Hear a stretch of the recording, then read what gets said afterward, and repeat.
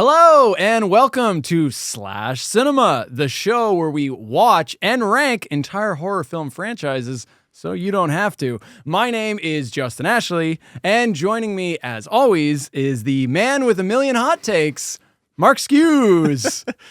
Might only be 10,000 this time. That's right. Few less entries for this round. So yeah, this is going to be a little change of pace. We're doing a shorter episode, hopefully. Thank you.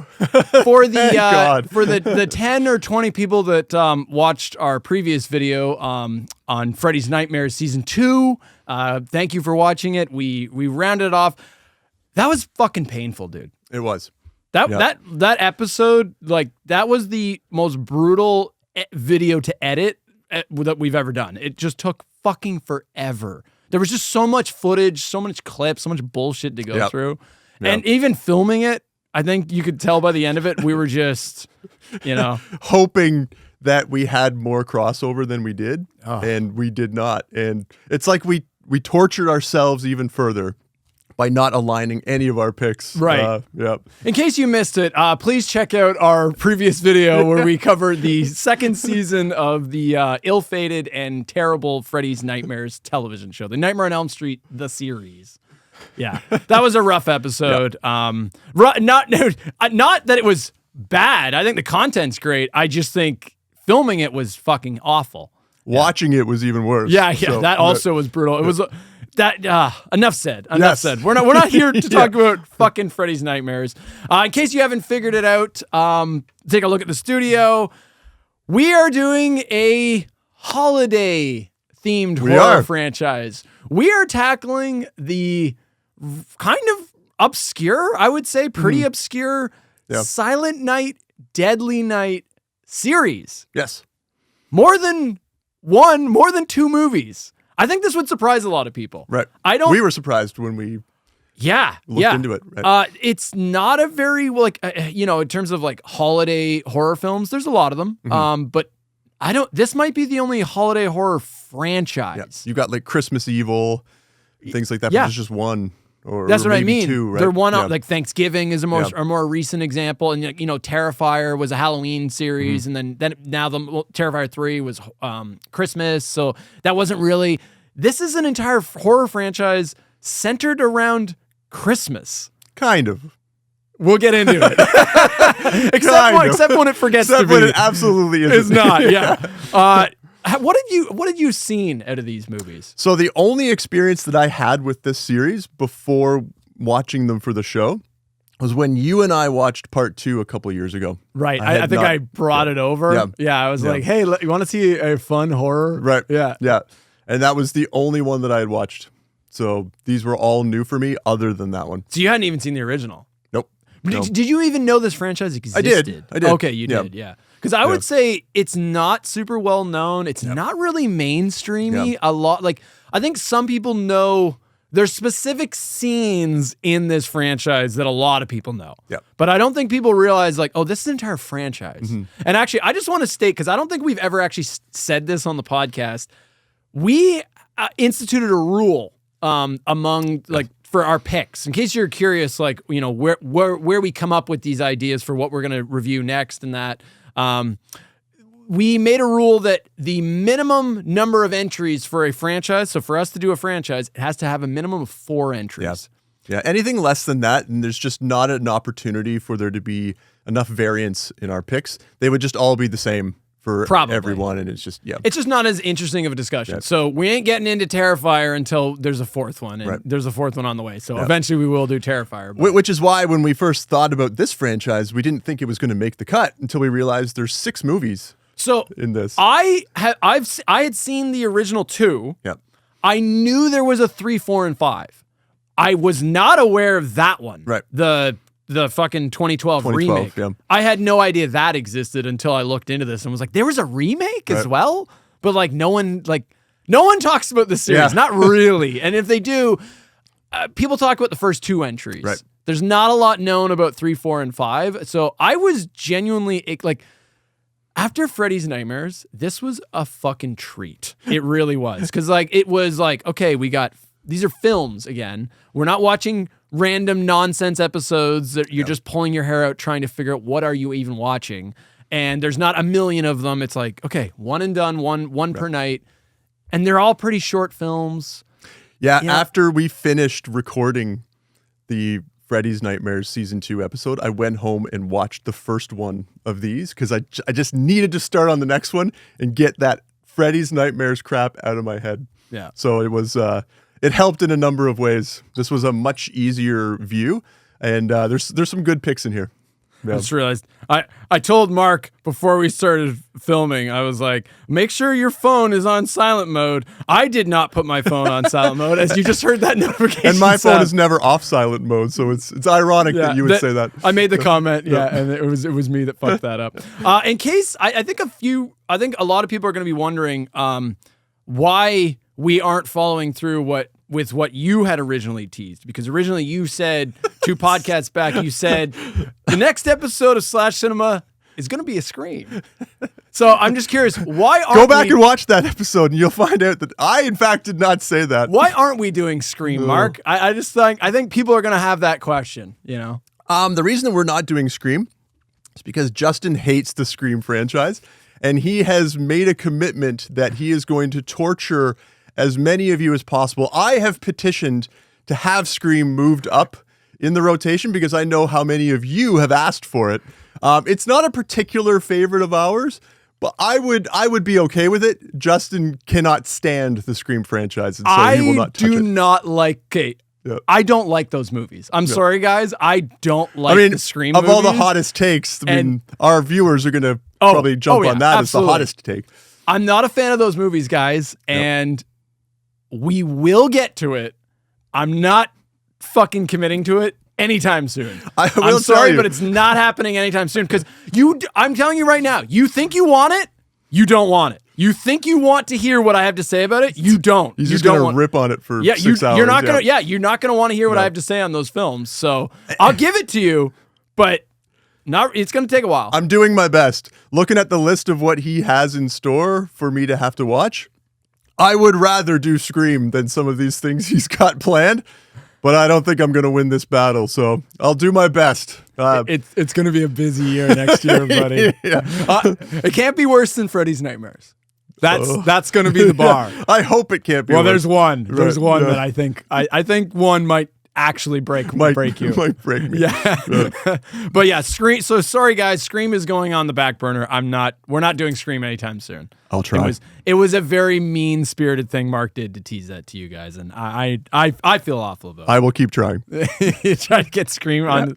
I mean, we'll get to it eventually. It's just I'm not rushing. And I mean, they're still actively making those films too. That's another thing. It's like I think they just announced Scream. I guess it would be 7. Yeah, Scream 7. So it's like, we're gonna shoot an episode of 6 entries. Like, it's already missing one entry. It's like, fuck. We should probably maybe wait till they stop putting those out. You know, I don't know. Yeah, I mean that's something that I've always kind of feared about the episodes we've already done.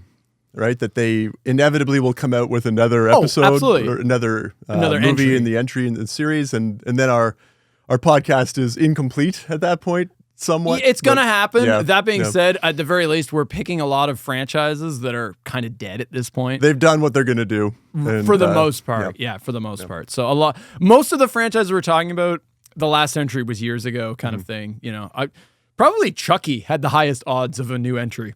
And might still. Yeah, it might still, because the TV show was still going when we filmed that episode. It just got canceled after 3 seasons. So, and it is our most popular episode so far. I believe, isn't it? Second most. Second most? Okay. Our most popular episode is Halloween. It is Halloween. Okay. Yeah. Okay. I knew it was those two. Our least popular episode is the last one. is the one we just filmed, Freddy's Nightmare Season 2. For any of you that watched it, thank you so much. Yeah. You are the real ones. You're the champs. Yeah, you're the champs. Well, that's enough waffling. Yep. Without further ado, let's get into it. Let's do it. We're gonna start. We're gonna go back. We're gonna go back to the 80s. Back when it was good, Mark. Back when society worked. Yeah. And just you had asked the question. My experience with this franchise was always one that I would see on the shelves, right, when I go into the movie store. But when you don't get to rent movies all the time, you kind of pick from the heavy hitters, right? So I would rarely get to the point where I'm picking something like a Silent Night, Deadly Night, but it was always there in the periphery. I'm like, I should watch that one day. And so one of the great things about doing this show is that we get to kind of unearth some of these movies that we've always wanted to watch. And now we have a reason to do it. So I was very happy and pleased that we picked this one. And it's very thematic. Excellent job with the set decoration, as always, Justin. I do my best. I do my best with the budget that I'm given. Yeah. So I'm very excited. This is... I was excited. The thing that excites me the most about our show is getting to watch, like, I'd already seen Silent Night 1 and 2. Yep. I never seen Silent Night 3, 4, and 5. Yep. And I didn't even know there was a remake. Didn't even know there was a 6, yeah. So, like, the thing that excites me the most is finding the shit that I normally wouldn't have watched. And this show gives me a reason to do that now, to watch those weird entries, you know? And there's a few franchises where I haven't even seen, like, any of them entries. So that really excites me. It's like, I just want to see new shit, you know? Most of it's bad. Most of it's terrible. Most of it is not quality. I hope we are not setting it up to be better than it is. Right, yeah. I was really excited, all right. Yep. Let's kick things off. We're starting off with the original from 1984. This is Silent Night, Deadly Night.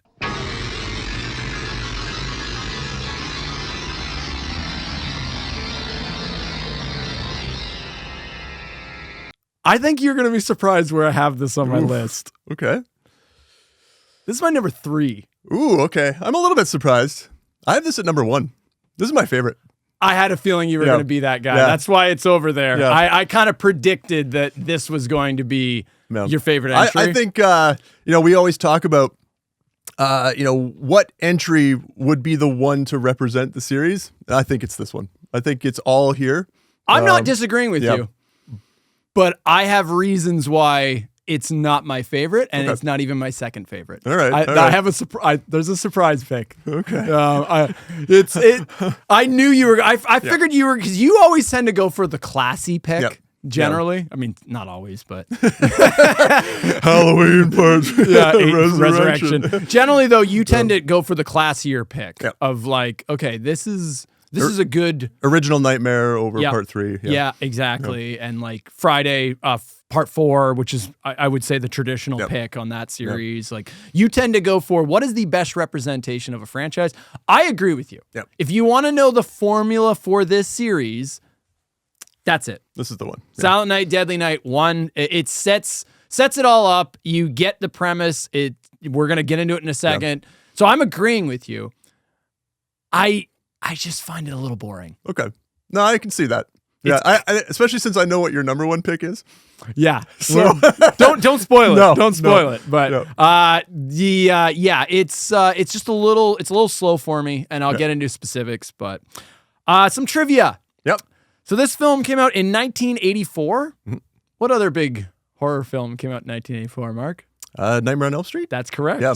This came out the exact same day as Nightmare on Elm Street. Yeah. I get the Can you imagine that? This went head to head with Nightmare on Elm Street on release. I believe this one actually would have received more press at the time because of... We can get into that. Hold that thought. Yeah. But yes, there was a lot of controversy surrounding this film. Yeah. But let's get into the plot now, as we always do. So, Silent Night, Deadly Night 1, the opening title of this is just... I hate that you have me watching for this now. What's that? That you have me watching for opening title cards and credits. I do this all the time. You can't not notice it. And I make comments about whether I think Justin will like it or not. Oh, the opening title is shit. I'm like, you're not going to like this one. So, no, it's actually really obnoxious. So it opens with like this... so you get the Silent Night, Deadly Night title card, but it's like this cacophony of noise. Yeah. It starts off with like, I think it's like a little girl being like, jingle bell, doing some like holiday fucking stupid song. And then like, it's just this do you remember this at all? It's just like, and then like there's a lot of this in this movie. And I'm like, what is the soundtrack this noise? Is not its strongest feature. Close the door, turn out the light.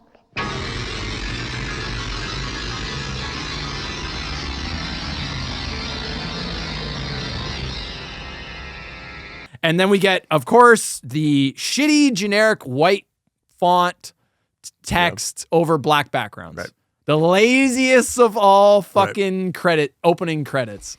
When you have such a short runtime, you could use this to tell a story. Just tell a story, but they don't. Yep. Later entries corrected this, but not this one. So we cut to a nice family driving on Christmas Eve, 1971. Right. We have mom, dad, a little boy, and a baby boy, an infant. The sweet little boy is revealed to be Billy, and the family's on their way to visit Grandpa, who's in like a mental institution. Right. Yeah. Part of me was like, oh, is this like an old folks home? But it doesn't really seems like that. No, it's the Utah Mental Facility. Oh, there you go. Yeah. So it's like, no, something's wrong with Grandpa other than, old age. Yeah. Yeah. There's a little bit more going on there. And they get there and the grandfather is just like comatose. Yeah, and he's catatonic. Yeah, he doesn't respond to like any kind of stimuli. And then they're all just kind of like, oh, hey, Billy, like, say hello to your grandpa, like, give grandpa a hug. And like, Billy obviously is weirded out because you just got this old man in a chair, like, he's just not even, I don't remember if his eyes are all wide open or not, but like, he's just comatose. Yeah, he's not responding at all. And then this doctor comes in and is like, oh, hey, mom and dad, we need to discuss some things about grandpa here. Mm-hmm. So why don't you come with me? And then they're like, okay, Billy, you just wait with creepy grandpa here. Why? Why would he need to wait there? All by yourself. Right. Yep. It's like as if the information they're about to receive is this secret that, Billy can't hear any of this. Right. Oh, this is too much for his young years. So they leave the kid there. And then like the grandpa, like, all of a sudden, of course, animates. Springs to life. Yeah, comes to life. And he starts speaking. And he goes on like this. Kudos to the old man that was, I didn't write his name down, but the old man that delivers this, he goes on to this whole little speech where he's like, Billy, you should be scared. Christmas Eve is the scariest damn night of the year. You scared, ain't you? You should be. Christmas Eve is the scariest damn night of the year. I'd be scared too if I was you. You know what happens Christmas Eve, don't you? Have you been a good boy this year? No? Then when you see Santa Claus, you better run for your life. Yeah, he's like, if you see Santa Claus tonight, you better watch out. Yeah. And he's going like, he's doing the crazy Ralph character. Right. It's that like prophecy of doom type character that shows up just to freak out the protagonist, but also the audience, right? But it's like, what are you talking about? Yeah. Like it's not like he's talking about like people in these woods go missing. There was a little boy named Jason that died. You know what I mean? Like, it's not, it's like, he's talking about Christmas. Yeah. And he's not getting into specifics. He's just like, Santa's evil. Just in general. He's not helping the narrative whatsoever. No. He's just, spouting off randomness. However, maybe he's not that far from the truth because then we cut to this scumbag in a Santa outfit and he's like robbing a convenience store at gunpoint. And it's this whole situation where like he takes out a gun and he's like robbing the clerk and the clerk's kind of like, yeah, okay, man. But then the clerk pulls a gun and like tries to be a hero. And then the fucking Santa guy just shoots and kills him. Yep. And brutally executes him. Yes. Do you remember this? Yeah. Yeah. He already has shot him. The man's like done at this point. He then proceeds to kill. He's like, no, I gotta finish the job. I gotta end it. He point blank shoots him in the fucking forehead. I said pretty brutal shooting too. It's a little over the top. Yeah, he just like executes this poor like clerk at a convenience store. And then the Santa walks out and he's like, $31. That's it. Merry fucking Christmas. Yeah. $31. Merry fucking Christmas. So he just, all that for $31. Yep. He killed a man in cold blood for $31, Mark. Yep. Just a good old scumbag Santa. This is where we're at. Yeah.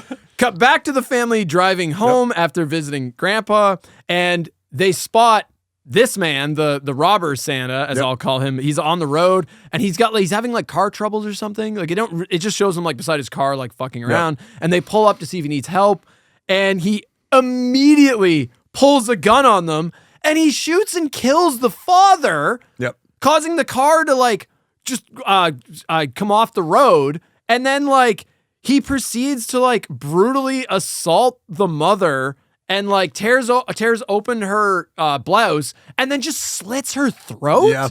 Yeah.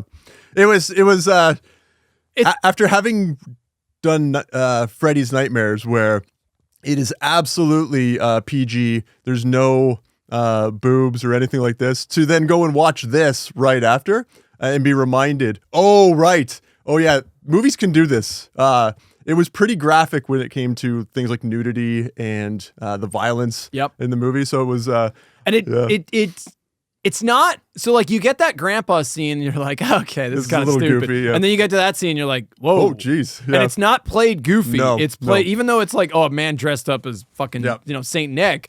No, it's pretty brutal. It's meant to be serious. It's not meant to be camp. I mean, the effects budget isn't tremendous, but they do very well with what they have. Convincing enough. Yeah. So this all happens. Meanwhile, Billy manages to like just escape because he runs out of the car and then he like hides in the ditch and he's like peeking out through the bushes and he sees like, this like crazy guy dressed as Santa kill both of his parents in front of him. Right. That's heinous. Yeah. All while this is like the entire time while this is happening, the little his infant brother is just like crying. Yeah. It's a trauma. It's a traumatic like scene. Yeah. Cut to Christmas 1975 at St. Mary's Home for Orphaned Children. Trivia for you, this is actually the same school that Mark attended. That's right. When Mark was a young orphaned child. That's correct. Yeah, this is the same school that you I was went born to, in buddy. 78, but I apparently went to this school. Your age is whatever my joke needs it to be, buddy, okay? You are a nebulous older guy. Yeah. And I believe it was Christmas 1974. Is that actually what it was? Did I write down the right? Did I write down the wrong year? So. Well, I think hey, years matter. Right. Well, let's see which one comes up. Is it Justin's right or Mark's right? Only you know. I don't know. Yeah, we don't know. Yeah, we don't know. Okay. I'm probably wrong. I'm so old. we're time skipping ahead now. Billy is now in this orphanage. Yep. And we get introduced to a slightly older Billy. And I want to give credit for the production. They did not use the same child actor that we just saw. Right. They recast. So slightly, so like little boy Billy is one actor. And then now you have like almost adolescence. Mm-hmm. Like, I don't know like a 12-year-old Billy. It's a different kid. Yep. Kudos. Yeah. They could have just used the same kid and been like, yeah, it's 5 years later, whatever, even though it looks the same. I mean, ultimately, he's portrayed in like three different actors. I think, right? Yeah. So. Yes. And this is going to come up again, actually. So then he's now in this orphanage that's like run by nuns. Yeah, St. Mary's Orphanage. Yeah. And it's clearly like a religious school and heavily religious because literally nuns are running it, which was actually a thing. Yep. Nuns did actually used to teach. And he's in class and they're doing like Christmas drawings, artwork, and then the kindly nun is like, "Oh, Billy, bring your drawing up to the front," and it's like this horrific like Santa and a reindeer being killed. Yeah. It's this like just like horrific looking image, and of course he then gets in trouble and he gets sent to Mother Superior to answer for his drawing.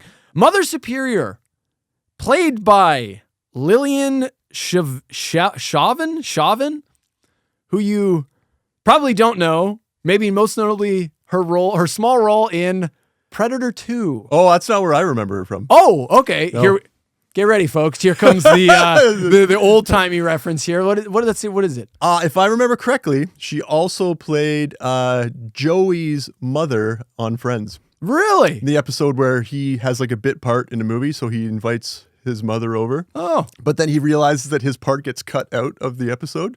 So he has to like, pretend that he was in the show when he wasn't, and his mom's like super proud of him. So that's how I know her. So Mark is married, and that's how he knows what this is. Because I've watched Friends. Because Friends sucks. Let's make that clear. Friends is not good. Yeah, thanks Megan for that reference. Yeah, because I was like, there's no reason why I should know that. That's such an obscure deep cut. I'm like, oh yeah. You've watched Friends a few times, too buddy. many times. It's on constant repeat at your house. Yeah. But no, I know her from, she plays like a lab tech in Predator 2. Yep. It's not even like a major scene. It's just, I happened to catch that. Because I do look up these IMDb's of these random people. You start going down a rabbit hole with some of these people. Oh, you find some fun connections, right? Yep. So he goes and sees the mean old Mother Superior, and she scolds Billy before sending him to his room.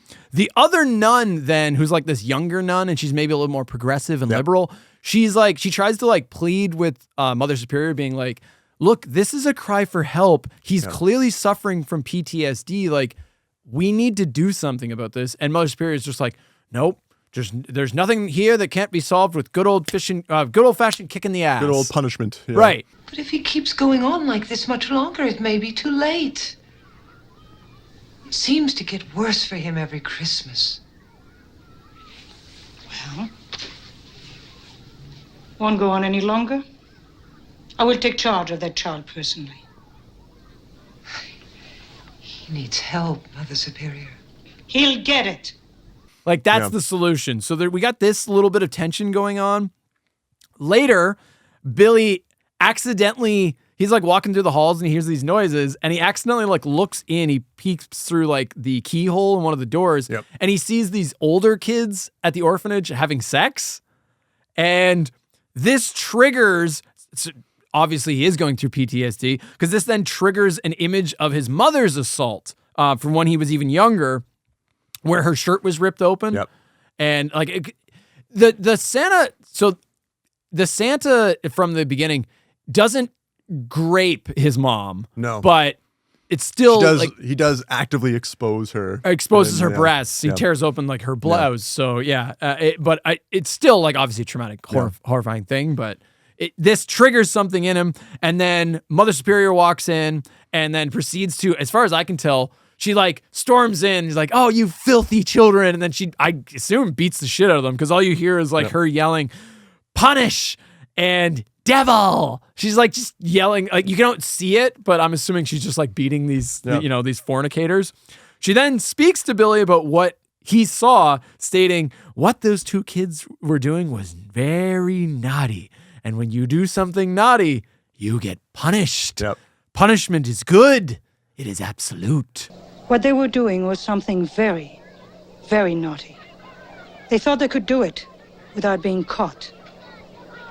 But when we do something naughty, we are always caught. And then we are punished. Punishment is absolute. Punishment is necessary. Punishment is good. I wonder if that's gonna, stick in Billy's head at all. I mean, I think that's a recurring theme that goes through this. The trauma of observing people having sex is something that will. It's a triggering that's thing. Right. Yeah, it's a triggering thing for a lot of the characters. Cut to Christmas morning, and the kids are opening presents. Mother Superior then forces, because she's not buying into any of this like PTSD bullshit with Billy. She's just like, nope, he's a normal kid, and we're gonna treat him as normal. We're gonna force him to be normal. So she like forces Billy to sit. They get like, there's a Santa Claus guy. There's a guy dressed as Santa like to visit the orphanage, and then like, I keep saying orphanage. I'm assuming it was an orphanage. I think it is. I think it's meant to be an orphanage. Yeah. So then Mother Superior like forces Billy onto the man's lap, and then of course he's like freaking out, being like, no, because it's traumatizing, because he has a fear of that image of Santa Claus now, right? And he like decks the guy dressed as Santa, and he must have quite the fucking right hook, because he knocks that man on his fucking ass, and he's like a grown man. Then we cut ahead again, and we are now in spring 1984. Right. And the nice nun, whose name I don't remember, I have it written down here somewhere, she's like talking to like this guy that owns a local toy store, and she's trying to convince him to hire Billy. And he's like, no, I don't. I can't hire a little kid. But now we've time skipped ahead, and Billy is now 18 years old, and we get introduced to the, I put fully grown, but yeah, in a sense, fully grown, the mature 18-year-old Billy, played by actor Robert Brian Wilson. And Billy has grown a bit. Yep. Yeah, Billy's a pretty big boy. He doesn't look 18, but as far as the movie is concerned, that's how old he is. Yeah. Oh, you think he looked like he was like 25, 26? Yeah. I mean, obviously. That's a common. Whatever. Yeah. It's a little nitpicky, don't you think? Is it? Doesn't this sound like we can't have children playing? Wasn't this your first? This is your number one pick that you said. But so then the owner accepts, and grown-up Billy, he gets hired to work at grown-up 18-year-old Billy. I'll just call him Billy. Yeah. Billy then gets hired to work at the toy store, and we get so like we have Billy now. He's 18, right? They haven't fucking had a single scene of him. He just stands there and is kind of like, I got the job.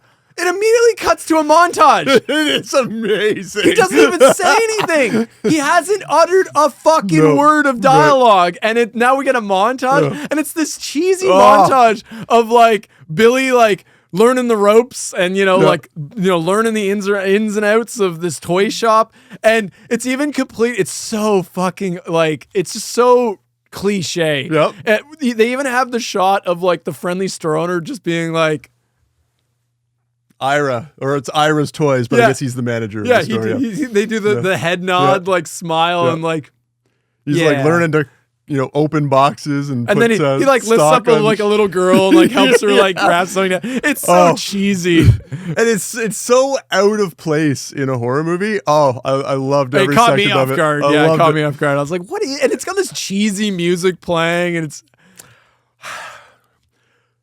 There's always someone who loves you, gonna kiss you and hug you, and it's always Christmas on the warm side of the door. Oh yeah. There's always people who love you, that will kiss you and hug you, and it's always Christmas on the warm side of the door. How did you know? How did you get that? Is that an actual known song? Nope. So you just for this movie, you just memorized it for this episode. Yep. There you go. Mark, as always, is our resident singer for the podcast. As soon as I heard it, I'm like, this is going to be the greatest scene in all of these movies. That montage, love that this cheesy montage. Yeah, everything about it, so out of nowhere. Yep. So then, before you know it, it is Christmas time again at the toy store. And we got our first dialogue with 18-year-old Billy, and it's between him and his like asshole coworker. Yep. And his asshole coworker's like, I thought you were pretty cool, man. It's so like so over the top. He's like, I thought you were pretty cool, man, but lately you've been slacking off and like you're not doing a really good job. So they're kind of hinting that like, because Billy actually is a hard worker and he's trying, but they're hinting that lately something's been off with him. Yeah. The holidays are starting to flare up his PTSD. It's important to note he is hired in the spring. Yes. So there's a number of months where everything's great. Right. Right. But as we get closer to Christmas and decorations start going up and things like that, it's starting to trigger Billy a little bit. He's acting a little weird. And he's clearly suffering from PTSD as you see they bring in a store Santa. And like Billy sees it and then freaks out and he like knocks over a bunch of like toys and he like falls over and he makes like a scene. Yep. And some of those toys are awesome, by the way. I just want to say. Did you note any of the toys? There's Star Wars toys. So that was the only one I noted. Yeah. I took a note. Jabba's palace. Yep. They have the play set, like the actual Kenner play set. There was like some crawl board game that I saw. I'm like, oh my God, I want to go to this toy store. I saw like there was some video game. I saw like the Zaxxon board game. There was like arcade board games. Yeah. Because I mean, it's 84, right? Yeah. So you got like debatably peak, like you're getting into peak 80s toys. And I love the fact I also saw, I think there was a Masters of the Universe, like the Castle Grayskull, but in the box. And they normally in movies like this, they'll come up with their own like bullshit fake toys. No, this is just... It's so much easier to just take real toys. Right. Like regardless of any like legal wranglings there's absolutely no reason they gave any of those. Yeah. There's no way they gave any of those toy companies a cut or anything. Not at all. No, they just used it. Yep. But that was probably from a time where you could get more away with that. They just didn't care. Right. Yeah. The toy company would have been like, yeah, sure. Whatever. Which is funny because it's like, it's a movie about a killer Santa Claus. Like a lot of those toy brands maybe wouldn't have wanted that association, but whatever. Yep. So then in a strange turn of events, the store Santa that they hire for the toy store, he like gets sick or has an accident or something, and then the I thought it was the store owner, but maybe he's the manager, whatever. Yeah. He comes up with a brilliant idea. He's like, "Oh, I'll just get Billy to play the store. Big. Yeah, you're a big dude. You'll be the store Santa. What could possibly go wrong?" Right. Yeah. So then Billy has to do this gig, and then cut to after hours, the employees are throwing like an impromptu like Christmas party in the store. Yeah. And for some reason, Billy's still in his costume. Yeah. Which is okay, sure. I mean, I know why. It's because otherwise we don't have a movie. He's never not going to be in it from now on. For the rest of the film, he's going to be in that costume. But like, why would he just take that off? Yeah. It's like they were just fucking around. It's like he could have gone back into his normal clothes. Like, especially because he already doesn't like being in this. So Billy, he protested to it initially. Right. Yeah. Why are you wearing this still? But whatever, he's still wearing it. And then everybody's like having a good time, getting drunk, and his boss gets like really drunk.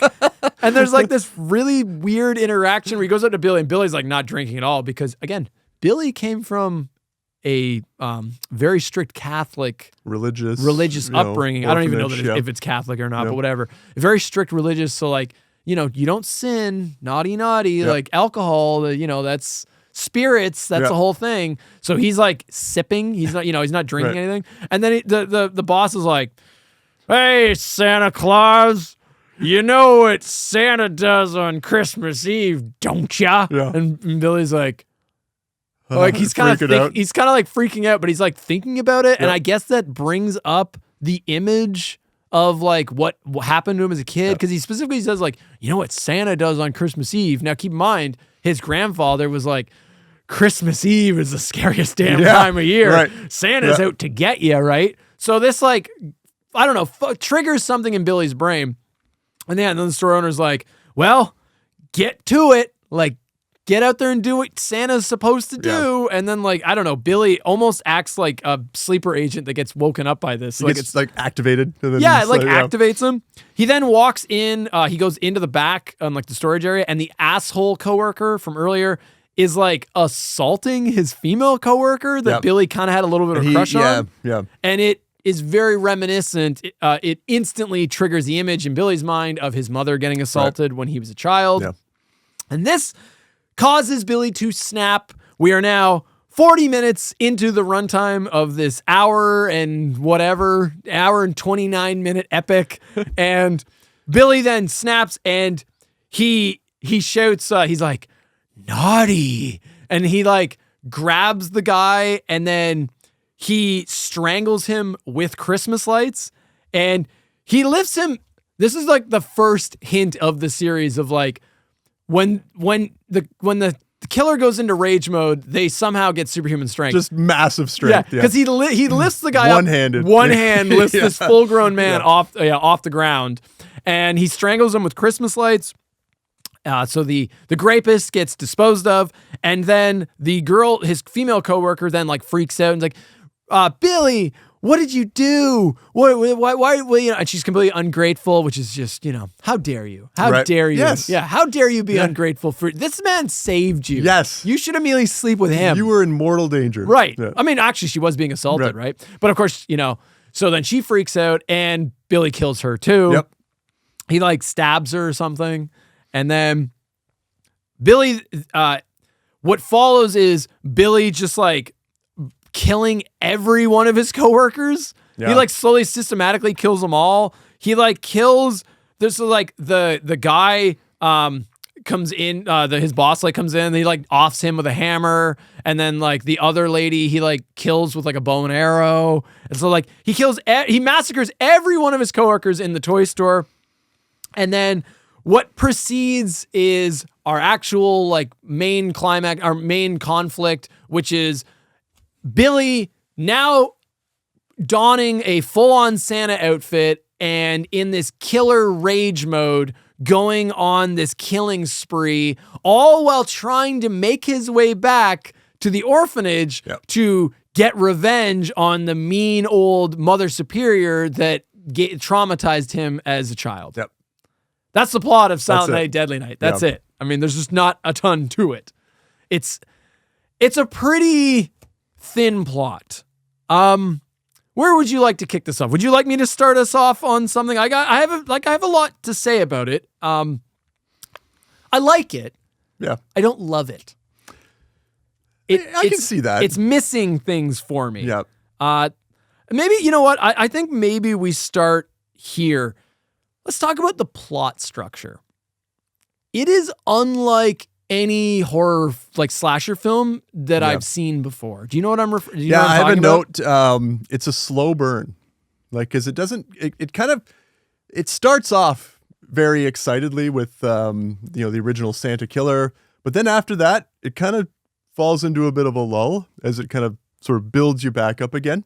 I kind of like that about it, though. I could see why you wouldn't, but I like the structure. I also felt like it was, you could tell that the people creating this movie maybe didn't have a whole lot of experience making movies, but they're just like, we got some cool ideas and we want to put them on screen, so let's just go and do it. And it doesn't always sort of fit together in a nice, smooth fashion, but I thought the product was still good. Like I thoroughly enjoyed this one.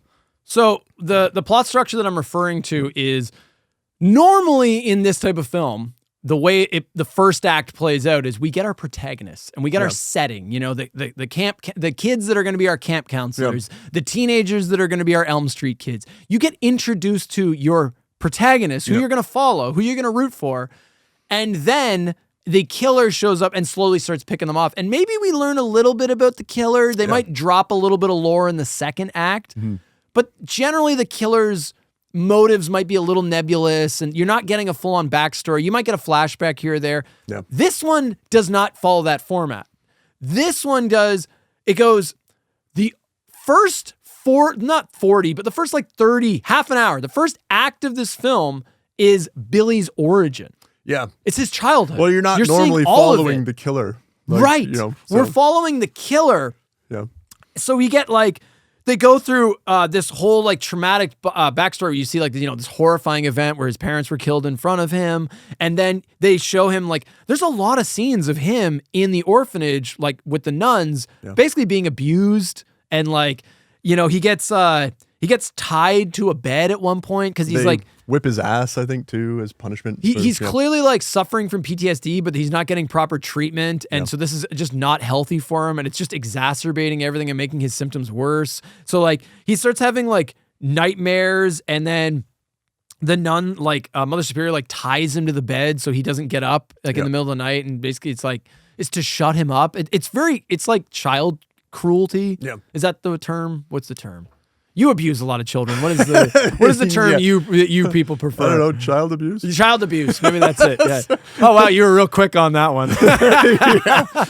What's the political term that your group likes to use, Mike?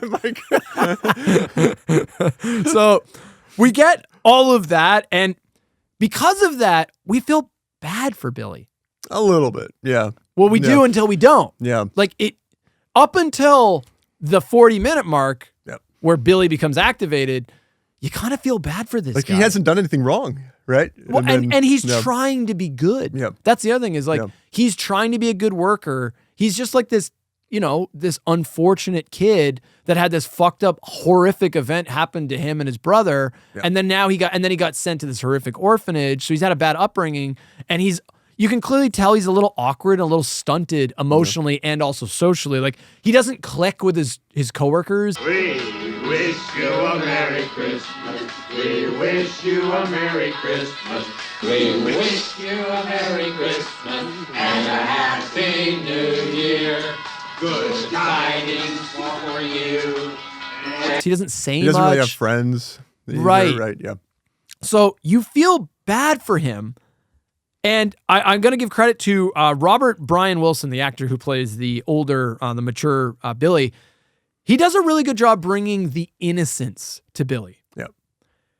He also, so he does a good job of the way he presents Billy. He feels very innocent. You don't immediately go, oh, this guy's evil. Mm-hmm. It's not really there until he flips that switch. But his initial performance is very just this is just an awkward guy. Yeah, it's very muted performance, right? Right. Even when he becomes the psycho killer, he's not, ripping off lines. It's still a very a very flat performance, and I think that helps the role. You know, he doesn't go over the top with it, which I appreciated. Right? He's good at doing both sides of it because he nails the innocent part where you're like, okay, I feel bad for this guy, but then he just flips that switch and he's going like, punish, naughty, and he's like picking people off, and that he nails that side of it as well. So he's very convincing as a good guy, and he's also very convincing as the bad guy. It was the night before Christmas, and all through the house, not a creature was stirring.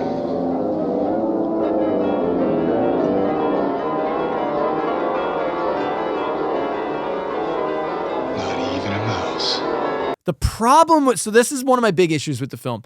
That's kind of neat, but it ruins the third act of the film because we're left with no one to root for. You can't root for Billy. Yeah. So what we're left with is a bunch of scenes of Billy going around killing random innocent people. Yep. And it's kind of like a lot of those kills are comedic. So that also goes against the tone of the film because now it's a little tonally a bit of a mess because it's like we know the first half of this movie is very serious. All these kills are very like, ooh, that's brutal. And then now Then it goes crazy. Then it goes campy and we can't root for Billy because he's a killer. So that's weird. So who are we left to root for? Okay, so like what options are left for us? So we've got like we could do Mother Superior.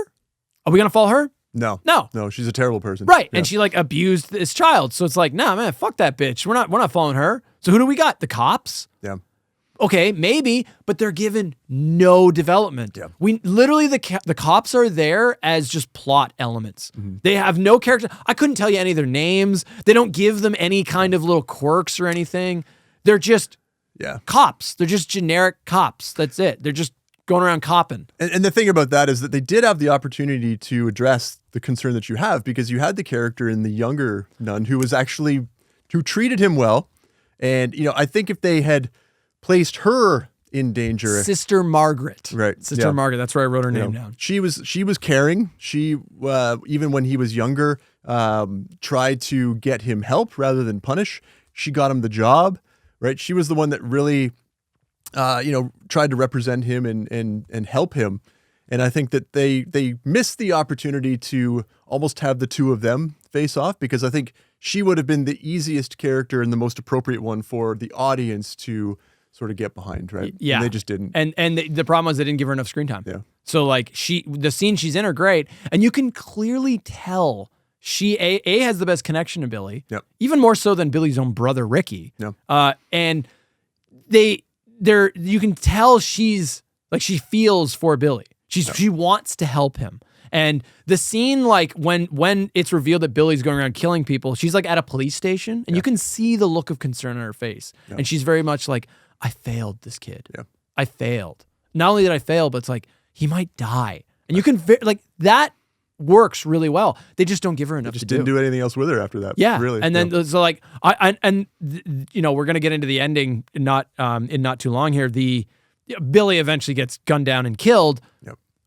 The scene with Billy when he's dying, who is it that cradles him? Yeah. It's the sister. Yep. It's Sister Margaret. She cradles him as he's dying. She cradles him in her arms. And it's almost like it was almost like her own child being killed. So like, that's the best you're given. But other than that, you got nothing. And that's a big problem with that plot structure. It's like, well, it's interesting. I think it doesn't really work well. And it gives you no one to root for. Yeah. So it makes the third act, the stakes are kind of whatever. Oh, yeah, it kind of drops it off a little bit. Yeah, I mean, the whole plot of this movie is paper thin. It's like you get 40 minutes of Billy's fucked up traumatic childhood, then he snaps, then it's 50 minutes of him going around killing people before being killed himself. Yeah. That's the plot. Yeah. Like blink and you'll miss this plot. But I think you learn very early on when you're watching this movie that the plot is going to let you down. It's not the plot that you enjoy this movie for, right? There's enough here that you could just be like, very early I was watching, as soon as Grandpa kind of springs to life and starts spouting off about Santa Claus, I'm like, okay, I know what I'm in for here. I'm going to sit back and just enjoy the ride. I don't know where it's going to take me. and it's probably not going to make a whole lot of sense, but we're going to have a pretty fun time doing it. And in that way, I think the movie pays off, right? Like, well, let's get into what this movie really is. Yeah. The format, the Right. formula. How well do you think, so the Christmas motif? That's what this film has going for it. Yeah. This is a Christmas slasher film. And I forgot to mention, this came out 1984, came out the same day as Nightmare on Elm Street, the original. You know what else came out in 1984 for horror films? Jeez. Oh, you should know this. Your favorite Friday. Not part 7, was it? Part 4. Yeah, okay. Yeah, sorry. Part 4. Your favorite Friday. I figured you were going to take the opportunity to rip me on. No, I'm not ripping you at all. No. So we have...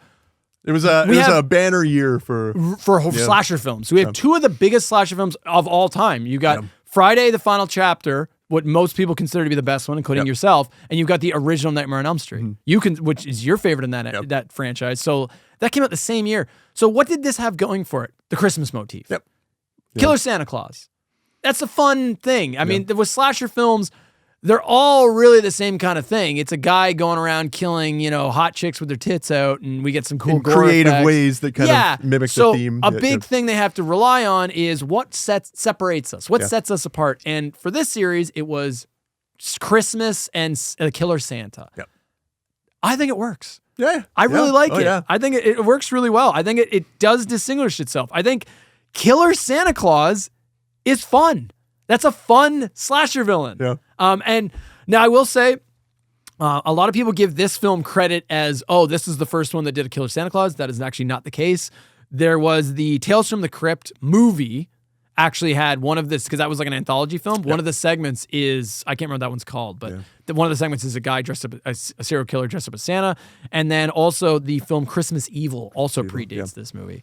So it was not the first, but it became one of the most recognizable, I'll say. Something about like that moment, audiences just did not like the idea of Santa Claus killing people. I think this was in theaters for like a very short period of time before it got pulled out, because the public outcry was just so massive, which is so strange looking at this now to see like, this is what you got all bent out of shape about. Like, there's much worse than this.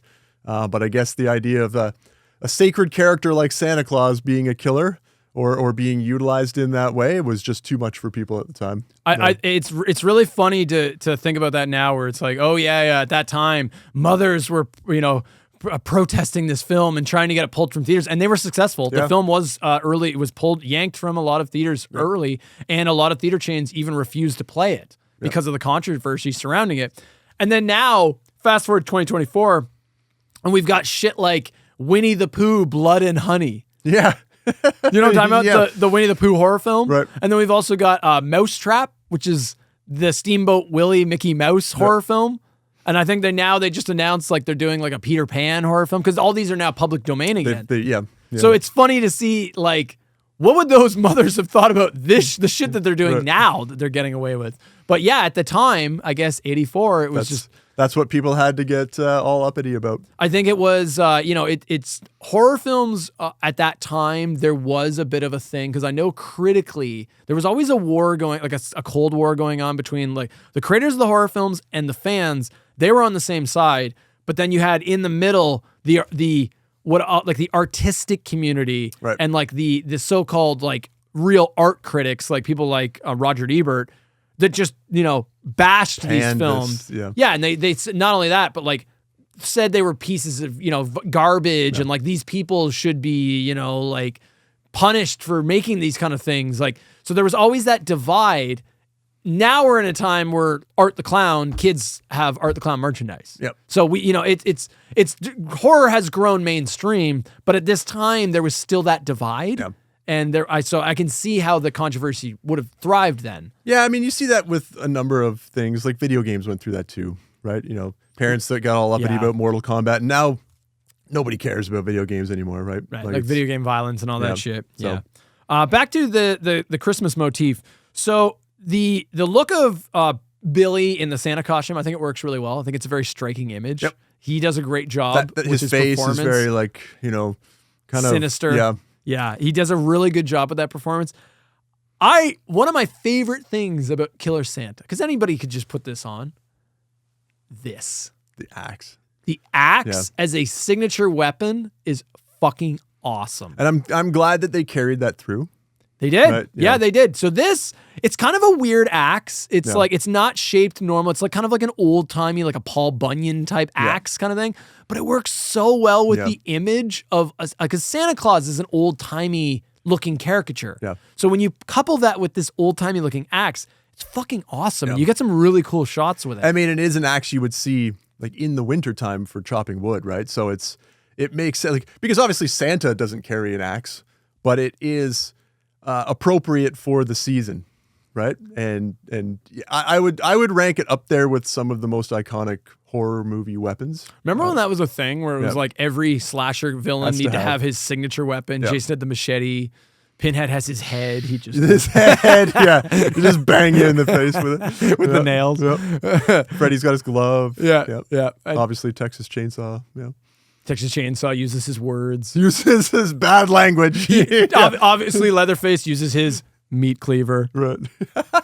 He's such an idiot. Well, he uses the meat hammer in the first one more than he uses the chainsaw. He does club faces. Yeah, I was going to say, he uses the hammer. Yeah, the meat tenderizer. Sorry, I said meat cleaver. I meant the tenderizer. Yeah, the hammer. In the first one. So this is a really cool signature weapon. Yep.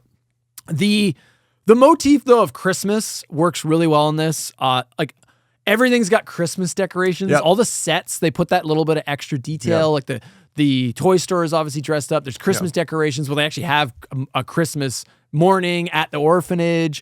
We get, there's a shot of carolers. Saints and angels sing among us, holly hung just right, and faces bright with Christmas fever. Which I don't believe really exist.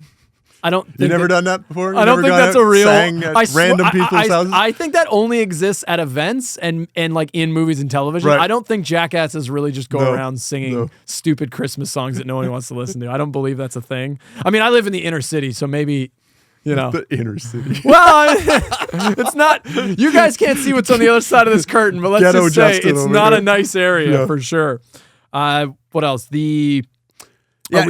To extend on that too, like it's not just Christmas, but they take winter into consideration as well, right? Like, you will see this in future entries in the series where they try to sort of throw in like a Christmas tree just to remind us. That's it, right? But even when they're outside and they're not doing something necessarily Christmas related, it is still winter. There's snow on the ground. They're doing winter-based activities, right? I'm reminded of a scene in this movie that I thought was hilarious. The scene with the tobogganers. Okay, yeah, the scene with the tobogganers is excellent. I have that written down here. Yeah, so you got these two kids, and they want to. You said toboggan, which who the fuck sledding? They want to go sledding. I don't know anyone that said tobogganing, but I don't know which one's like the more old timey tobogganing. Yeah, right. Sledding. I don't know. I guess so. Yeah, because it's a sled, right? All right, you tell us which one of us sounds older? Me throwing down the term toboggan, or me using the term sledding? I wonder. Yeah. I wonder. This is going to be a real hard debate, folks. Yeah. Please reveal your age in the comments, whether you agree with this old man or this young man. Damn it, he's right. I already know. You already know where this is going. But in your defense, they are using the old timey sleds. Yeah, I even have it in my notes. The sled bullies. So I don't even know why I call it toboggan. Tobogganing. Yep.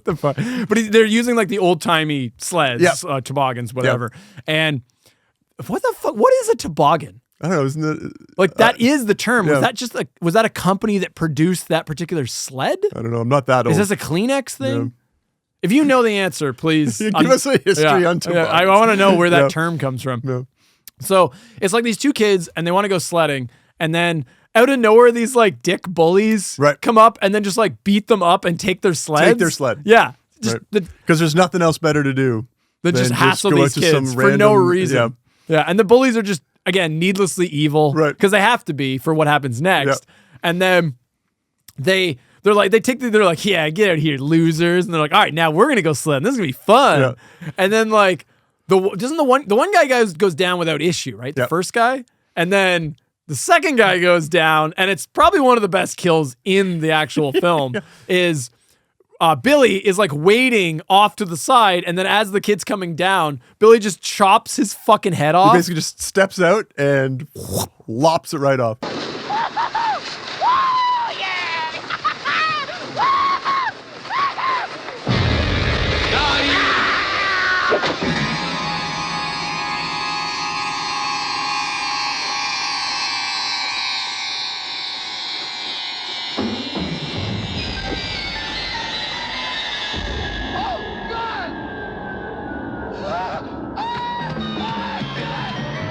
It's exactly what you would expect in a scene like that. Yes, right? in a Christmas slasher film. Yep. And then the body just continues to go down the hill. The decapitated body of this child continues to go down the hill. Yep.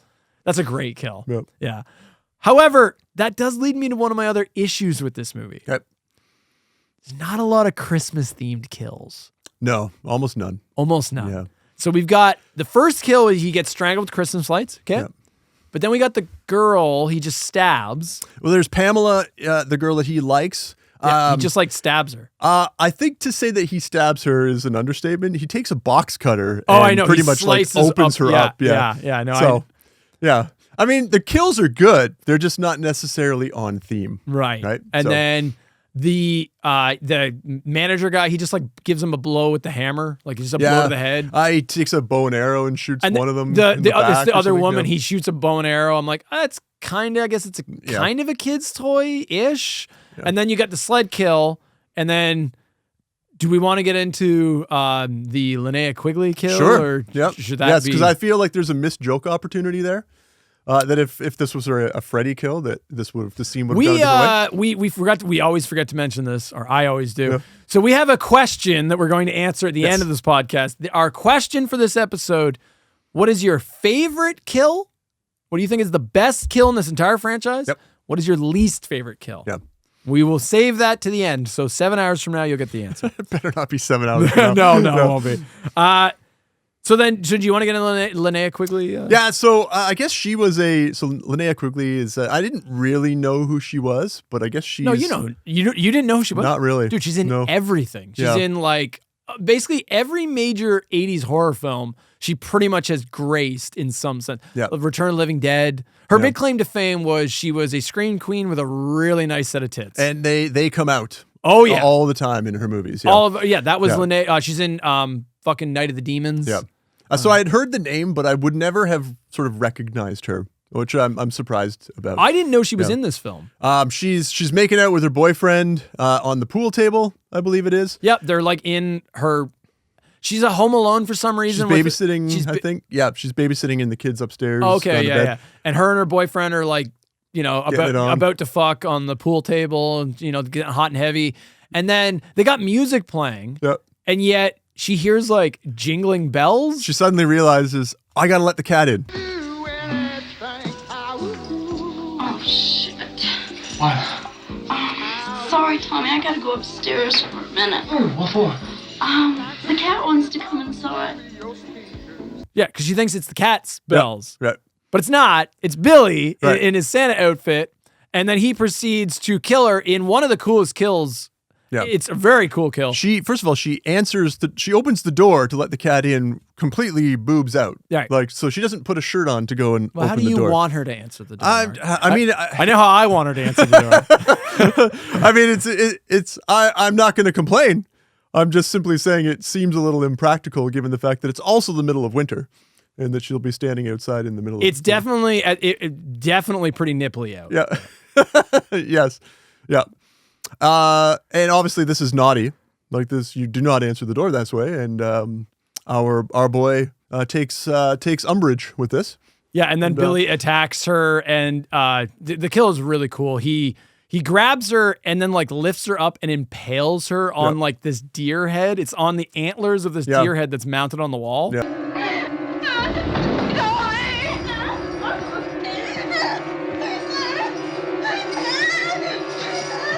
Punished! Punished! Punished!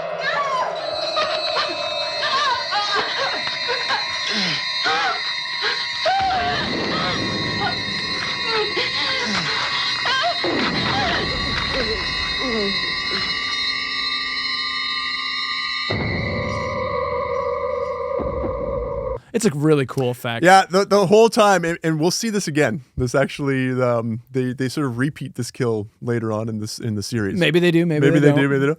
And all I could think about, and maybe this tells you something about how awful a person I am. The only thing I could think of is if this were Freddy, the one-liner that we would get would be, nice rack. Because, a rack is another name for an antler set. And, of course, obviously, nice rack. Yeah, and I was disappointed that we didn't get that. So yeah, but I like your joke, but Billy hardly says anything in this entire That just felt like a missed opportunity. I also appreciate immediately after, so then while this is going, so there's this whole struggle where he's he's attacking Linnea Quigley. Yep. Her boyfriend's still in the basement. Yeah. And the stairs, there's no door. He's getting dressed. No, but he doesn't hear any of this. Because, the music's playing, so he can't hear this is going on. Meanwhile, Linnea Quigley was able to hear bells. Hear, jingle bells. Get out of here. So then he comes up, and then there's a struggle with him and Billy, and then Billy just throws him out a window. Yep. Again, not really Christmassy. And then the girl, I guess, that Linnea Quigley was babysitting comes out, and this also, you get into the mindset of the killer. What happens? What happens when this exchange? Do you remember this? The little girl comes up to Billy. She sees Santa dressed up, but she knows something's a little weird with this Santa, right? Because Santa's got I think he's got some blood on him at this point. And he kneels down, and what does he ask the girl? Have you been good this year? Is it? Yeah. Yes. Yeah. And she says she has not been naughty, she's been good. Yeah. To which, because for a second you're like, oh shit, is he about to kill this little girl? I don't want to see this. Because he's reaching into his pocket as he's kneeling down, and she's been good. That's right. Yes, I remember. He pulls out and hands her the bloody box cutter they used to kill his female coworker. And she takes it and she's just holding it what? And then he just walks out. Yep. It's this bizarre exchange. But you get into his psyche in that scene. It is the only thing that he has to give. I mean, he gave away his favorite box cutter. So, you good man. He's a good Santa. He does what he's supposed to do, right? Yeah. I have one more point, and then I'm going to get into the ending. Any other points you want to bring up? Not that I remember. I think we got it. Again, just, a lot of kind of crazy scenes. We talked about the montage at the beginning that was just when do you see an 80s montage in a horror movie? Not very. It might be one of the only. I cannot understate how great the scene is. If you watched just this scene, you'd never know nothing else. You would not have any idea what the rest of this movie was about. No. And I fucking loved it. It's totally so different than everything else. Yep. I want to talk about the ending. Okay. Yep. I like the ending. The ending's fun. Yep. I like the idea that he's just on this rampage and he's just he's killing people as he's making his way back to this fucking cursed orphanage, and the police are out and they're trying to get him, and there's scenes of, you see the cops, there's false reports and shit. They accidentally kill So they're trying to, they know, so they reach the sister Margaret gets involved, and she's like, I know where Billy's going. So then they're set up waiting for him at the orphanage. So then Santa shows up, this guy dressed as Santa shows up, and the cop pulls out a gun, and he's giving him an order, being stop, freeze, get down on the ground. Yep. And the guy's not responding. And and the kids are all out in the front yard, playing in the snow. And the guy just keeps walking, and you're like, oh shit, it's Billy. Yep. And the cop just fucking executes this man, unloads a bunch of rounds into him, kills this man in front of the children. Blood sprays onto the fucking kids. Get out of it! Get away from it!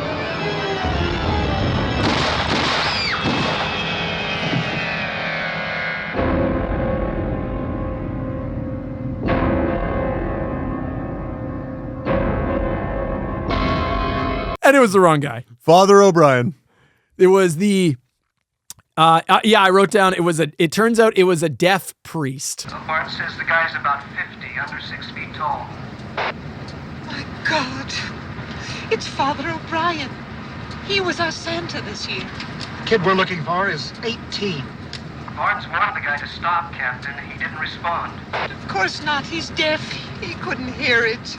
Yep. So he couldn't hear him yelling at him too. He couldn't hear It reminded me of so many scenes from The Simpsons where you get a bunch of kids in like a classroom and something shocking happens and they're all like, all together. Like it's basically the same thing. It's like, not only was Billy traumatized, I guess everybody's traumatized now because they just watched a man get shot to death, covered in blood. Right. On Christmas. Yeah. Yes. It's a very funny scene. Yeah. It's very funny. So then it's time skipped ahead, but this is the first time we've actually gone back to the orphanage post time skip. Yep. And there's a clever little detail, which I appreciate because I'm always a fan of show, don't tell. Mother Superior. Did you catch one weird little detail about her at the end now? There's something different and it's only in this last scene. And you're like, oh, interesting. But they don't explain it. It's just, I think I know why they did it. I mean, I think I know what you're getting to, and it relates to one of them. No, that's the second one. But no. She's in a wheelchair. Right. And they don't explain it. Yeah. She's suddenly in a wheelchair. They do not, there's no explanation given. It's just. Because she wasn't in a wheelchair for the rest of the movie. No, she's just, now she's in a wheelchair. Yeah. And I think they did it. I appreciate the fact they don't explain it. Yeah. Because it's like, why do you need to explain it? It's like time moved on. Things happened. Maybe she's sick right now. Yeah. I don't know. Maybe she broke her ankle. Who fucking knows? But I appreciate that little detail of like, yeah, she's just in a wheelchair now and who knows why. Yeah. But I think they did it because they're trying to show you that time has passed. So they're trying to make her seem like an old lady. Yeah. Even though she wasn't really that old, she'd be like, what, 50? Maybe 50s or 60s. You know what I mean? She wasn't like hobbled. Right. Like she wouldn't be in her, that comes in our next entry, the really old version. But so there's just a neat little touch. What did you think about all the time skips? There's there's at least 3. I love time skips. Yeah. I love time skips. It's bold.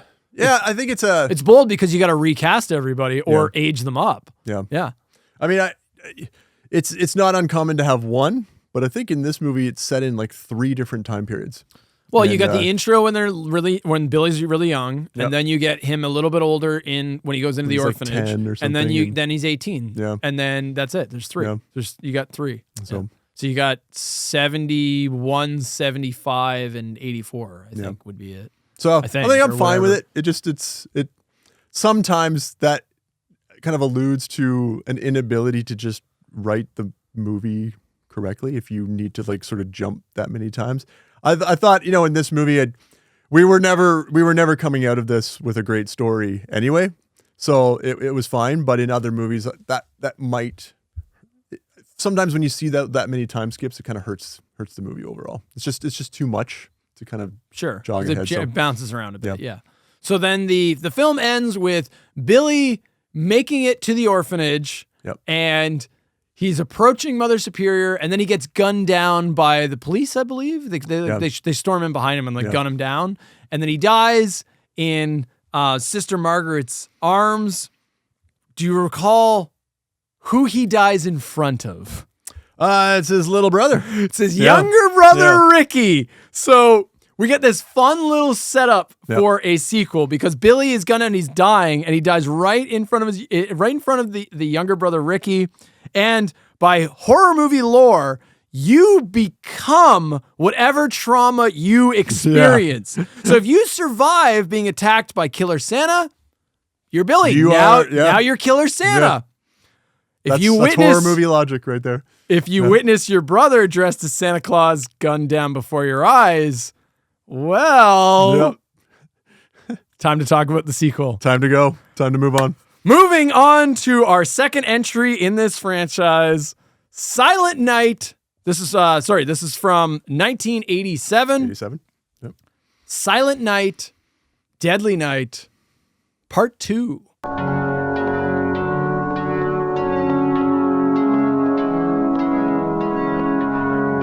This is, unsurprisingly, Mark already knows me. This is my number one.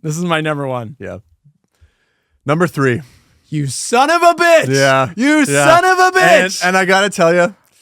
No, Mark. No. Fix it. I am being generous putting it as high as I am. What? Yeah. So you've changed your opinion on this movie because when we watched this together, you loved it. Yes. Yeah. So, yeah. Yes. But I can't believe do your thing. I can't believe you. Yeah, I can't even believe you. No. I predicted this was going to be your number 2. Yeah. I know it's not a great movie. but it's a fun movie. Yes, yeah. It's a very fun movie. There are some tremendous... I can't even get he's choking. Yeah. He's choking. You know why? Because he's full of shit. And that's what that is. That is his guilt he's choking on right now. All right, getting into the plot. Yeah. This is Silent Night, Deadly Night. It's funny that I put your favorite pick as my third. You put my favorite pick as your third. Yeah. One of us is wrong. Let's see which title comes up on the thing right now. I don't know if you caught that. So, 1987. This came out the same year as... Part 7? Was it? Maybe, I don't know. Yeah. I don't care about Friday the 13th. Yeah. This is about Nightmare on Elm Street. Nightmare on Elm Street. Nightmare on Elm Street 3.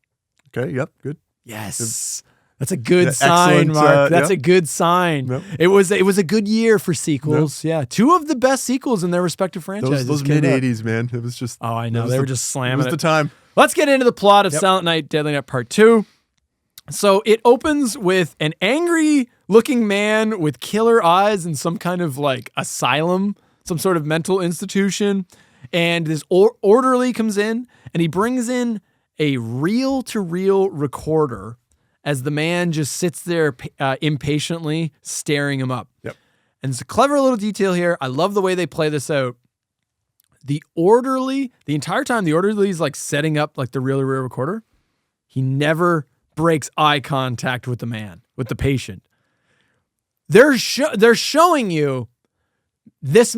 The orderly already is afraid of this guy. Yep. He already doesn't trust this guy. This guy must have had other incidences. He's dangerous somehow. He's dangerous, right? They're showing you that visually. They're not saying it, but it's a great way of showing it. In walks some kind of psychiatrist, Dr. Bloom, who instructs the orderly to leave, leaving just the doctor and a now grown-up Ricky, a.k.a. Billy's younger brother from Part 1, played by Eric Freeman. Eric Freeman. The man, the legend. This man right here. Signed your movie.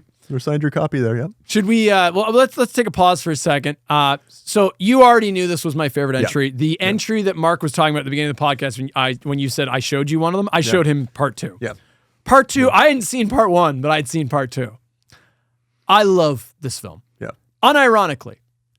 It's bad, but that's why I like it. Yeah. This is a good example of it's so bad, it's good. Yeah. And if you go into it knowing that and having that expectation, you're going to have a fun fucking time watching it. If you go in this trying to compare it to that, which was a little bit more classy and it was a little bit more straightforward, you might not like this movie. Yeah, and you and I talked before we started the show, you know, like how you asked me, you know, how easy was it for you to come up with your ranks? This is the one. Right, I went back and forth, and we'll talk about it because you had to take off your nostalgic glasses of Justin and I laughed at this part. There's a couple things about it that unfortunately, I hate that I don't love this as much as everyone probably does, and I'm disappointed. But I was really hoping this was going to be our Texas Chainsaw 2 that we were both going to have ranked really high. I mean, you still have it third, but I'm genuinely interested to see what you put ahead of it. There is great stuff about this, but unfortunately, you finish your finish the plot summary. So the doctor walks in. It's a psychiatrist, and he's there to analyze Ricky. And so he's going to conduct like interviews with him. So they're in like this little room in the mental facility or mental institution, and there's like a reel-to-reel recording. And we get our first bit of dialogue from Ricky, and this sets up the tone of the entire film. Dr. Bloom's like, "Hello, Ricky. I'm Dr. Bloom. I'm going to be asking you a series of questions." And Ricky's response: "My name is Dr. Bloom. You can call me Henry. Or if you would feel more comfortable, you can just call me Doc." Fuck off, Doc. Fuck off, Doc. Yeah. And he's just got this like, you know, look on his face, like the whole movie. He's pretty just much sneering. He's just like, he is not interested in whatever the fuck this man is trying to accomplish here. Ricky does not give a fuck. Yep. He does his own thing. It's also revealed that it is, once again, December 24th, we, continuing with the Christmas theme, it always has to take place around Christmas. So Dr. Bloom begins to question Ricky, and what follows is the first. If you thought the plot structure from Silent Night 1 was a little wonky, Silent Night 2 is really wonky. So what they do is the first act of this film is Dr. Bloom is asking Ricky questions about his childhood. Yep. What we get is Eric Freeman's narration over scenes, literally footage. Actual scenes. Scenes and not footage. Reenactments. From Silent Night 1. Yep. It was Christmas Eve.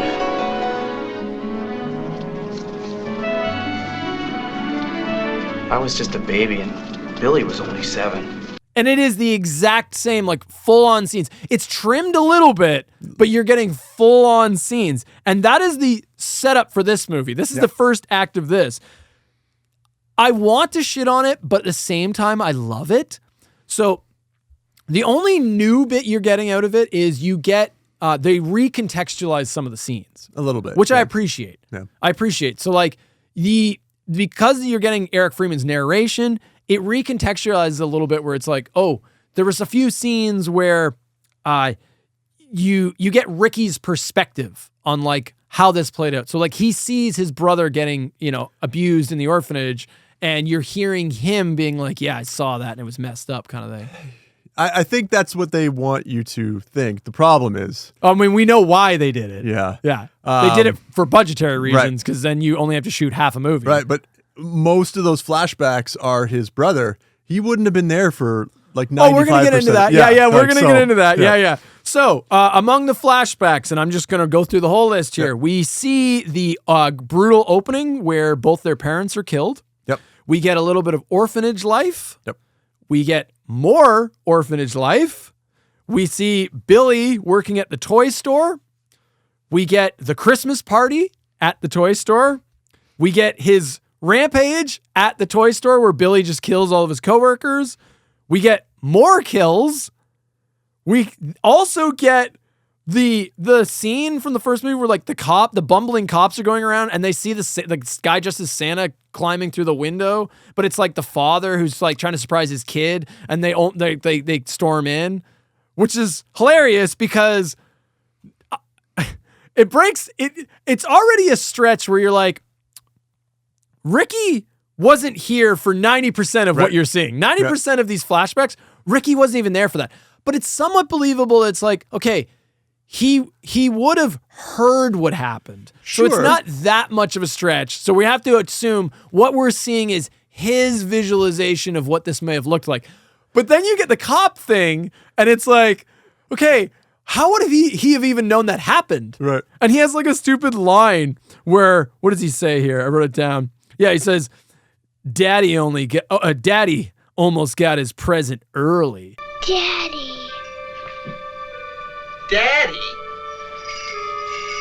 Daddy almost got his present early. It's like, how did you even know that happened? Right. Like, what was that in the paper? I don't think they would have reported that in the paper. I don't think the cops would have wanted a news article about how they almost shot this father dressed up as fucking Santa Claus. Normally when you have flashbacks, you're recounting something that happened to you. Right. Right? He's essentially telling the story of his brother that he wasn't there for any of it. Right? Like, he was either a baby or a small child, and he definitely didn't see any of this happen. So there's nothing that this doctor couldn't glean from our character here that he couldn't just read in the newspaper. Like, so the whole thing is just... Like, you're right. We know why they did it because it's an excuse to just reuse that footage. And they absolutely reused the footage. Yeah. Like, we're still going here. So then we get the shot of the bumbling cops. We then see more kills. We then even see the fake out kill where you think Billy gets killed and it's the deaf priest. Yep. And did you catch? They fucked up. They retconned it. Yeah, I don't know if... Do you know what I'm talking about? Yeah.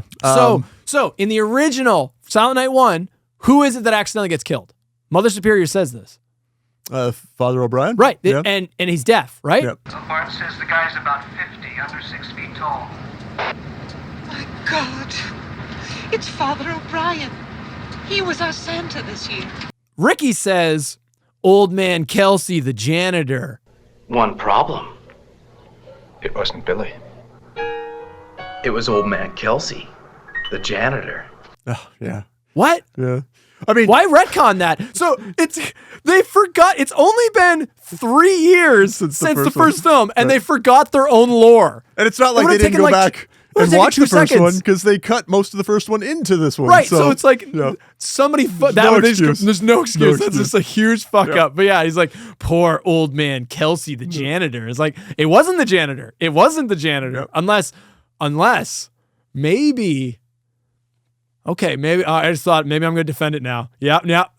Maybe Ricky thought it was the janitor because he didn't know, because they didn't tell the kids that it was the priest that got killed. So maybe they were feeding the kids, the wrong information. You can tell how much Justin loves this movie, because normally he would have, like, you had a line in our last podcast. Oh, did I? Yeah, you were like, we were watching the episode that we both ranked at the bottom.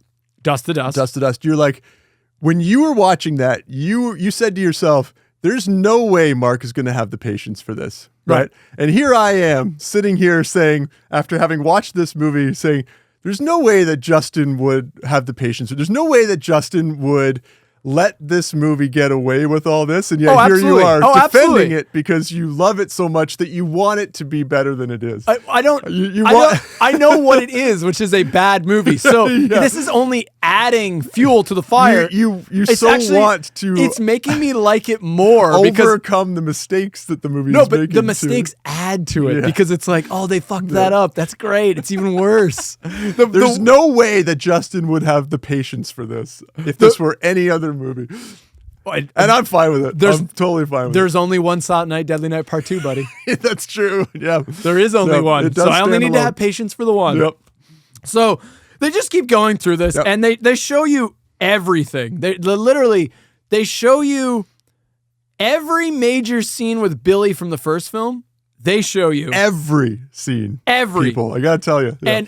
And they show you every kill from the first scene, or from the first film. Yep. And while this is going on, so the way that it's set up, it's like Bloom is asking Ricky questions. So it's like Bloom will ask Ricky a question, then Ricky's answering it, then you get narration, and then they're going to show you a scene from the first film. Yep. Then it cuts back to Bloom and Ricky in the room, and Ricky is just being like needlessly hostile to the doctor like the entire time. He's just being like a shitheel. Yeah. He never lets up. He's constantly antagonizing Bloom to try to get like a rise out of him. Yep. But Bloom's keeping his cool. He's keeping his composure because he's there to actually analyze Ricky. Yep. So like, Ricky being a dick, it's like, this is only adding to like his research in a sense, right? But they just keep cutting back over and over and over again. And I think they know that he's like his 13th. The 13th psychiatrist that he's had or something like that. Dr. Bloom is lucky number 13. Shrink, He's lucky number 13. And the real Silent Night Part 2 does not begin until the 39-minute mark. And this is, if you have made it this far into the movie, congratulations, because you've just watched Silent Night, Deadly Night Part 1. Yeah. You've literally just seen all of it, in a sense. Yeah. Now we're going to get into the actual Silent Night Part 2. Because that was just a cheap way for them to stretch out the runtime of this fucking movie. It's less they got to shoot, right? And now we finally get some new lore, and we get some new footage. So they're still doing the same format of Ricky reliving his childhood. And this is where they're copying Silent Night Part 1, where now you're going to get to see Ricky's, like, they kind of piggyback Billy's trauma a little bit for Ricky, but now we're also going to see, like, you know how with Billy, we had the Billy as an 18-year-old in the toy store. Now we're going to see Ricky's version of that as it goes from like teenager to, a grown man kind of idea. And that's all new footage they've shot. Sorry, you look like you want to interject. No, like the character is kind of cookie cutter, the same as the brother, but now you get to see his take on essentially the same. You get to see his activation. Right. Yeah, you're going to get to see his toy store incident in a sense. So it's revealed that they closed the orphanage after the incident with his brother Billy. And Ricky was then adopted by a nice family. And so he gets a very different, little bit, like, this is where his upbringing swerves from his older brothers, right? And you get like this stock footage. It's like home video footage of like this happy family. And even Ricky says like they treated me nice. They were nice to me. And then we cut to this scene, and God, this leads to like the first Silent Night, Deadly Night is mostly a serious film. There's no way this was intended to be serious. Yeah. I believe these guys were in on the joke. They knew this was camp, and they just fucking rolled with it.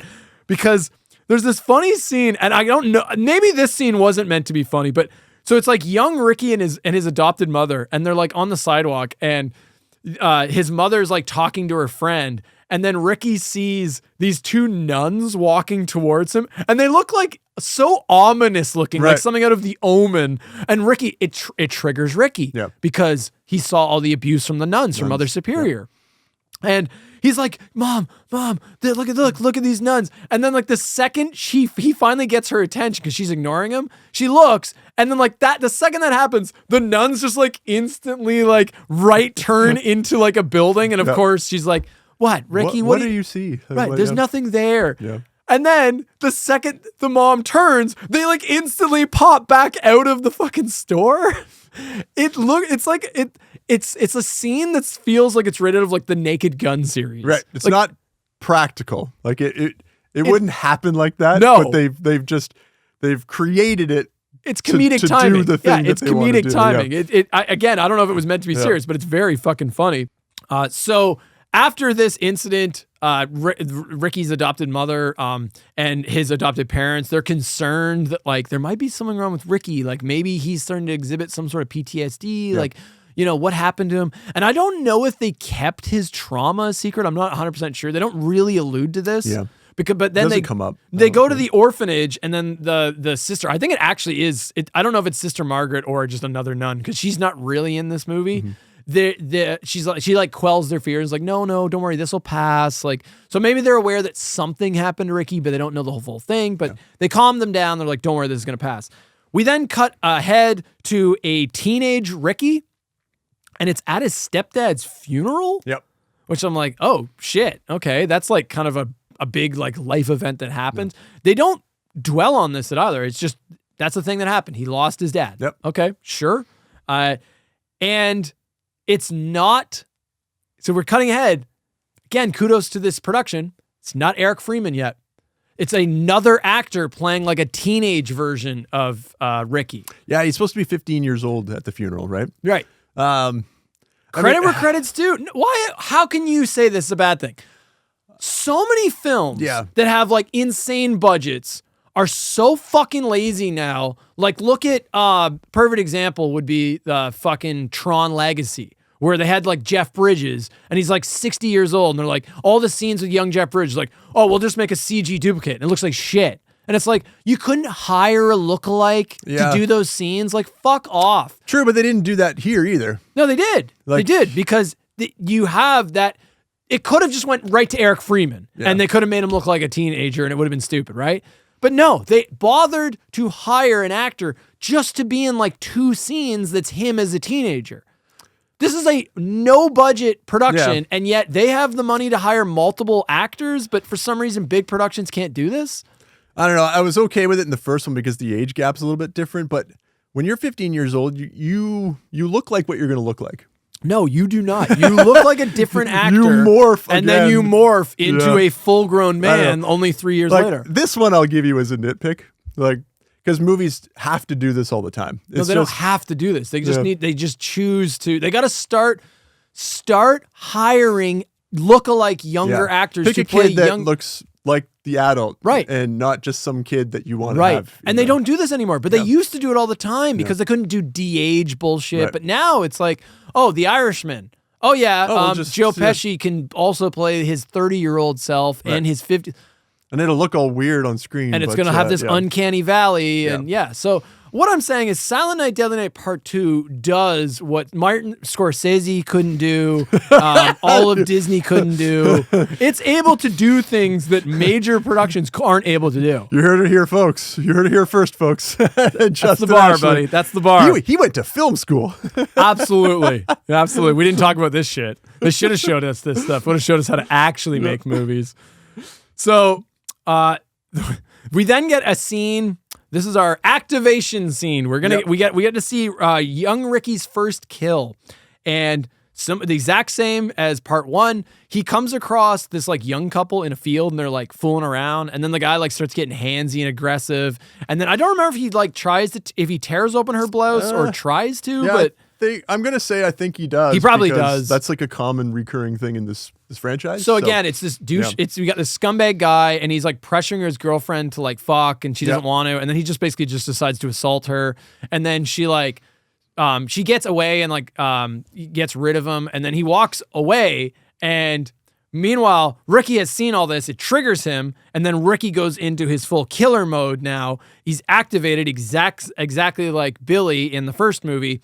And he grabs the guy's Jeep and then proceeds to run him over with his own Jeep like 6 fucking times. Yep.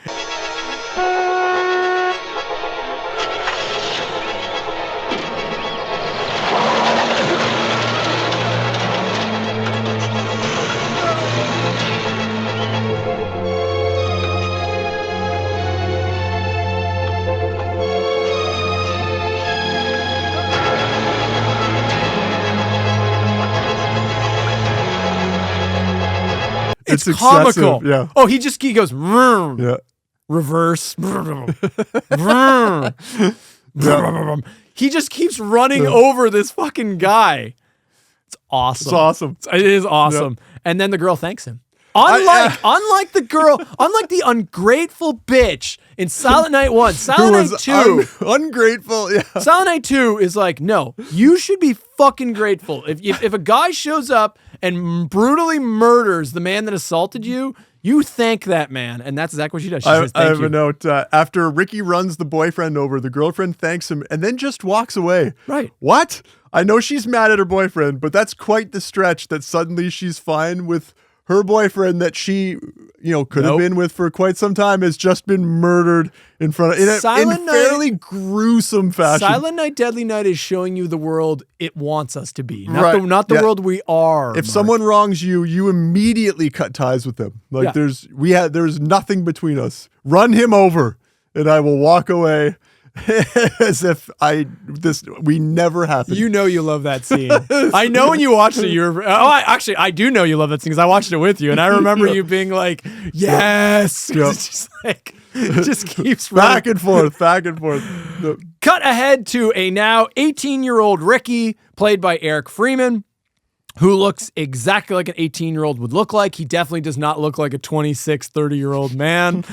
And he's working at a restaurant. He's taking out garbage where he stumbles upon a man being shaken down by a bookie in a really funny scene where like this guy is like pleading for like this bookie's like shaking him down. He's like, gonna have to break your legs, man. Yeah. Like, you just, and he's like taking pleasure in just beating the shit out of this gambling addict. Yeah, unlike the very forgiving bookies that we found in Freddy's Nightmares that just give you all the time. They just give you all the chances. Yeah. No, this one does not. No. And there's a very funny line where he's like, the guy's like pleading. He's like, come on, man, just give me some money. Just give me more time. Yeah. And then and the bookie like pauses for a second. He's like, you know what? Listen. I got a line on something. I can feel it. It's gonna happen. Hey, you know what? What? Oh! You think for a second like he's won over the guy, and then he just proceeds to like beat the fuck out of this guy. Ricky then, seemingly for no reason, intervenes. I'm assuming just because he's like, oh, that's bad behavior. Naughty. Gotta punish that. Yep. So then like he steps in and the bookie like tries to start something with Ricky, and Ricky just like starts tossing this guy around, and once again revealing the superhuman strength aspect, lifts the man up with one outstretched arm, lifts up this big fucking guy, and we get a cool kill where he kills that guy. He impales him with an umbrella and then opens the umbrella umbrella on the other side of his body. Yeah. That's a cool fucking kill. That was a cool effect. So then we cut back to Dr. Bloom, and Dr. Bloom asks a very triggering question for Ricky. He asks about a woman named Jennifer. And Ricky's initial response is telling him to fuck off. And then he starts getting into it, and we learn that unlike Billy in the first movie, Ricky had a love interest. Yes. And it was this woman named Jennifer, and they have this little meet cute. And it's like similar to the first movie. It's almost like they took the formula for Silent Night 1 and just did that again. I wouldn't call them, I would never accuse them of such a thing, but it almost feels like that because now we get a montage sequence of these two lovebirds like falling for each other, including a completely unnecessary sex scene. So if you want to see Eric Freeman's tight, muscular body, as we all obviously do, absolutely check this out because we get this sex scene between the two of them and they're falling for each other. And then it cuts ahead again and enter Chip. Chip is Jennifer's ex-boyfriend. And it's like Ricky, to set this scene, it's like Ricky is just walking with Jennifer, and they're on like some little date, and they're in this neighborhood, and they just happen to walk into the asshole boyfriend that's like working on his car, and he's being like red Mustang, and he's being like a needless. Is it red? I think it's red. Yeah, triggering. It's red.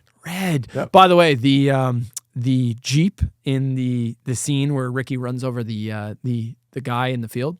Red. It's a red Jeep. This is a recurring thing in this series, the red car. Triggering. Yeah, it's always a red. But all the vehicles in these movies are always red. That's a recurring thing you see in all of these films.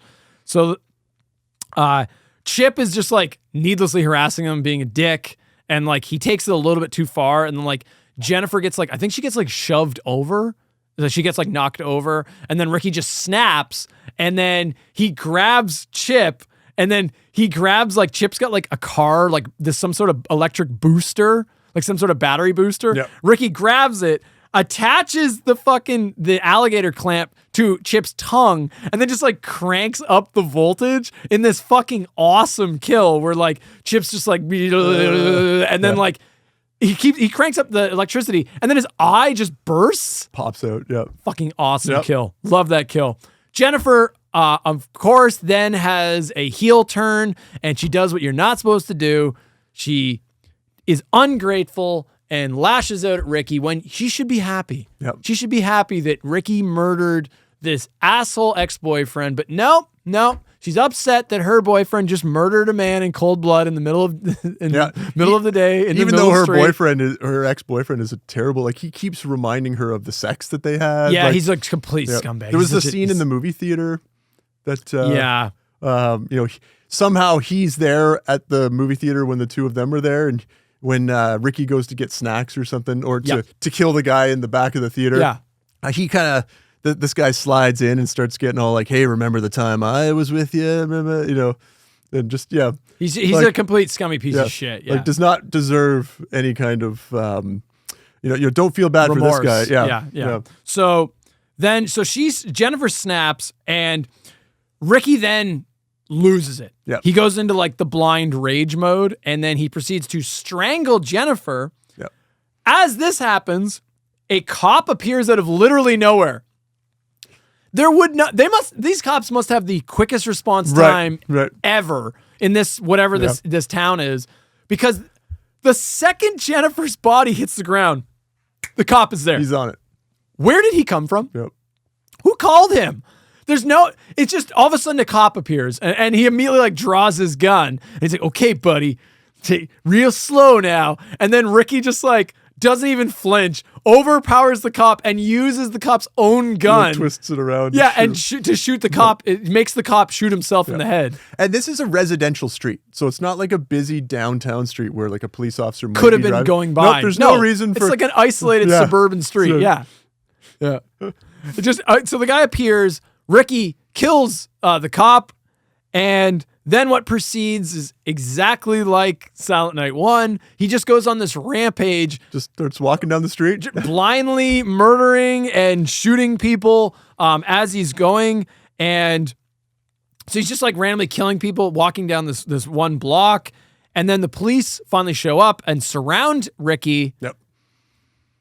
And Ricky, while smiling, takes the gun and turns it on himself and pulls the trigger. Yep. And it's actually a pretty tense moment. I like this scene. Yep. Where Ricky realizes at this point, he's like, I've just thrown everything I'm not away. getting out of this alive. Yeah. In a moment of like clarity, it's like he snaps back out of the rampage mode and he's basically just like, there's no other solution for me now. Yeah. He pulls the trigger. Click. Yep. Click. Click.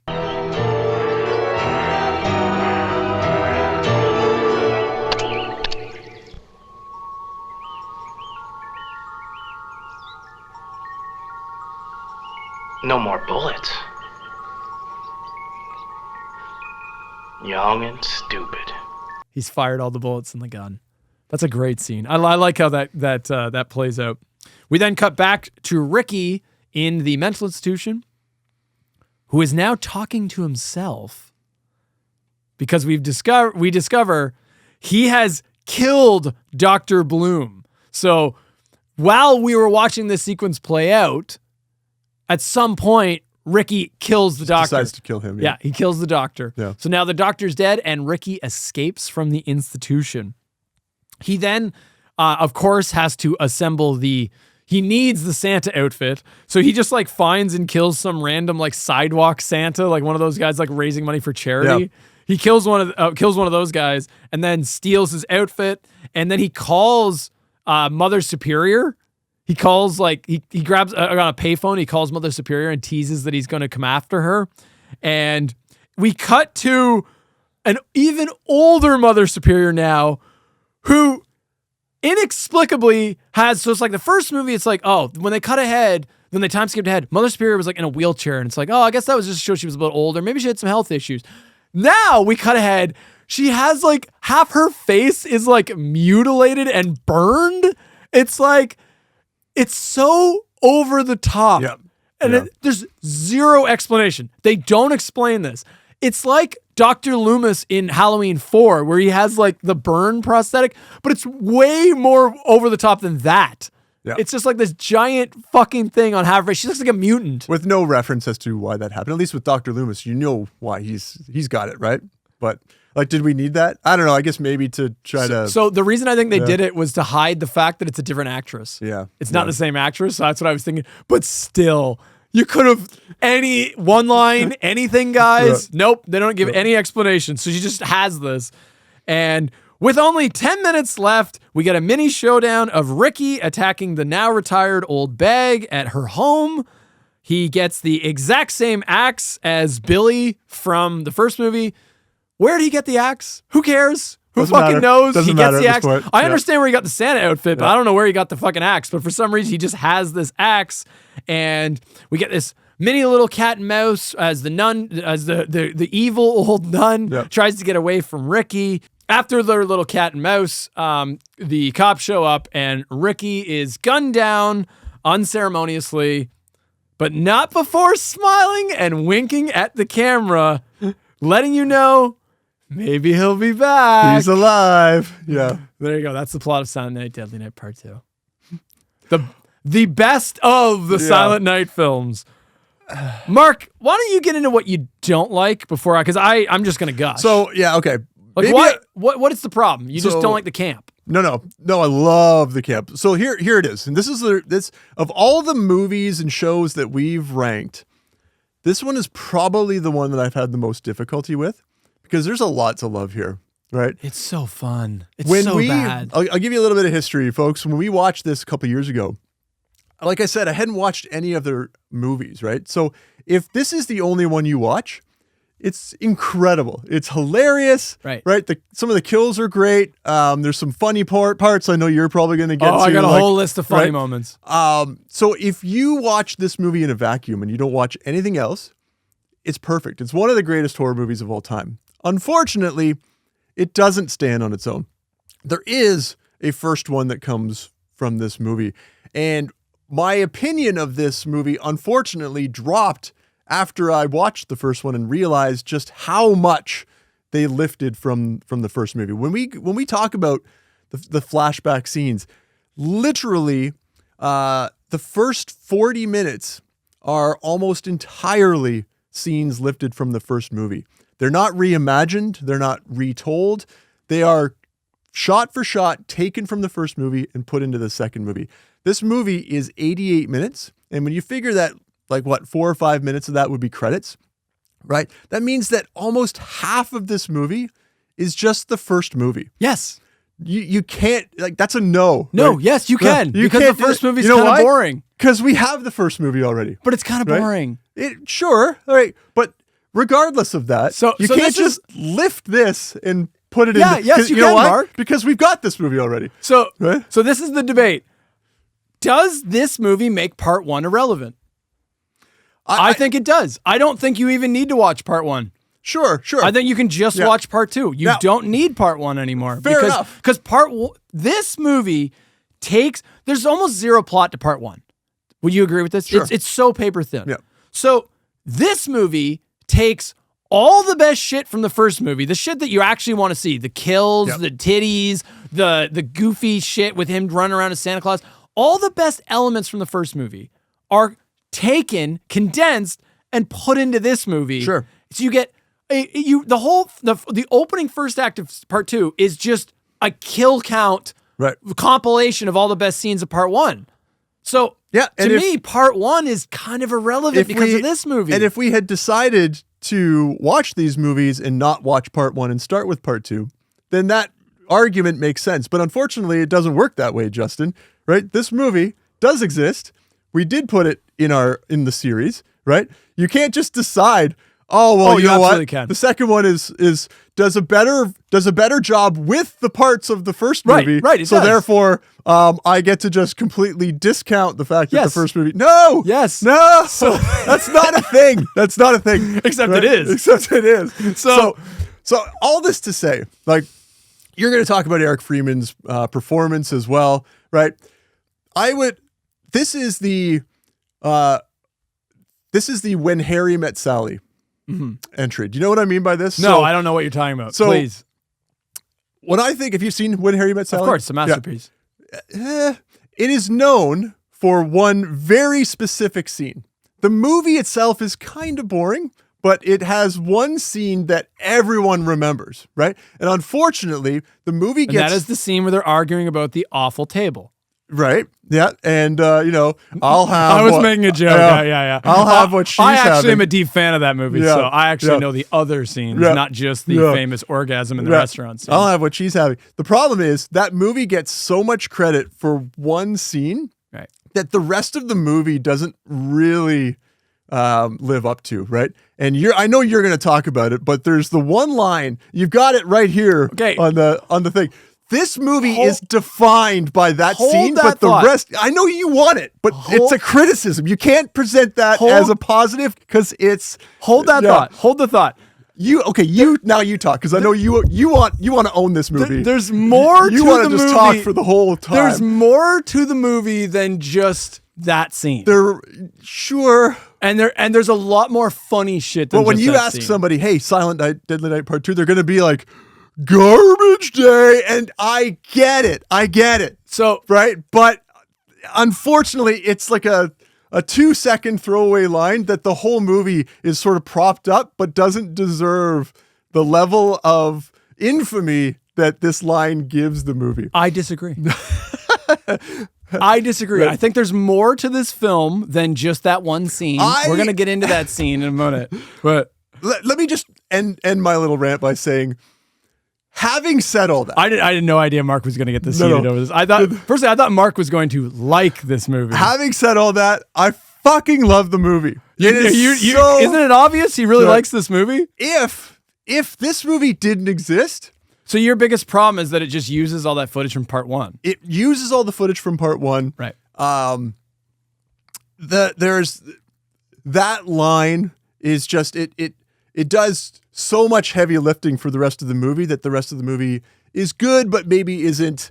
I feel like people who haven't seen the movie think that this movie is a bigger deal than it is simply because of that line. You see T-shirts with I there know. was no it way became an internet meme thing. Yeah, I had my T-shirt made for our. This is going to be a thing that I'm doing now. I guess I'm going to have a T-shirt. And made I wondered. I was like, is he going to do a shirt that says Garbage Day? I'm not doing Garbage Day because that is exactly the thing that everyone associates with Silent Night, Deadly Night. As they should. The franchise is better than that and deserves more. I disagree with that. The franchise is definitely not better than this. Than Garbage Day. I will concede the classiest this series was with the first entry. This one, yeah. But unfortunately for you, the rest of the series leans more towards my favorite entry in that they didn't give a fuck after this movie. They just started doing shit. And you know I'm right. I just wish that half of this movie wasn't already a movie somewhere else. Yeah, you wanted other stuff. You wanted basically like the 30 minutes of him going through Billy's backstory should have been 30 minutes of going through Ricky's backstory. His own backstory. And just reshoot those scenes. And they totally could have done that. Yeah. Yeah, how does he remember all these things that didn't happen But that makes it funny. That's the point. That's the point. It's so bad. Again, the movie's just so much fun. If you're not gonna buy into the the worse this is, the more I like it, then I see where you're coming from. I'm simply saying, like, I know everyone's going to gush about this, so I will do the unenviable task of being the one that will say that there's a lot about this movie that shouldn't pass, but it does. I'm simply putting it out there so that we don't gloss over the fact that how do they get away with this? Like, they get away with it. I know. It's amazing. If I'm going to watch another one again, it's going to be that one. So how do you get away with this? In case this is the most heated Mark's ever gotten, and it's about Silent Night, Deadly Night 2. I fucking love it. I just want you to know. So one of us is very stable, mentally, and as you're getting to see, there's another person on the table that is you know why? Because for weeks I knew this was coming. Like I knew you knew I was gonna gush about too, right? Yeah. And I'm like, somebody has to temper the opinion that you're gonna provide. Which I respect it. Yeah. I respect it, and I'm not. You know what it is? It's like this is schlocky shit. Yeah. But it's just the right flavor of shit that it tickles my... Every bit of it knows what it is. Exactly. And it tickles my funny bone enough where I went, this. And Silent Night, Deadly Night 1, it's a classier. I'm not saying it's super classy. Yeah. It's classy. It's a classier horror film. It's a traditional slasher film, but it's kind of boring. It is. And it doesn't nail... Like, I watched Silent Night, Deadly Night. So really what it comes down to is the question is, what do you want out of this franchise? Yeah. Do you want a more serious horror film? If you want that, there's a couple entries that can get you there. But if you want the schlocky shit that 2 is, there's a lot of entries that can get you there too. So it's more, that's the divide we're having right now is you want more of a serious thing. You don't want more of a schlock fest. The parts that were good were great. It's just that you can't score full marks when half of the movie when you cheat. It's absolutely a cheat, right? Like I can't even believe that they had the balls to do that this. Somebody was theaters. Like, yep, let's do this. Yeah. I'm pretty sure it went into theaters too. And so that's why when we watched this the first time, it was awesome. Because you didn't have the context. I didn't have. Yeah. Yeah, like you could obviously tell when you're watching part 2, the scenes that are the previous, because they look older, they look different, right? But when you haven't watched the first movie, you're not offended by that. Right, because this is the first one you've seen, so it's just like, and it's exactly, you told me right up the I warned you. I was like, they do this whole thing. Half this movie is the first movie. Yeah. But I like that because I'm not a huge fan of the first movie. Yeah. I find the first movie drags and it's got structural problems with the plot, and there's no real protagonists, and so this one, it's like, what this movie does is it takes the highlights of the first movie, and you get to watch all those the highlights. But then it also does its own schlocky shit on top of that. So that's just extra whipped cream on top of the sundae. And then really what this movie is Silent Night, Deadly Night 1.5. Yep. It's not really 2. This is the prototype, but if for enjoyment purposes, if you can only watch one, it's part 2. Oh, so you're agreeing that that this is the better standalone? Standalone, but unfortunately, we're not talking about just Silent Night, Deadly Night Part 2. Right. Like we're ranking them all. Well, in full transparency, I only own one of these movies, and it's this one. So, I don't own Part 1 because I never want to watch Part 1. I'd rather watch Part 2 because I like the schlock and I like the fucking. You're getting all the best shit from the first movie, and I don't have to sit through an hour and a half to see Linnea Quigley get her fucking titties stabbed through the antlers, you know, like all that shit's right in the intro of this. And then we get the awesome shit that 2 brings to the table, right?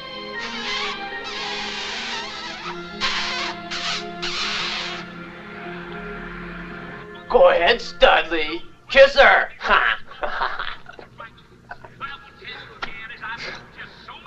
I knew it.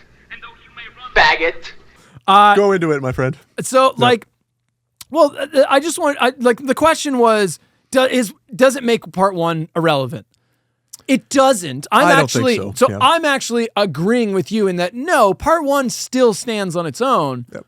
But I'm giving you the counterpoint of, I don't need Part 1 now that I have Part 1.5. Yep. I don't need that movie anymore, and I'm never going to watch that again because I would always rather watch this. So if we had the opportunity to sort of redo the franchise, would you drop number 1 and just start with number 2? No, because you got to see where it came from. Yeah. You need those extra scenes, right? Because this is just giving you the highlights. You're not getting to see the boring shit in between. Yeah. Like, I just wish you need to they see it had all.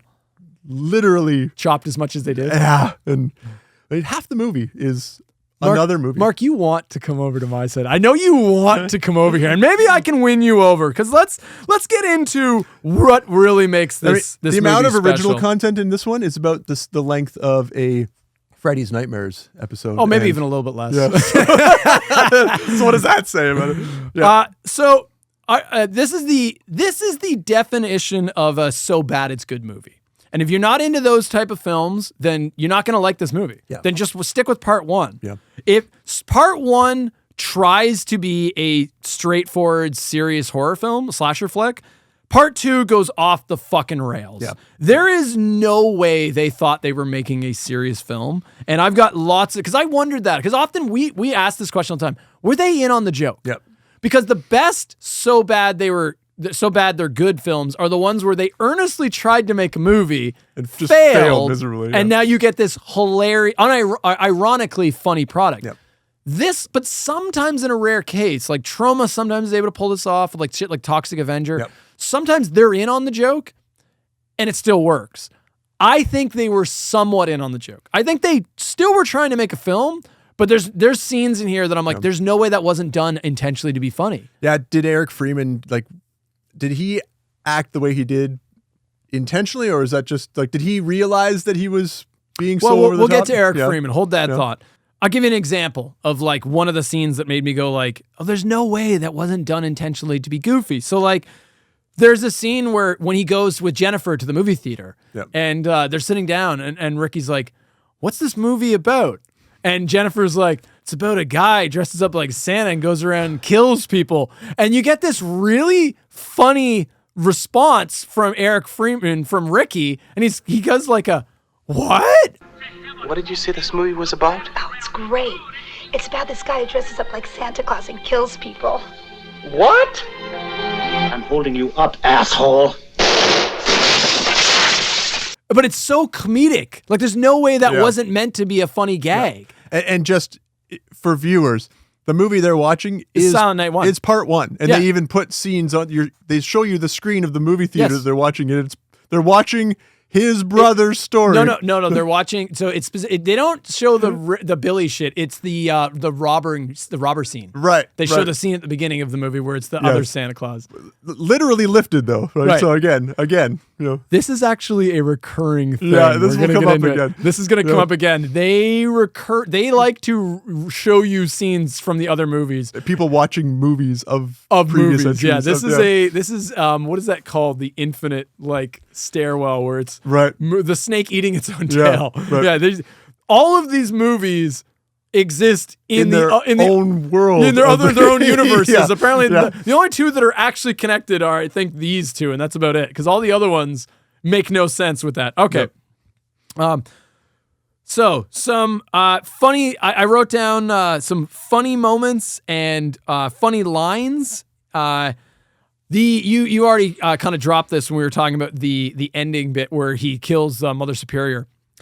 So like they do this stupid fake out thing, which makes no sense. I've seen this done in many films now, where it's like the character's approaching somebody and you just see their like back and they're kind of just sitting there and they're not responding and they're like, John, are you okay, John? And then like they approach them and then they touch them and then their head just rolls off. Yeah. It's like, oh yeah, because the killer chopped the head off, propped them, and then perfectly positioned it. And like, so the one nun approaches Mother Superior because you're not actually sure that Ricky kills her or not yet. Yep. And this is the reveal. It's like, oh, he did get her before the cops got there. And it just shows like her back. And then she like, the second she touches the nun, Mother Superior's head just like comically rolls off and there's zero blood. It's just dry head, dry stump. Yeah. Yeah. There's no blood on anything, no blood on the floor or anything. Yep. Not even, it's great. I love that. I guess before I get into just random funny moments, let's talk about Eric Freeman. Because we talk about, like, I say this movie is so bad it's good. Eric Freeman, who plays Ricky, I think Caldwell is his last name. His performance is so over the top. Yeah. It becomes an art unto itself. Like, it's almost like it's legendary. Yep. Like, I don't want to say it's bad because at a certain point it becomes something else. My old lady couldn't afford to send me to college. So I got a job. Let's get out of here. No. I'm beginning to like this picture. Santa's back.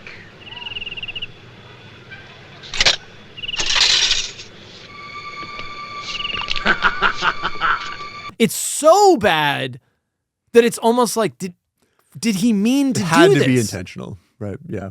Like, and I have, so full transparency, Mark, you've pointed at this a few times. Yep. So what we have here on the /cinema, the sacred /cinema desk is a signed copy of Silent Night, Deadly Night Part 2 that I myself got. I met Eric Freeman at London Comic Con. Shout out to London Comic Con. Again, this is a Canadian podcast. This is London, Ontario. I met Eric Freeman and got him to sign my Blu-ray copy of the movie, and he went all out signing this. I'll put a photo up on the screen of me actually meeting him. He was an absolute fucking sweetheart. He was so nice. He talked to me for like 25, 30 minutes. Yep. Admittedly, so it was actually Robert Brian Wilson was also there.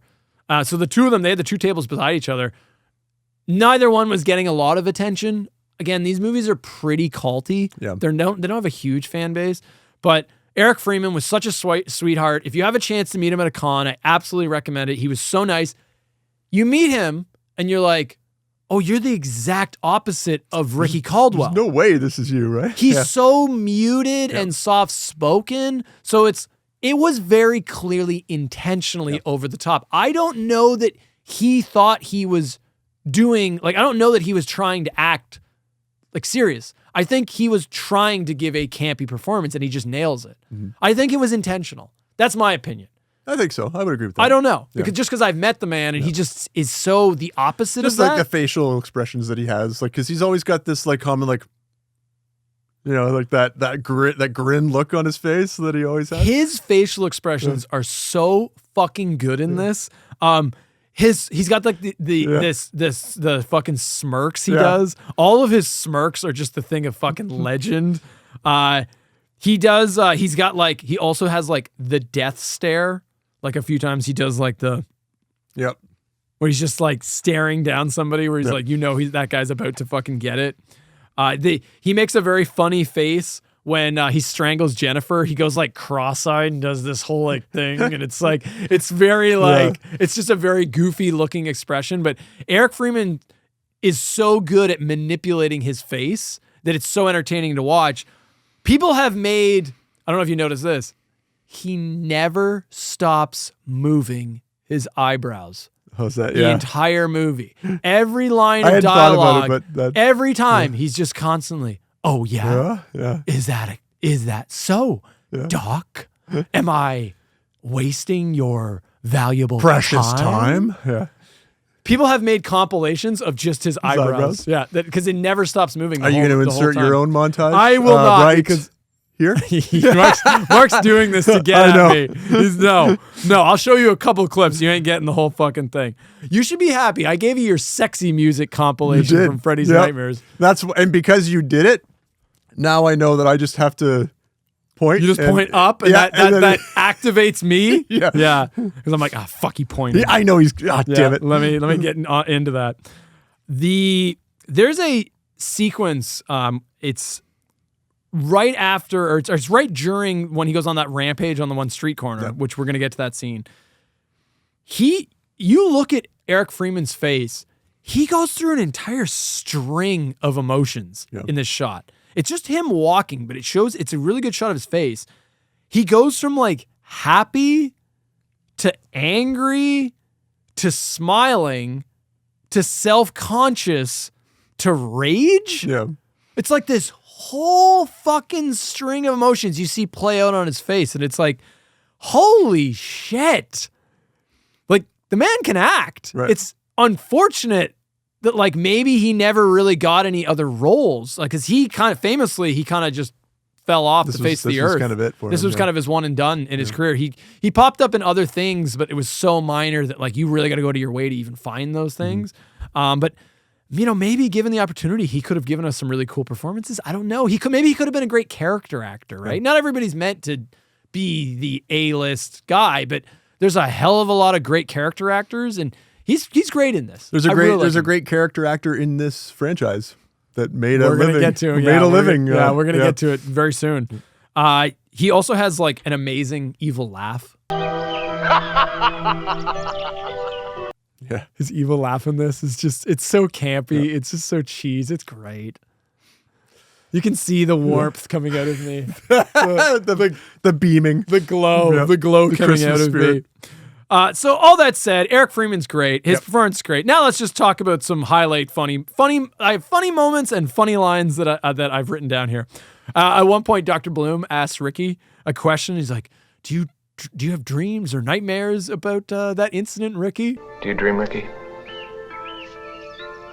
I don't sleep. Everything is like he's like almost like biting at the doctor every time he talks, right? Like he's always so hostile. Yeah. He's such an antagonistic piece of shit. Constantly. But in a goofy way. He never lets up though. Yep. Famously, the car that Ricky uses to run over that guy, it's red. And Ricky, he peeks over the doctor's shoulder because the doctor's writing down his notes, and he sees that he wrote red car, and he goes, red car. Good point. Red car. Good point.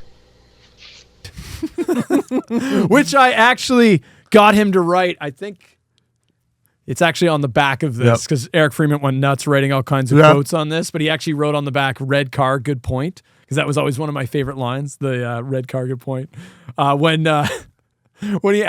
Bloom asks Ricky to talk, he's like, why don't we talk about Jennifer? Then tell me about Jennifer. Eat shit. I got that in my... like, instead of just no. Right? No, it's always... Yep. He's always at 10. He's always at 11. He's always over the top in all of his responses. He's always the most hostile you can possibly be. On a side note, do you recognize where we've seen Jennifer before? Oh, no, please tell me. Elizabeth Keitan. She was in Friday the 13th, Part 7. What? She played Robin. She was the girl who sleeps with the guy that smokes weed. In her shirt. Oh, shit. She was the one sort of palling around with the nerdy girl. How does she get killed? What was her kill? She is. Oh, I should know this. I know he gets. I think she's the one that gets thrown out the window. Yeah. Is that one? Maybe she gets thrown out the window and hits the car. Maybe. Yeah, and he's the one who's like Maddie and gets like stabbed. Oh no, maybe it's not that one. I don't remember. Yeah. Anyway, so that's cool. She's got like a completely different hairstyle, so you would easily not recognize her. But I think that's 3 times now in this series that you've brought up somebody that was in part 7. Yeah. Good on you, So man. there you go. Because Tina was in, Laura Park Lincoln was in Freddy's Nightmares. The little girl was in, I think, another episode of Freddy's Nightmares or something. She was in one of the Texas Chainsaw Massacre That's movies, right. That's what it was. So we got all kinds of, Part everything goes back to part 7. Everything comes back to Friday 13th, part 7. Another funny line that I caught was at one point, like, it's so bad. It's such a quick little moment that this is the kind of shit you only catch on rewatch. And I've watched this movie probably like 5 or 10 times at this point. There's a scene where it's right before they run into the douchebag ex-boyfriend Chip on the street. Yep. And it's like Ricky and Heather or Jennifer are walking, and Ricky has like he puts on like this soft voice. Tomorrow, after you go shopping, would it be alright if I came picked up on my bike? Sure. Good. There's a certain spot I'd like to show you. He's clearly doing like the when I talk to my girlfriend voice. Yep. And he's just like, yeah, so tomorrow I was thinking maybe I could pick you up on my bike. And it's just so like, it's so bad. It's so cheesy that he's clearly trying to put on that voice, but it comes across like, he sounds like Michael Jackson. Yeah. It's obviously a put on voice. Like, yeah, but it just stood out to me. It's very funny. All right, let's get to the scene you all want to hear about. And you know what? I know you think I'm just going to sit and gush about this scene, and I am, but maybe not in the way you think. So we're going to talk about the infamous Garbage Day scene. Yeah. If you have seen anything about any of these movies, you've seen this. Any of these movies. This is the scene that, and maybe this Mark clearly resents this, that this became the thing that this, because this isn't really what the franchise is. It is, and it's what half the franchise is. It's unfortunate that this is what the franchise is tied to. Right. Right. So the scene that we're talking about is there's a viral clip that, it went, when I was in high school, there was t-shirts coming out. Yep. There's a shot in the movie, and it's a hilarious line delivery where Ricky, it's right after he kills Jennifer and he kills the cop, and he takes the gun, and it's right at the beginning of the rampage, and he shoots this random guy and just has a very funny delivery where he says, "Garbage Day." Yeah.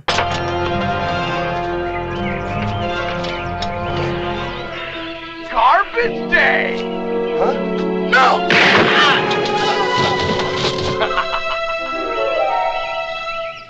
And somebody took that like 15-second thing and put that on the internet, and it just blew up because it's just so bad that you can't, like, it's hilarious. The whole scene is actually, is a great scene. He's basically just, after he's killed Chip, he's killed Jennifer, now he's killed the cop. Now he's just kind of walking down the street, just killing anybody else that he happens to encounter, right? There's So I'm glad you bring this up because what people don't realize, because everyone has just seen this scene, that one clip that was posted, this scene is way longer. Yeah.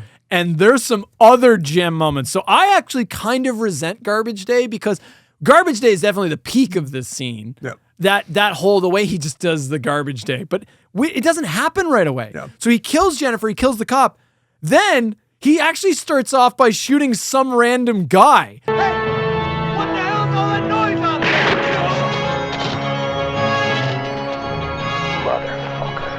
Some like guy overhears the commotion and like walks out, and Ricky just like takes the gun and shoots him. The guy's just like, the guy on his front porch. Yeah, on his front porch. And then Ricky's like, motherfucker. For like no reason, he executes this guy.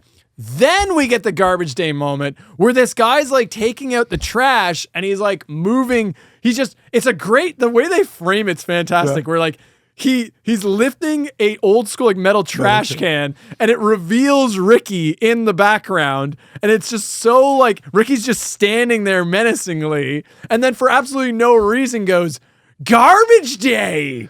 And then proceeds to shoot the guy through the garbage can. The garbage can. And it's so cheesy, the sound, like the guy's just like, like it's something that would be like I don't know, just one of those bad action movies from the 80s, those straight to video ones. I get why it's legendary. It's great. It's definitely the climax. But we have more. Yeah. That's like the start. That's the first half of his rampage. That scene goes way longer. So he then is walking down the street, and a little girl, we get this shot where a little girl, like, she's riding her bike, and she accidentally knocks into Ricky's leg, and she apologizes like, I'm sorry, mister.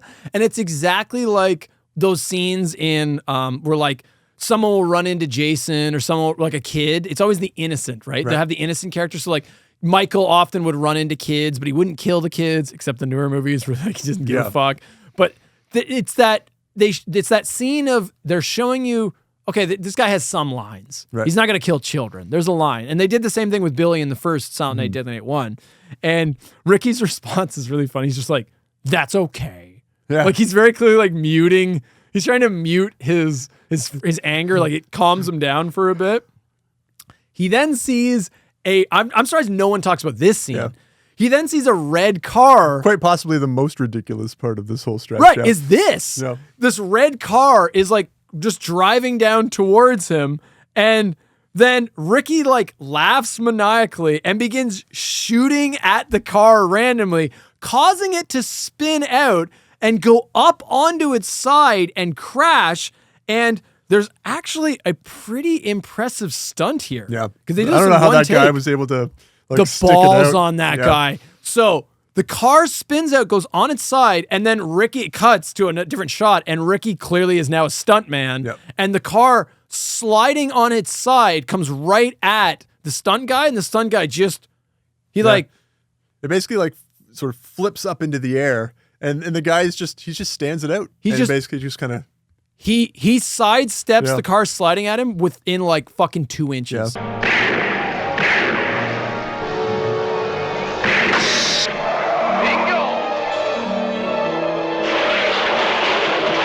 Holy fuck. That's an impressive stunt. For a movie like this, to get somebody that dedicated. It was impressive, yeah. And then, of course, the car, it just immediately into a ball of fire. Yeah, the car just instantly explodes because that's how... Every car in a movie is a ticking time bomb. Yeah.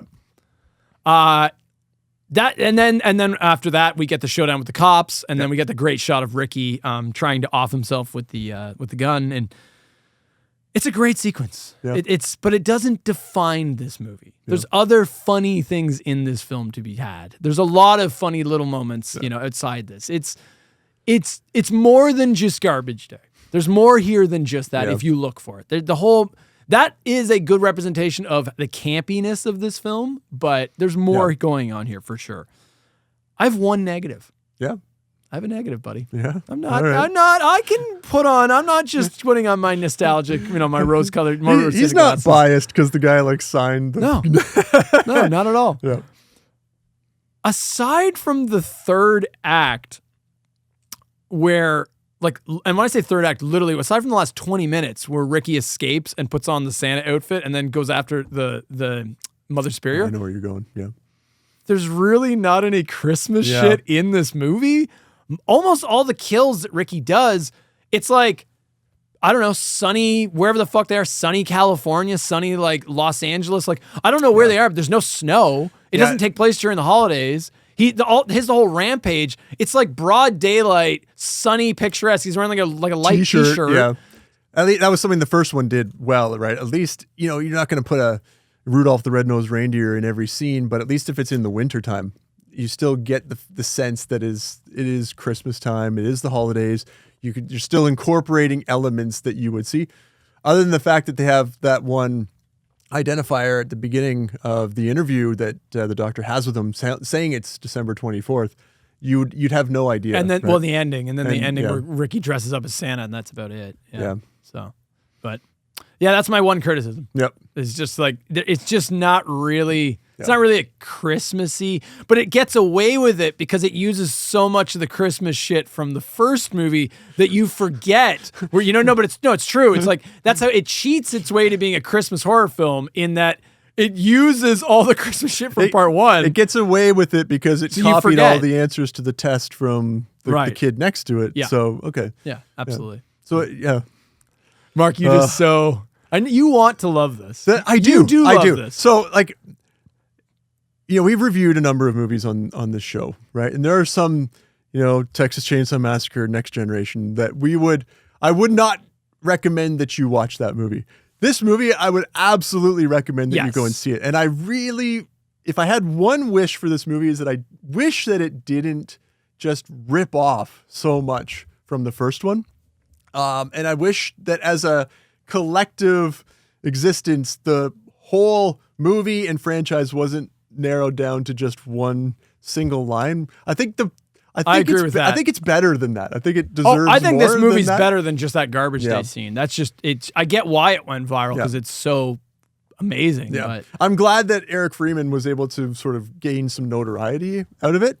But I think you are doing yourself a disservice if you have seen that line and you think that that's all the movie is, and then you don't go and watch it. Or that's all the whole franchise is. Yeah. Because there's a lot more. Yeah. But I, of course, am on the opposite opinion. I think if you want to watch a movie that's so bad it's good. I mean, the thing is, Silent Night, Deadly Night 1, I keep saying like, yeah, it's a pretty serious. It's like it's still a campy. It's still cheesy. It's still a cheesy 80s slasher film, right? Like it's not Wes Craven at doing Elm Street where there was artistry there. It's still schlock. Yep. So if you want to watch a so bad it's good film, just watch part 2 because then you basically get twice the kill counts. Yeah. You get all the kills from part 1, full scenes, and you get all the kills from part 2. And you get the awesome Eric Freeman performance, which I like Eric Freeman better than I like Robert Brian Wilson. Yeah. But there's an argument to be had for both. Yeah. So, yeah. Can we move along, or would you like I think so. Is there anything else you want to talk about? Nope. Can we do a 5-hour podcast on Friday or Silent Night Part 2? Probably. Moving on. I never seen any of these the next 4 entries. I didn't have a fucking clue we were stepping into. I knew one thing about this movie. That's it. That's all I knew. We are skipping ahead to 1989. We're going from 87 to 89 with Silent Night, Deadly Night 3, Better Watch Out.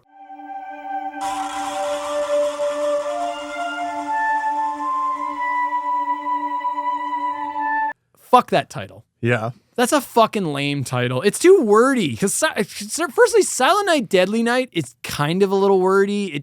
I don't know. I always thought it was kind of a clunky title. I get why it's not as fondly remembered, and they tried to fix that with the remake, which we'll get into. They tweaked the name.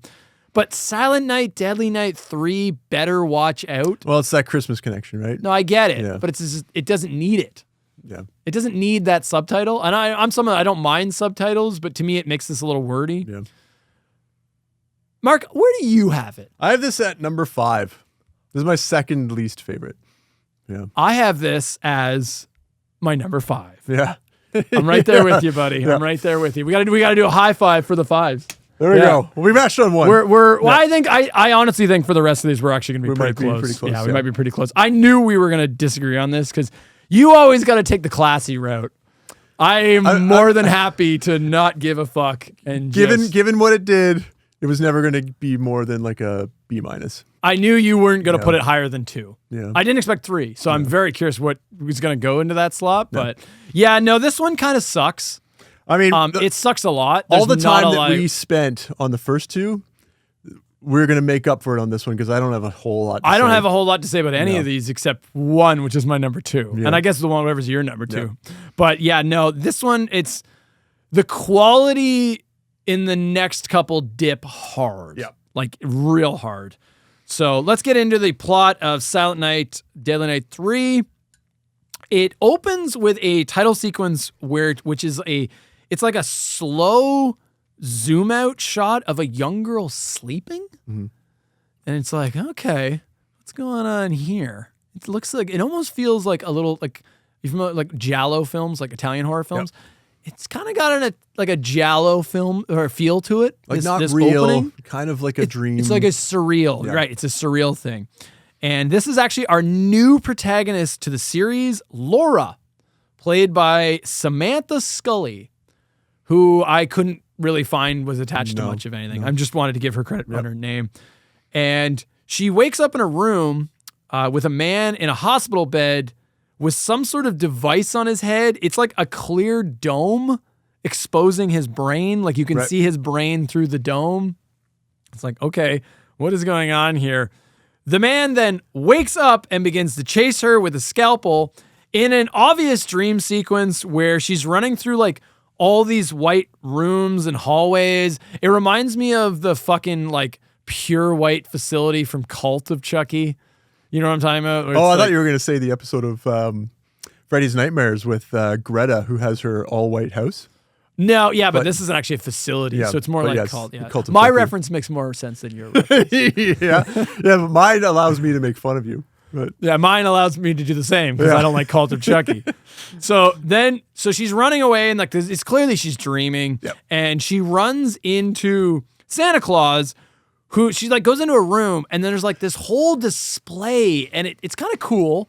It's like Santa Claus, but it's like what you would see at a mall Santa display. But it's like set up in this all white room, and he's like surrounded by presents and all this shit. And it's fully decorated, and then she walks up to Santa, and then Santa attacks her before she wakes up. But she does like sit on his lap though, almost like she was horrified running away from this thing, but then she sees Santa and has no problem just going up to him and sitting on his lap and start asking him, telling her what she wants. The way I interpreted it was like, well, she's in a dream, and when you're in a dream, your brain switches. Oh, I'm running from a giant anaconda. Oh, now Mark and I got to do a podcast. Oh, now you know what I mean? It just seems to make sense. Yeah. So it's like to me, I didn't have a problem with that. Yep. She wakes up in she's in like a lab, and she's connected to wires and computers, and we get introduced to Dr. Newberry, played by Richard Beymer. Did you recognize him? No. He was in West Side Story. And yeah, I know. Okay. Yeah, the West Side, the actual one. And he was also in Twin Peaks. I have not seen that. He is a major recurring character in Twin Peaks. Yeah. He was only in the first 2 seasons. I don't believe he didn't come back for the revival, I don't think. Yep. But yeah, he's a pretty decent, prominent actor, Richard Beymer. Hopefully I'm saying his name right. But Dr. Newberry, he questions her about her like dream experience where it's revealed she's blind. Laura is actually blind. The doctor is performing some sort of experiment to connect Laura's mind with the comatose man from the dream, who it's revealed was not actually just in her dream, is actually also in the lab. Yeah. So that guy's actually real. It's interesting how they play this off because they are very close together. She doesn't, my take on it is that Laura, right? Laura doesn't know that this person that she don't sees reveal it yet. Right, that he actually exists. I think she just thinks she's having these dreams. She can't see anything, so she doesn't know that they've literally positioned them like in. He's on like the other side of a glass wall. Right, they're really that close. So I thought that was kind of an interesting. This doctor he does not have her best interests. No, he's clearly got some sort of nefarious thing going on. We then get flashes of the opening of Silent Night 1, where it shows the Santa like killing Billy and Ricky's parents. Yeah. What? What's going on here? But this is also a dream because Laura wakes up again. Yep. So I guess she just went back to sleep. It's like the opening of the film is like she has a dream. It's a nightmare. She wakes up and they're like, "Oh, Laura, how did that go? Like, tell me what happened." Yep. And then we cut to a flashback of Silent Night 1, and again, it's the actual footage. And then she wakes up again. So it's like she just went right back to sleep. Yeah. I said, barely 20 minutes in, we've already had a number of dream scenes that aren't real. It's not a good sign. Not a good sign. Not a good start. Dr. Newberry then, like, speaking to what you said about his like hilarious, some nefarious plans here. Yep. He then has like a monologue, and he's acting like kind of shady. He's being like very suspicious. He's like talking into his recorder, like just off camera, just out of earshot of like his lab assistant and Laura. And he makes a comment that Laura may have powers. Yeah. Even if she does make contact with a coma victim, she may not be aware she's doing so. She may just be denying her powers. Yeah. I wrote down, "Eat your heart out, Mark." Well, I mean, and it's funny because he reminds me very much of Bad News Cruz, Dr. Cruz from Part 7. Like he's, talking into his little recorders, not being honest and forthright with what he's actually trying to do. They always have to have some ulterior motive. Yeah. This is a huge cliche in movies. There's always the character that's like, whatever character is analyzing the person with powers, they never have their actual best interest in mind. They're just exploiting them somehow, yeah. There's always some grift or something they have going on, right? They want to use them for something, right? Laura then goes to sleep, again. Yep. Where we see more Silent Night 1 flashbacks again, and they literally repeat the exact sequence twice. Laura has a dream, wakes up, and then the doctor monologues, and then they repeat that again. So they do this twice. Yep. She wakes up, and then she has this nightmare, wakes up, the doctor like talks to her, and then she goes back to sleep, has a nightmare, wakes up, and then the doctor talks to her and does a monologue. Again, it's the exact sequence. They do it twice. Just in case you failed to pick up on the fact that she has a connection somehow with this guy while she sleeps, they got to repeat it again just to hit you over the head with it. But right? it's like, this is the opening of the movie, and there's 3 dream sequences back to back to back. Number 5. Yeah. We then get a shot of a medical chart of the man with the dome, I don't know what to even call this fucking guy, but dome head, whatever. Chrome. It's not chrome, though. It's clear. Yep. It's a clear dome that shows his brain. It looks so stupid. It does. It just looks so stupid. Yep. I think, and just as while we're talking about it, I think what they were trying to do was come up with a franchisable serial killer that they could maybe duplicate. Like they all, because the Freddys, your Jasons, they all have to have that look to them. All I could think of is that they were trying to think that give him a look. Yeah, maybe this is the character with this like exposed dome brain that we could like carry over into future franchise entries. Like it's the only explanation for why they did something as ridiculous as this. Anyway, it's stupid. It's not necessary. No. For anything, right? Like, no, it really isn't. Yeah. So then the person is revealed through the medical chart to be Ricky Caldwell. Mm-hmm. Ricky survives the events of part 2 after being gunned down by the police, which makes sense. We saw him smile and wink at the camera. Yep. He was alive. He just shook that shit off. Not Eric Freeman, though. Yeah. Would have liked to have seen him get another turn. Another take at this. Yep. However, played by a veteran actor, Bill Moseley. Yep. Bill Moseley is now Eric Freeman taking over, or not Eric Freeman, or Ricky Caldwell taking over this role. Yep. I remember I said I knew one thing about the later films. This is what I knew. I knew because I loved this movie so much. I looked up to see if he returned, and I knew it wasn't him. I knew they recast him with Bill Moseley. And remind our viewers where we've seen him. Bill Moseley famously is in the Texas Chainsaw Massacre films, as well as he was Chop Top in part 2. Yep, and he's in he's also the cook in Texas Chainsaw 3D. Yep.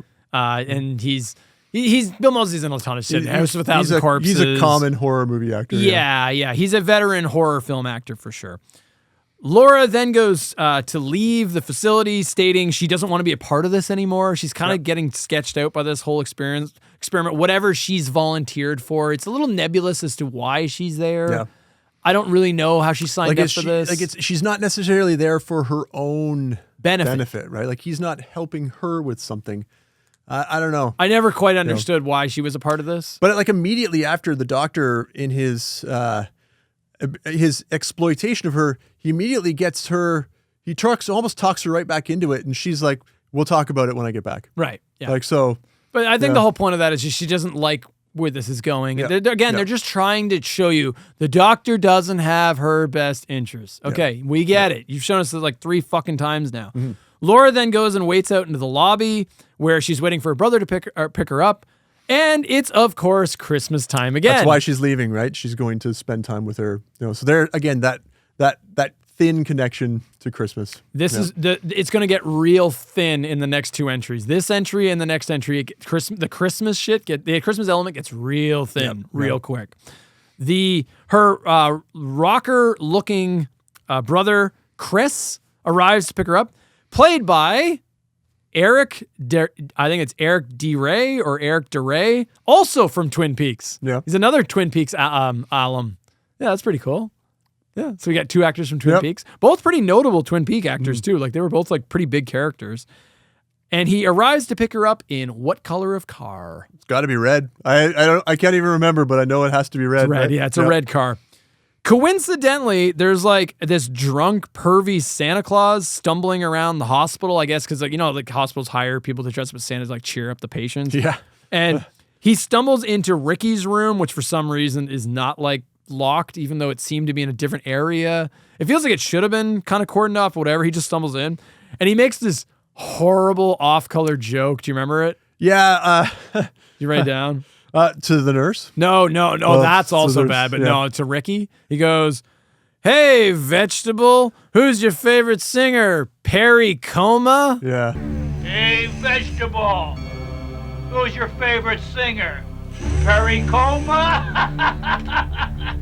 Fly me to the moon. And he says to the nurse before going, "Want to lick my candy cane, little girl?" What is it with movies having to portray Santas as pervy characters? Merry Christmas. Merry Christmas, Santa. Want to lick my candy cane, little girl? It's just like, it's like the absolute, like the deviants, basically. Yeah, like deviants. Like you just can't have a nice, normal Santa. They've got to be some, yep. Santa Claus was a pervert. That's why. These films are You heard it here first, folks. These films are trying to reveal the actual, the real history that they don't want you to know about. Yeah. The stuff that they should have taught us, these films are showing you the real thing. Ricky then, of course, wakes up and attacks Santa and, takes his fucking outfit. I believe he takes his outfit. Yeah. Yeah, I mean, he kills him off screen, too. He kills him off screen. Like, it's like a first person, like you see his face, but you don't actually see anything. I can't even remember. I can't actually remember if he kind of just kills him against the wall. Now that I think about it, maybe he wasn't dressed up as Santa in this film. I can't remember because I really don't like this movie. Whatever. Laura then visits her psychiatrist, where it's revealed her parents died in a plane crash, which she survived. Yep. But it blinded her, and since this accident, she now has visions of both past and future events. Ooh. Convenient. Cool, right, Mark? I guess. We're going supernatural. We're then introduced to Chris's girlfriend, Chris being the Laura's brother, and they pick her up and they continue on their way. They're on their way to Grandma's house to visit her for the holidays. Ricky, while this is happening, Ricky escapes the hospital and he like stumbles into the parking lot, and they introduce this thing where like Ricky is able to hear Laura's voice because they are now psychically linked. Yeah. They're going real hard into supernatural real fast. So he's hearing her voice like calling to him. So then he starts psychically following her voice, almost like a GPS, like a compass. Right. So then he just starts following them, and then even though they're driving away, he like walks onto the highway, and then somebody goes to pick him up, and then he kills that guy, and then just takes his car. I mean, if it sounds lame, it's because it is lame. Like it's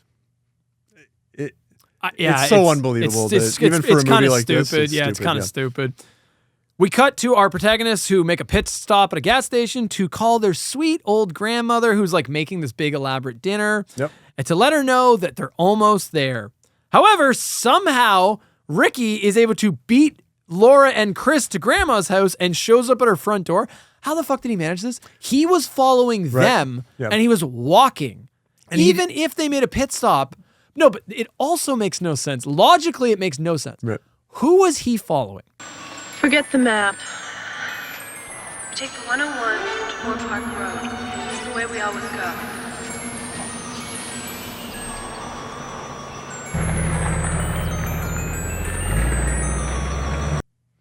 He's following her. Right. Yeah. But she's not there. Right.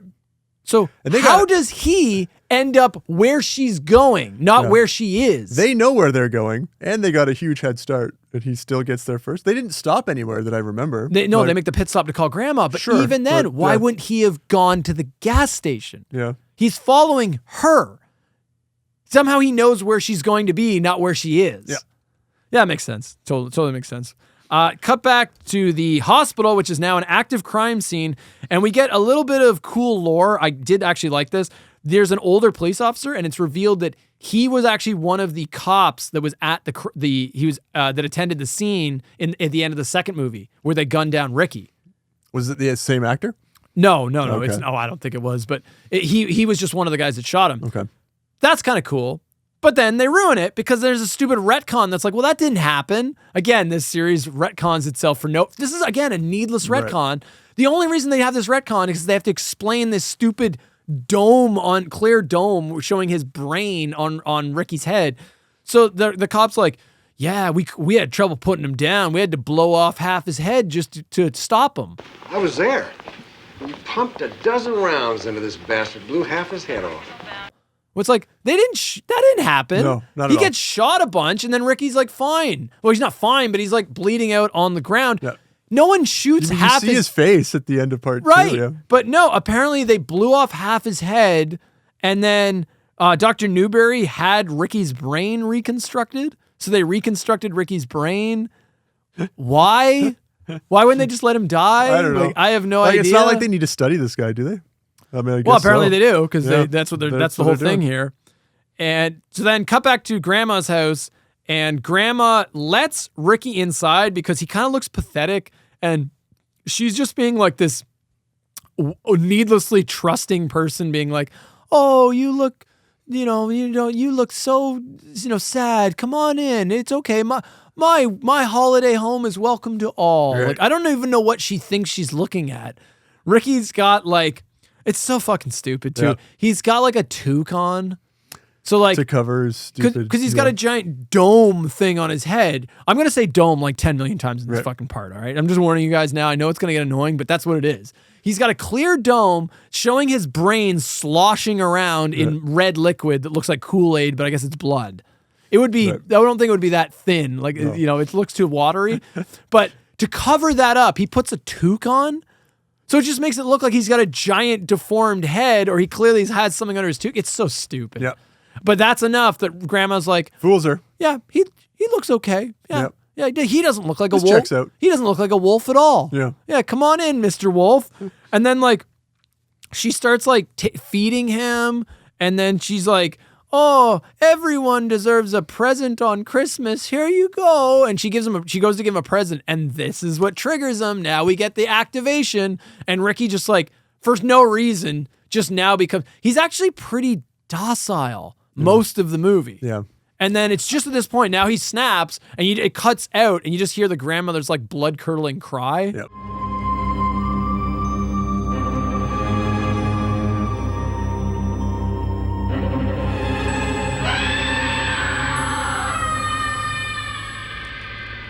And then Laura and her brother, Chris, I think his name was, arrive at Grandma's house, but the sweet old lady is nowhere to be found.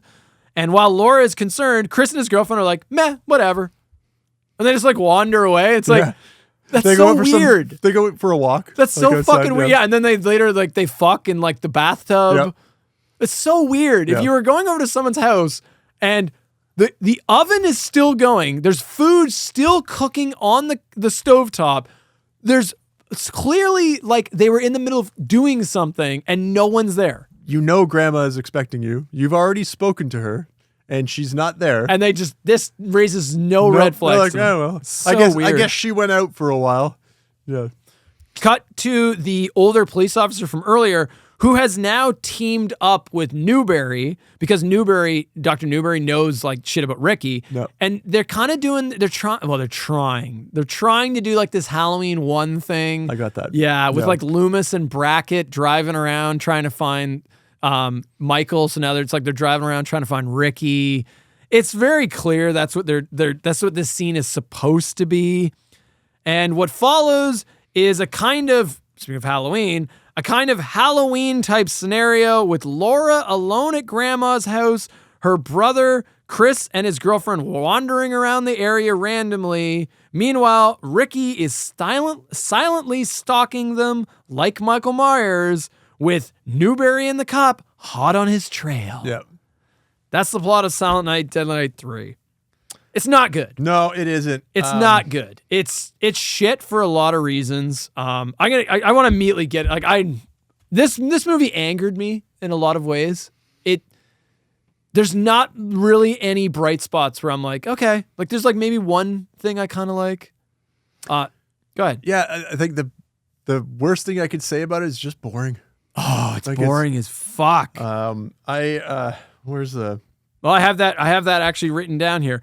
This movie drags. Yeah. It drags so hard. Every fucking scene is so drawn out.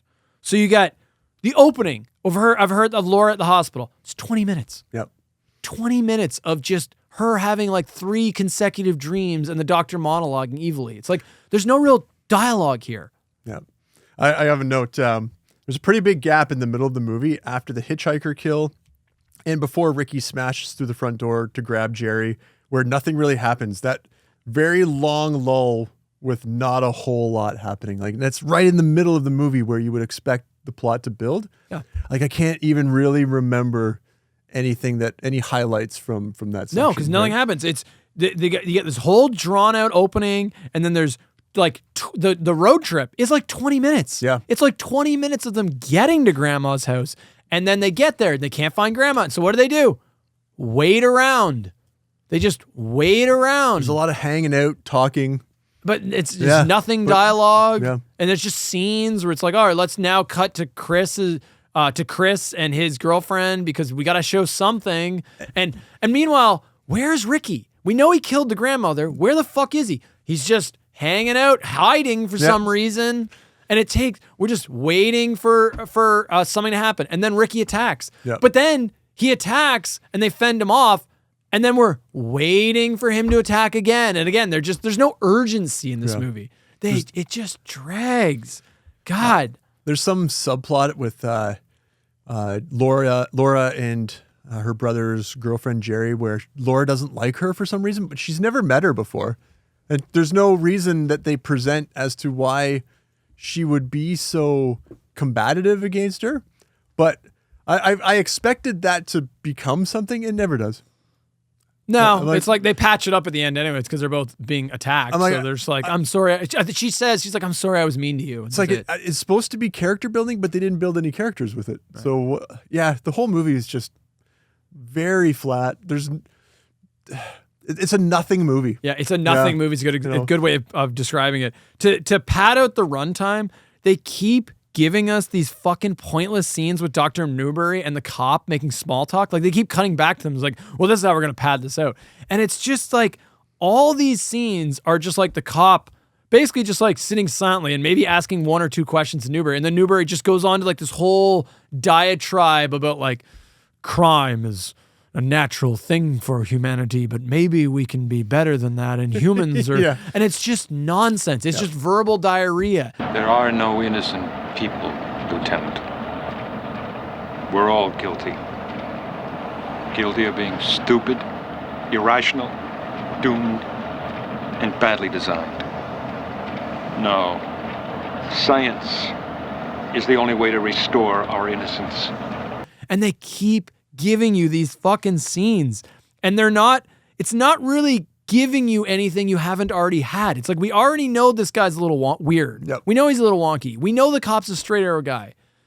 It's not like they get to a place and they're like, we almost got him or some shit. It's just them in the car driving around, also on the way to grandma's house. It's just not giving you any new real information. They're pointless scenes. You will watch this movie and then immediately forget that you watched this movie. Oh, absolutely. Because there's nothing about it that there's no garbage day scene that will sort of stay with you forever. There's nothing about this movie that you will take with you. Like it's a nothing movie. There's a funny shot I don't know if you caught this, where they're showing Newbury and the cop when they're in the car, and because they keep showing these shots. One of the shots I noticed they fucked up stabilizing the camera. Okay. And the camera it's so you can't not catch this. The camera is shaking crazy. So it's like most of the scenes of them in the car, it's filmed fine, but for whatever reason, something must have fucked up on the rig, and it's vibrating like crazy. So you're trying to watch the scene, and the cop is like, the image is shaking, and so is Newbury, and it's just so distracting. Just a random little thing where it's like, it was a funny fuck up. They didn't bother to reshoot it either. No, it's like, whatever. No, it's like, whatever, just leave it in.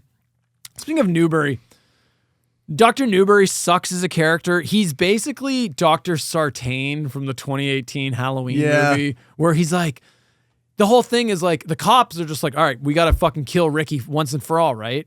And then he's like, no, Ricky's important, and he's a human being too. And it's like, where is this coming from? Why are you acting like this? We don't have to study him. There isn't some major medical breakthrough here. What makes him special? Why him? Right. And like, so, and at the end, he tries to like connect with him. Do you remember the scene where like he like reaches out his hand? Is like, what are you doing? And then he emphasizes like, we got to take Ricky alive. And then Rick, and just like Sartain, Ricky just kills him anyways. And he like brutally kills him too. He like fucking slashes open his guts. Yep. You can't, that's a pretty heinous death. Yeah. Similar to Sartain just getting his head stomped like a watermelon from Michael Myers. It's a stupid character. And then there wasn't a scene where the detective catches up with him, because they have to have that scene where where the doctor is on the ground dying, and then the detective guy, who's really the only character for most of the movie that the doctor has interacted with because they went on a road trip together, comes up to him and kind of has that last moment. I got the sense that there was a scene earlier in the movie where the doctor drives off from the detective. Remember, like the detective gets out to take a leak. He pulls a Dr. Sartain where he's like, I'm going to get to Ricky first so you guys can't kill him. Right. And so he drives off, and then somehow the detective catches up.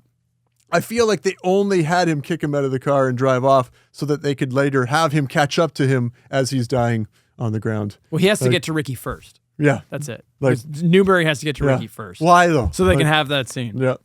Let's talk about Laura. How do we feel about Laura? We got a new character, brand new protagonist.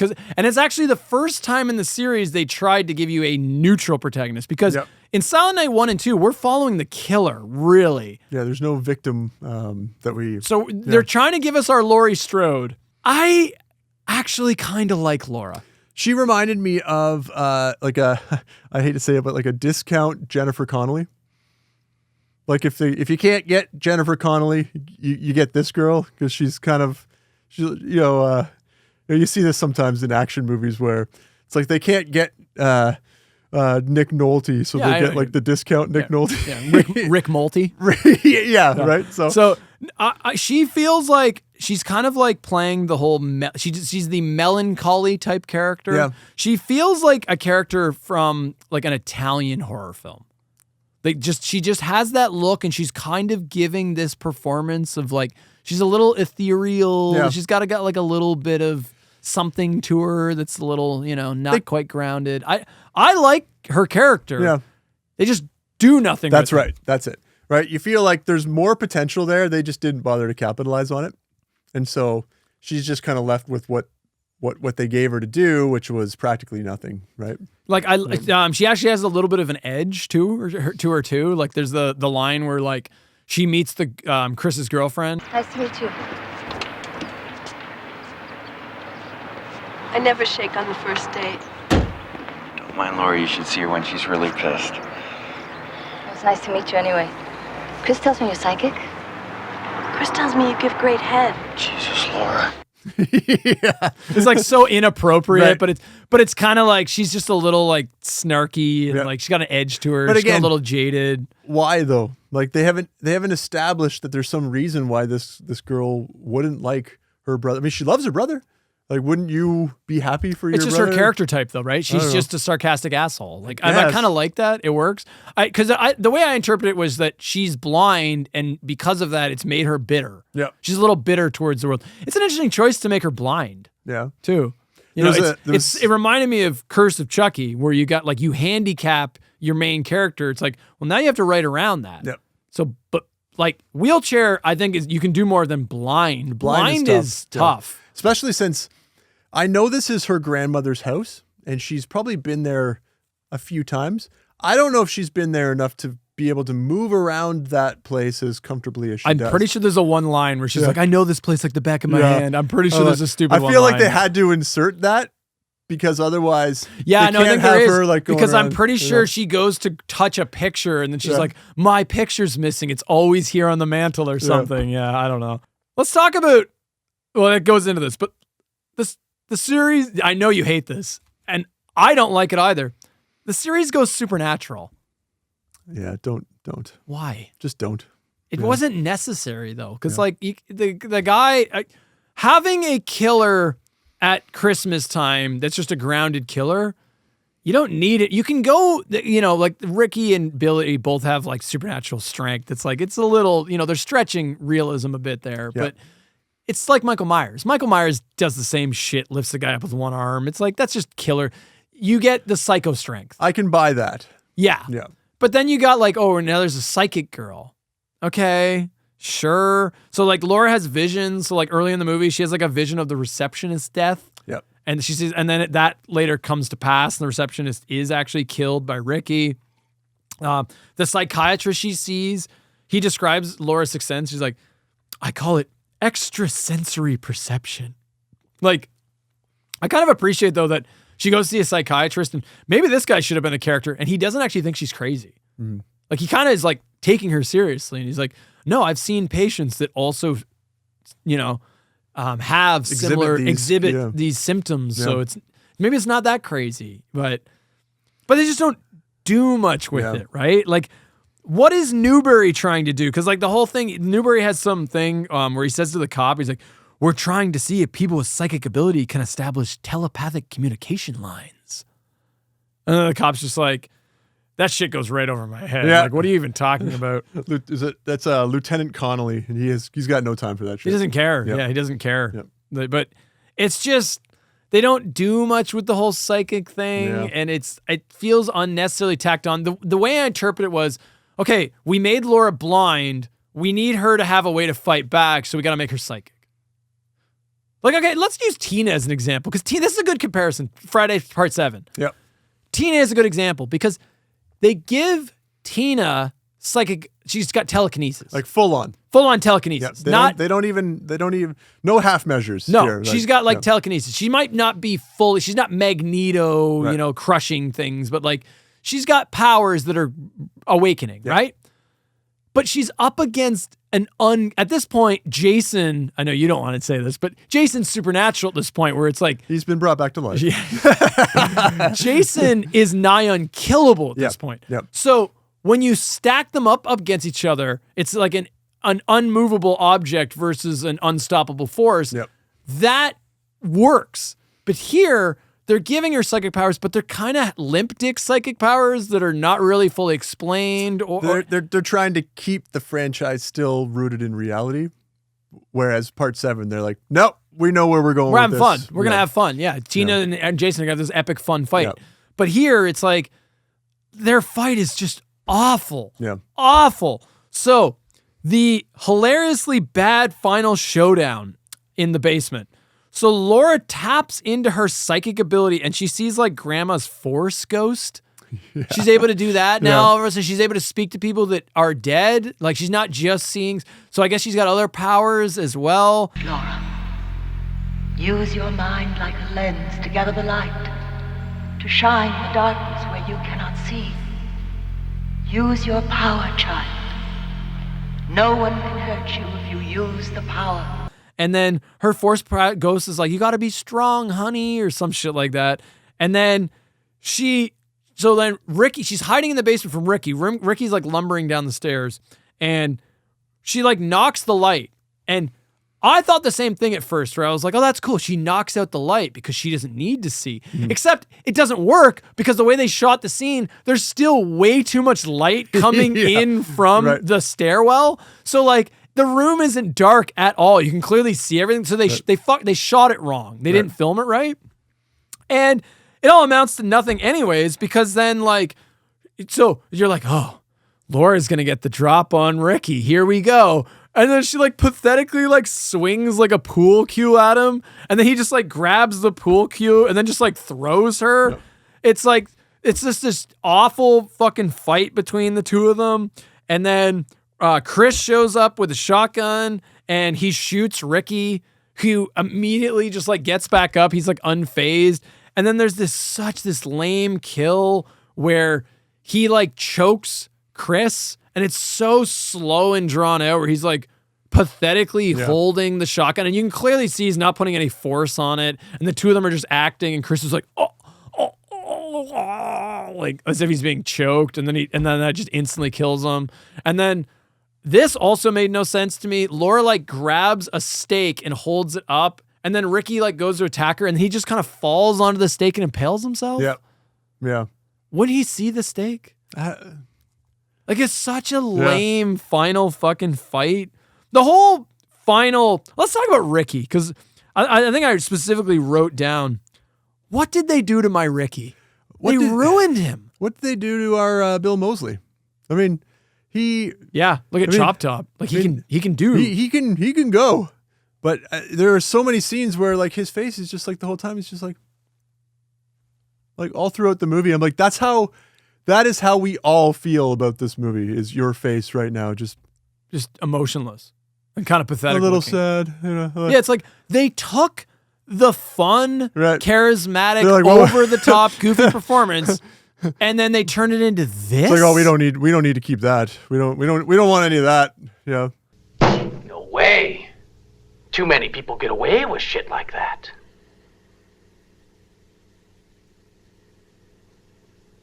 Punishment. Yes?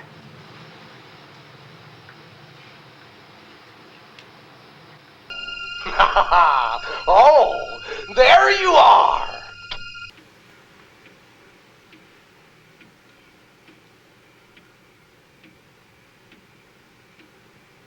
Garbage day. Huh? No.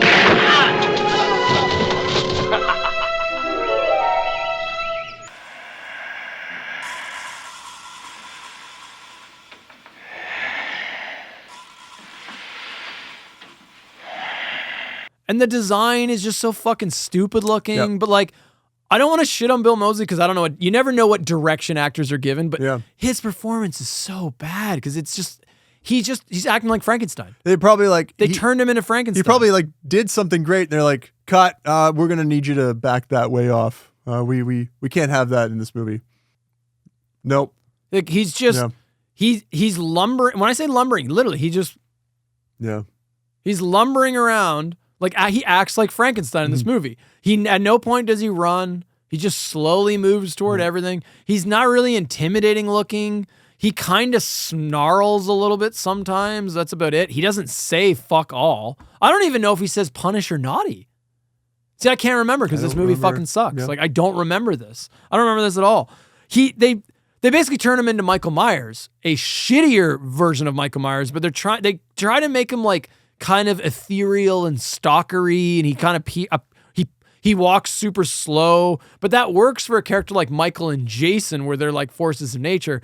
But we already established what Ricky was. Yep. So it's such a fucking it's such a like shock when you cut to this and you're like, oh, that's what they turned him into? And you're trying to stalk people with a massively exposed brain dome on the top of your head. It just you stick out so much. Yeah. There's a funny scene where Ricky punches through the front door and grabs Chris's girlfriend. Yeah. And then Chris like grabs a knife and stabs Ricky's arm. And then Ricky punches his other arm through the door to take the knife out. And then he like retracts his arms like a movie monster. Again, like Frankenstein. It's like, what is this? Yep. I will give him credit though, because that was a pretty impressive feat of strength considering the 1/4 inch thick solid paper door. Yes. The paper mache pretty much. Did you catch the door? It was like just paper. It was so fucking thin. Yeah, it's a terrible portrayal. Yep. He just keeps, that's another thing. The entire time he's on screen, he's like, I don't know what he wants. What's he trying to do? Like, why does he actually want to kill Laura? Like, what? Like, okay. Well, they never answer it. Like, what is his goal? Does he see her in his dreams? I'm not even sure. I'm not 100% sure. The movie doesn't tell you. How the entire time, he just keeps going, Laura.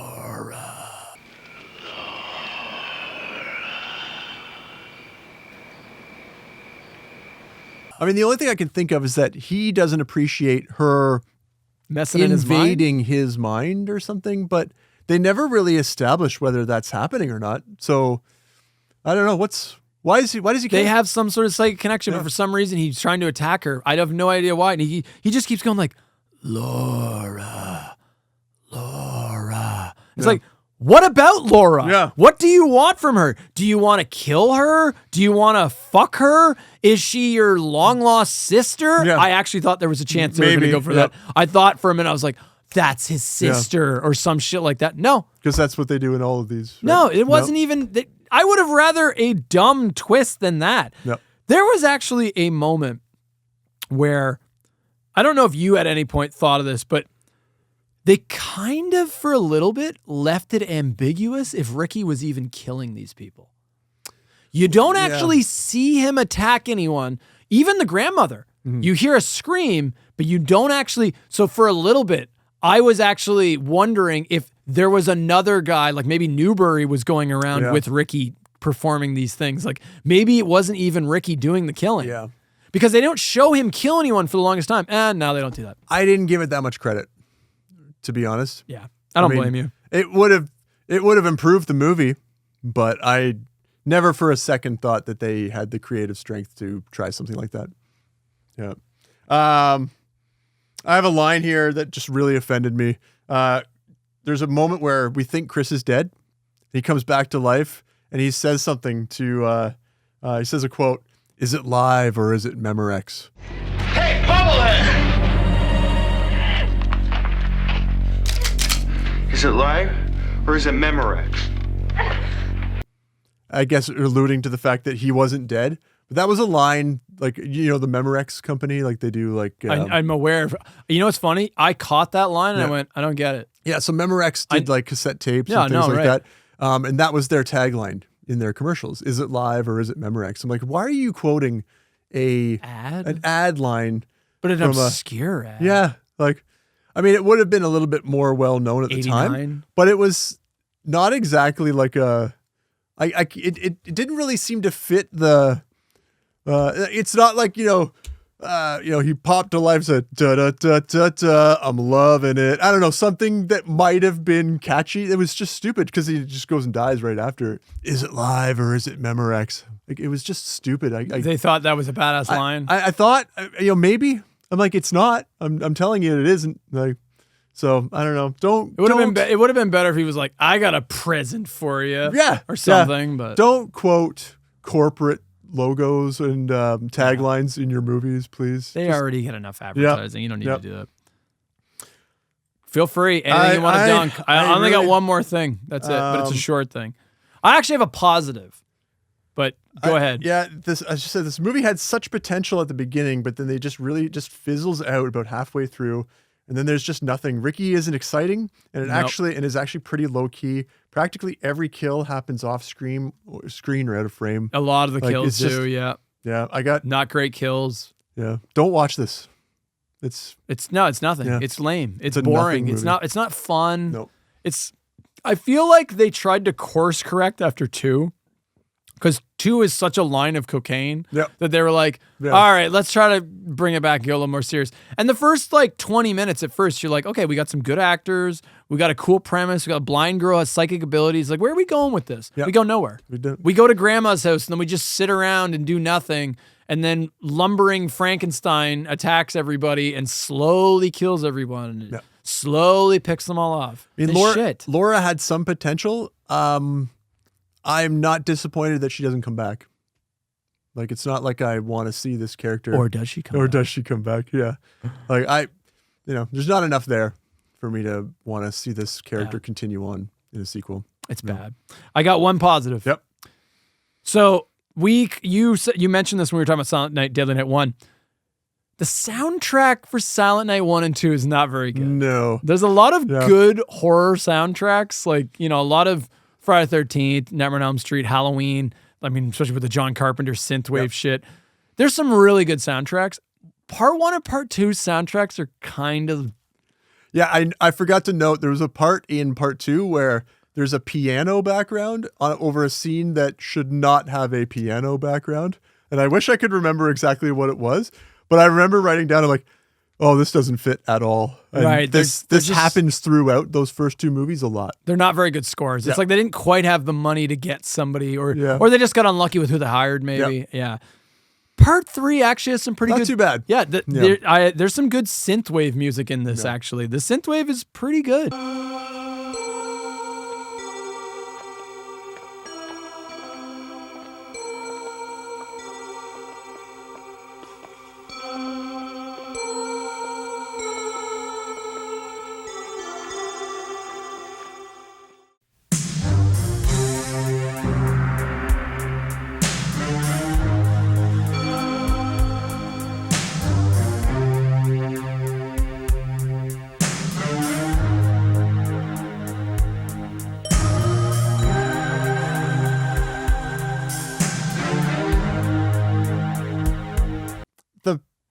despite being direct-to-video, the production quality is the best of the 3 entries so far. Like it looks nice. Like they made a terrible movie with it, but it looks polished. Yeah. Right. Like you said, the soundtrack is an improvement. Yeah. Right. Big improvement. Yeah. The biggest sin. There's just no snow. Yeah. There's no snow. Again, no snow. And it's disappointing, right? Because, it's again, the fact that I can't even remember if Ricky dresses up. Right. I don't think he does. Yeah. I don't even remember. And it's interesting to hear you say that remind me, you had seen the first and second. That was it. Yeah. Right. So it was funny because when you and I first started talking about the bonus questions that we wanted to have for each other, I recommended, best Christmas-based kill. And then you kind of were like, I shot it down immediately. Yeah. And at first I thought, I'm like, that's kind of strange. Like, why wouldn't Justin jump on this? Because even in the first 2, there's not a lot of Christmas-themed kills. Right? There's not. It's fortuitous that you made that decision because you hadn't seen the next but 3, I made the right call. But there's nothing. Like you would not know that it's Christmas. And I feel like if you're going to call it, if the name of your franchise is going to be Christmas-based, have it in there. Like, just do something. Like that's your theme. The number one kill that I'm shocked they never do in this series? Nobody gets killed with an icicle. Right. Like that seems like it's so simple that it writes itself. Like an icicle kill? Yep. Not one of these movies. No one thought of that. And in fact, I thought this movie was going to do it because the poster for this film, I don't know if you saw what the poster is. The poster, it shows Laura and there's half her face with like a... There's icicles in front of her face. And I'm like, oh, somebody's going to get an icicle kill. No. Yep. No, instead you get slashes and you get the god-awful ketchup bottle kill from when he kills the nurse, like at the nurse's station. You get like the squirt bottle. You can see like the blood's like squirt. You can clearly see somebody squirting it.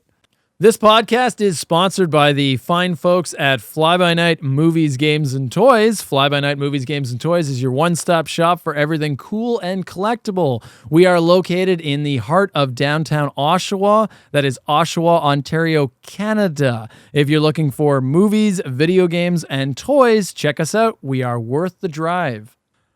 Last point I want to make is we're slowly moving away from Christmas. Yeah.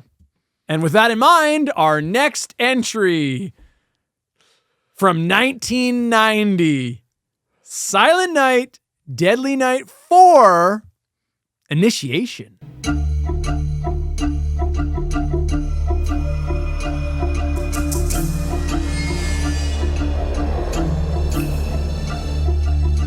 I don't know about you, but this next entry is going to be a painful one to talk about. It is. Okay. All right. Maybe we're on the same page here. So once again, from 1990, this is Silent Night, Deadly Night 4, Initiation. Mark Skews, where is this on your list? Oh, it's 6. It's number 6. Yeah. Number 6, buddy. Yeah, and these are the ones I dread because I'm like, oh God. What are the odds? Is this going to be one of those ones where Justin decides like all of a sudden he loves this one? No. This is a pile of shit. It's a piece of shit. Piece of shit movie. It has nothing to do with Christmas. It goes against it goes against the entire franchise. We're gonna get into it. Let's I'm ready to rant. Yeah. I'm already hot, but it's shit. I'm glad you agree with me. Yeah. It's the same thing. I'm not excited about you having to summarize the plot of this. Before I get into that, do you know who directed this? Brian Yuzna. Brian Yuzna, who directed Society, fantastic horror film, Bride and Beyond Reanimator, writer for the Honey, I Shrunk the Kids films. He also wrote the awesome horror film From Beyond. Yep, I think he also wrote Reanimator, like the first one. He's talented. Like he's been involved with some pretty really good production, A-tier material in this genre, but not this one. No, this is one of his duds, unfortunately. Let's get into the plot. It opens with a homeless man pushing a shopping cart on the sidewalk, played by Clint Howard. The more attractive of the Howard brothers, Clint, who you referenced earlier in the podcast, our serial character actor, Clint Howard. We love Clint Howard. Bless him. He plays the same character all the time. The weirdo. Yeah. Yeah, he just plays the oddball guy. Yep. But he leans into it. He knows what he is. Good for him. He's good. I like Clint Howard. We all like Clint Howard. We don't like this movie that he's in, but we like him. Out of nowhere, he hears a scream from a nearby rooftop and sees a woman fall to the ground who's also like half caught on fire. It's like a burning corpse, like plummeting to the ground. Well, she's all on fire until she hits the ground, and then she's half on fire. So, yeah. Okay. Something's going on there. He scuttles off as he hears sirens approaching, and we cut to credits. And I got to immediately make a criticism. This opening scene is like a minute. Like normally in a film, your intro is like, you either start with credits, but very few films do that. A lot of films have like your opening little bit, then we're going to have the credits. And that opening little bit is anywhere from like 5 to 10 minutes. Yep. This is like a minute. It's like, you see Clint Howard, he sees the one fall, and then he scuttles away, credits. It doesn't really establish anything except that someone's died in a strange way. Like television shows have longer intro cold opens. Yeah. The Office has longer cold opens than this shit. It's like a minute? It's so fucking quick. We cut to a man and a woman in some like skeevy hotel room or motel room, and they're like having sweaty hot sex, and one of them is our new protagonist for the series, a woman named Kim. Mm-hmm. She's a single lady. Well, she has a boyfriend, but he's kind of an asshole. Single lady trying to just make her way in the big city. She's trying to be a reporter, but she's completely ignored by her boss and all of her coworkers. And it's very little too on the nose, but it's like they're all men. It's like a boys' club. And I don't know. It's the 80s. So I guess this was definitely more prevalent. 80s, 90s. What movie? What time is this? This is 1990s. So 80s, 90s. This was still more of an issue. Women trying to, get ahead in the workplace. Yeah. So that's not too bad. But there's the scene with her and the guy, that's like the guy she's fucking around with, and they're having sweaty sex. They're like on a lunch break or something, because then they come back to work, and they work at like a newspaper. The LAI, I think it is. I think it's the LAI. It's something Mark likes this movie. That's why he remembers these details. And she's trying to like pitch the boss on like, oh, that woman that like fell from the rooftop on fire, like there's a story there, and he like shuts it down, and like they literally close the door on her. Like all the guys go into this meeting and they close the door on her, and they're like, oh, hey, go get us some coffee there, sweetie. Come on in, guys. Listen, I've been working real hard around here. You know, I haven't seen anybody work harder their first month. Eli, maybe... Oh, could you make some fresh coffee, please? Thanks. I mean, that probably did happen. I'm not shitting on that part of it. It's just, it feels on the nose. It feels cliche, but it probably was accurate to the time. Yeah, it follows heavily in line with the undertone message of this movie, which we'll probably get to. Yeah. She steps into this local bookstore. So she decides, she basically is just like, you know what? Fuck these men. I'm going to go do my own thing. And I'm going to research and report on this incident on my own free time. They can't stop me from doing that. The boys will be boys, aren't going to give me my shot. I'm going to just go and do it anyway. Exactly, which I commend her for that. So then she goes to the crime scene, and she goes into like right where the woman like fell. There's like this bookstore that's in the same building the woman fell from. She goes into this local bookstore, and of course runs into Clint Howard. And Clint Howard is like, he's acting all creepy and weird, and she freaks out. I've already forgotten her name. Kim? Was it Kim? Kim, yeah. She freaks out Kim, and then Kim's like, get away from me, you fucking weirdo. And then the store owner comes and rescues her, and her name is Fema. Fema, who's like this a little bit of an older lady. Kim's a little bit younger. Kim, I would say, is probably like late 20s, maybe early 30s. Fema is probably more like late 40s, early 50s. Yeah. And she shoos away Clint Howard almost like she knows him. She's kind of like, oh, he's harmless. Let me just get rid of him. And she reveals his name. No, Ricky. Now you go back up. Ricky. Yeah, I don't, this is the debate.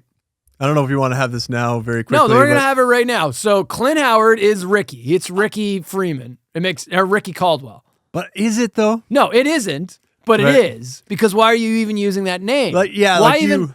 You should just avoid it if it's not the same character, because that name means something in the franchise. But I can't honestly believe that it's meant to be the same character. It's not, but it's just like because again, these movies all seem to, other than 1 and 2 and kind of 3, they all kind of exist in their own universe. Right. So especially now. Like this one, there's nothing about this one that relates it to the first 3. Right. And there's even a scene though that makes it seem that 3 is in, they all exist in their own thing, and they reference each other by showing you footage from the other ones, implying that in their universe, the other movies exist as just movies. They're watching it like a movie like we are. Right, which is fucking weird. Yeah. So, he's Clint Howard, Vagabond Clint Howard is Ricky. Yep.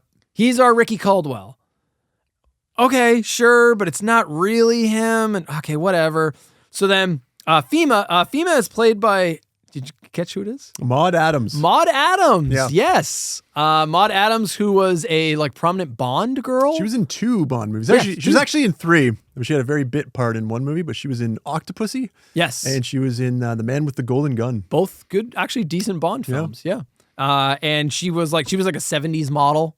Yep. She was she was This is kind of the time. first instance of a former famous actor, performer, taking up a surprising role in one of these movies. There's another actor that we'll come across in one of the, or maybe we won't. Maybe we won't. I don't know. Yeah. Mark's alluding to something that maybe that doesn't even happen. Yeah. But yeah, surprising to see her in something like this. Well, I mean, she wasn't that big. Like she was a Bond girl. Like, come on, Mark. I mean, that's not. Is that royalty? That's. She was a nice piece of ass. So all the men gave her that role where she got to be a piece of ass. Silent Night, Deadly Night, Part 4. Yeah, right. Exactly. Yeah, she was a major get. It's like, okay, she was a actor. I'm not even going to say like incredible actress. Like, I don't know that was true, but whatever. There's another person in the franchise that, or maybe there isn't. I don't know. Yep. So then Kim is like trying to get some information out of Fema about like the incident, and she asks her for a book on spontaneous combustion. That's a real thing, by the way, spontaneous combustion. They don't talk. Wait a minute. Yep. You might know more about this than the average person. yeah, exactly. Mark's getting it. Oh, yeah. He's just making it up. Okay, he doesn't actually know. Okay, right. Maybe it's a thing. I don't know. Yeah. Oh, okay. Yeah.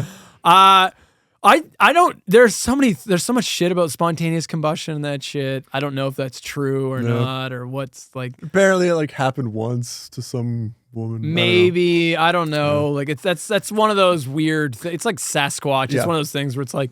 There's no real evidence, but there's like maybe some circumstantial evidence or partial evidence. In the context of this movie, it seems like a stretch that would be the first place that she goes. That like her first instinct would be, well, maybe this woman clearly just burst into flames. Yeah, that's without exactly any. What happened. Yeah, not like a gang maybe murdered her and lit her on fire or anything. Yeah.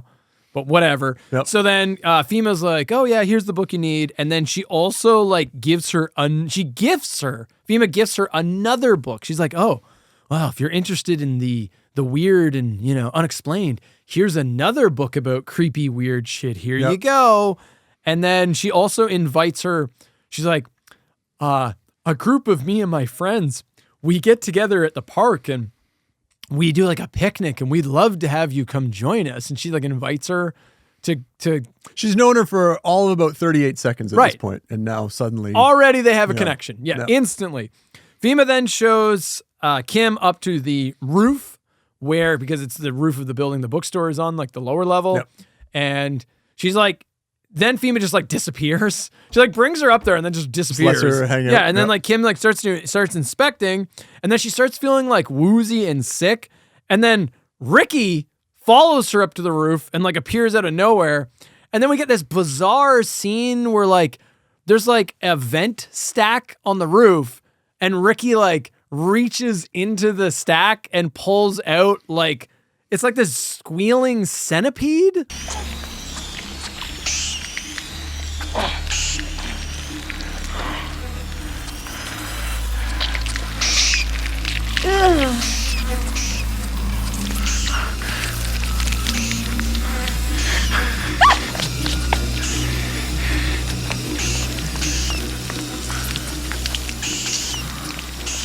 It's like some kind of larva of something, but it's and he like holds massive. it up. Yeah. He's like, yeah, it's like, get used to that. What is happening? Get used to that in this movie. Yeah, get used to what is happening. What am I seeing? What kind of weird living thing is this? Yeah. Yeah. And frightened, Kim runs away because, of course, Kim then goes home and reads a bit of the book that FEMA gave her where she sees a page about the spiral being a symbol of women's power. She then looks at her plate of spaghetti she's eating for dinner and sees the exact same spiral symbol in the sauce. Fuck off. Yep. What is this? Immediately, there's no subtlety. It's like, Yep. oh, that's a weird symbol that means something. Oh, there's the symbol right there. Oh, okay, look over at my spaghetti. There it is. Yeah. It's like it's just such a quick payoff for that. It's not a payoff. It's just pointless. It's stupid. There's a subtle way of doing that. Yeah. That's not how you do that. Character. It's like there's no build up. It's like, oh, there's this weird thing. Oh, there's the weird thing. It's right there. In my plate of noodles. Yeah. Right. Yeah. Stupid. Yeah. Kim then goes to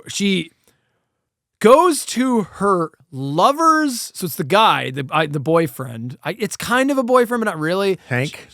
Is it Hank? Yeah.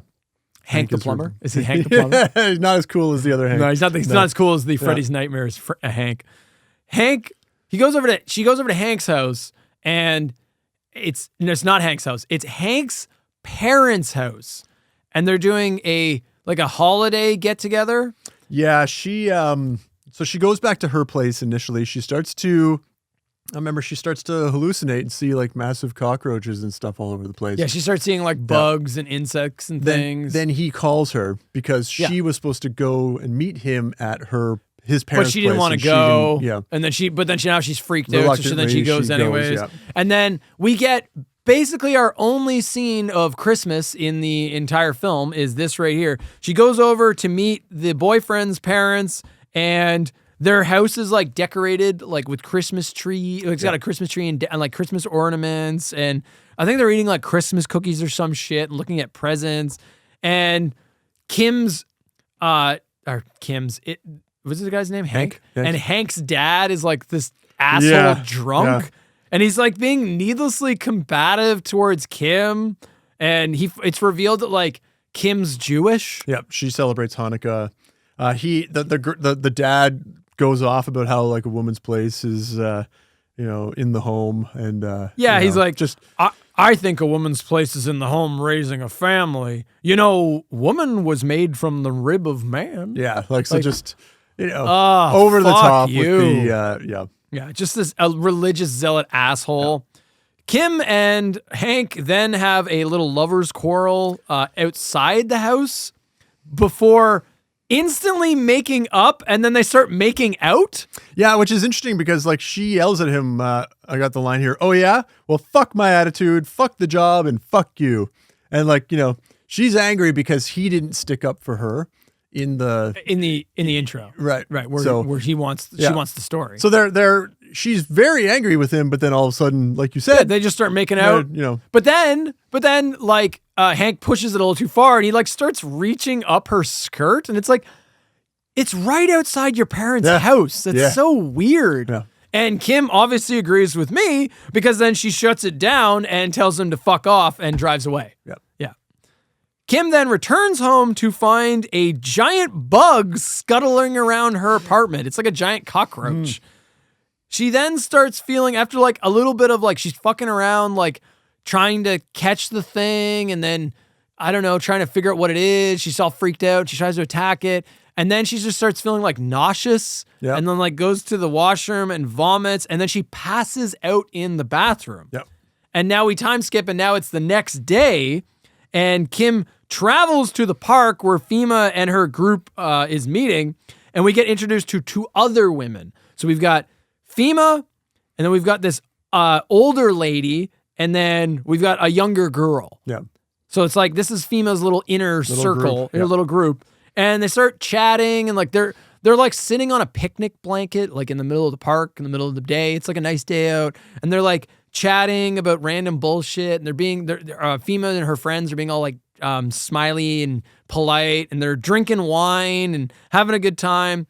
And I find it ironic that Kim is trying to be a reporter.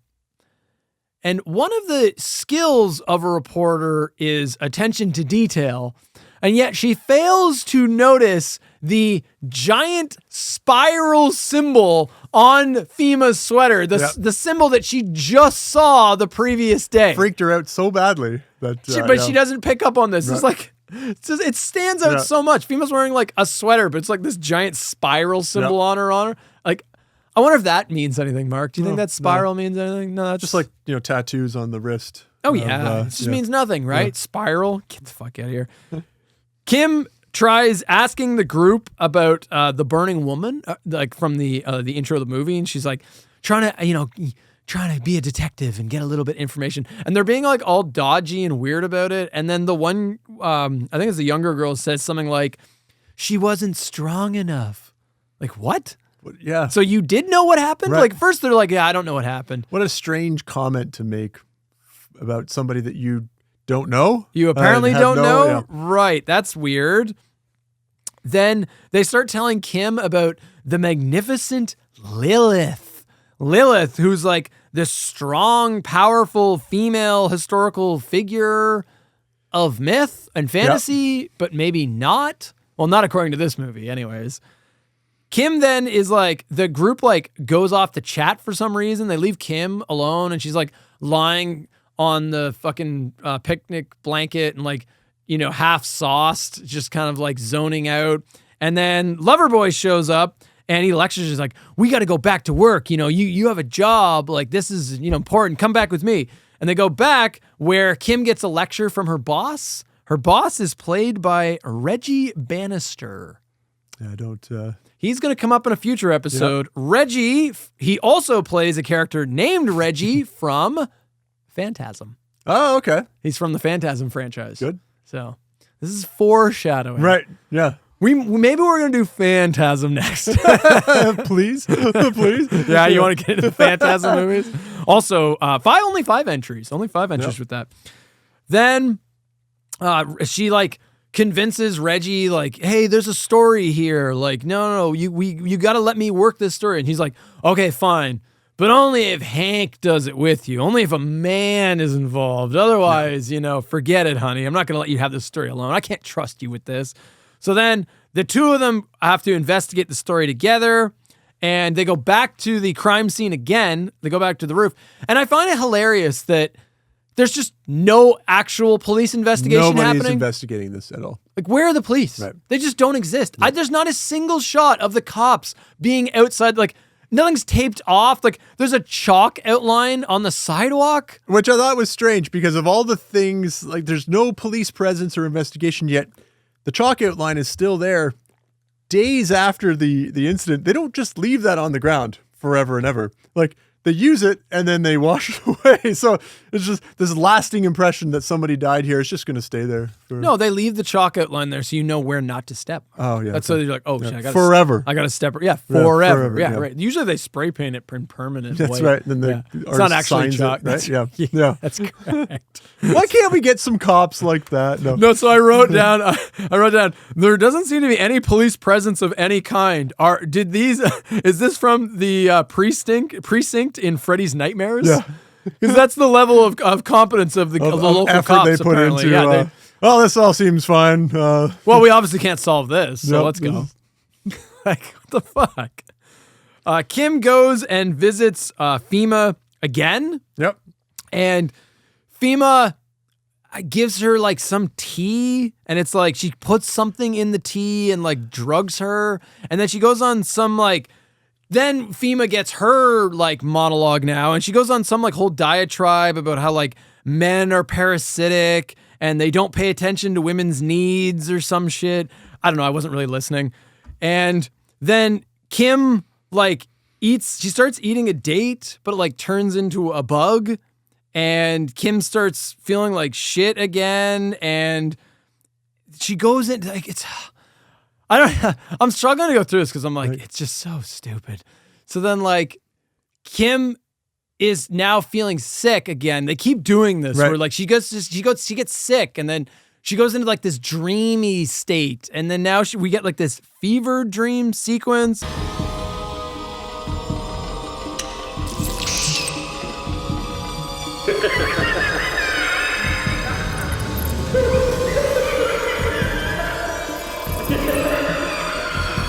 And it was right around this time I got bored and started watching trailers for the Honey, I Shrunk the Kids films. I mean, if that's not a... way more interesting. And I swear to God, this is what happened. That's not a condemnation of how bad this movie is. I was literally like, okay, pause. I need a break from this. And then I was like, yeah, I'm right. Because when I looked at Brian Usman, I was like, oh, he wrote the Honey, I Shrunk the Kids films? I'm like, that's kind of cool. He did Reanimator and like those...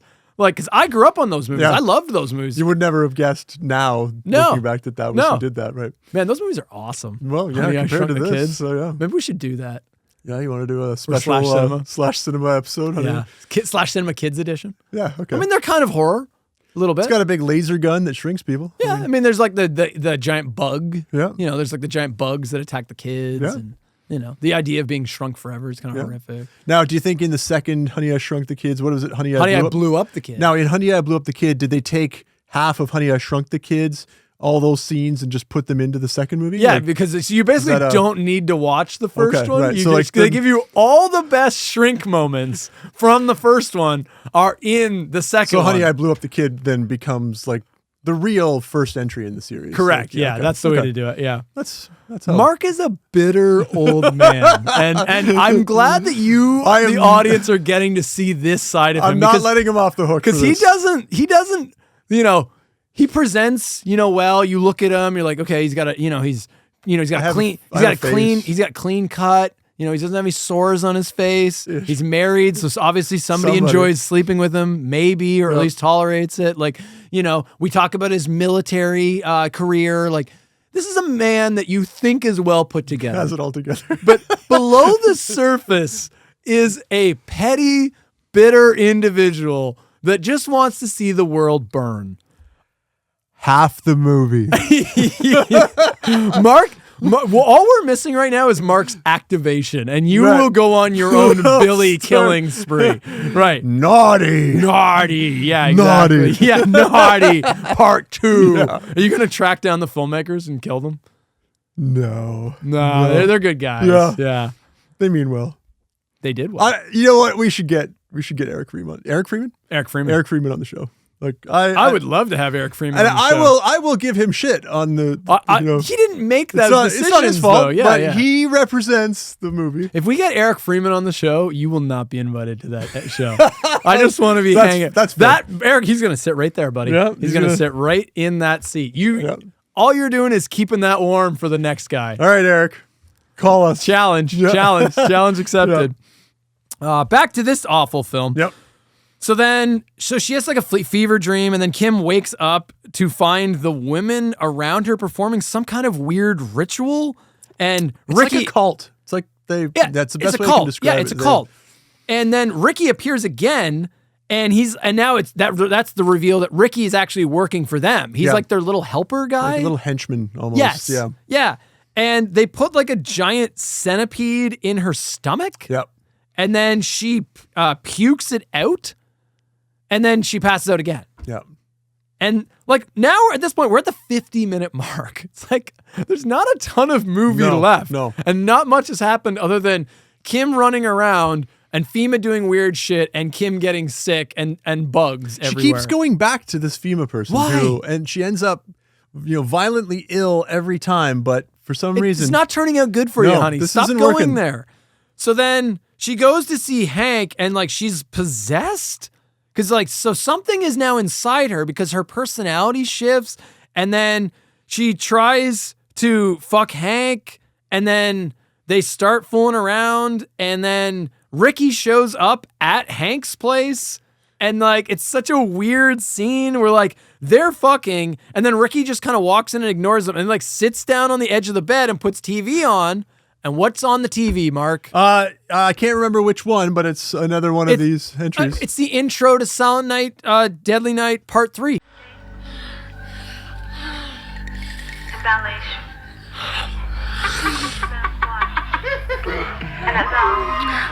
No, don't stop.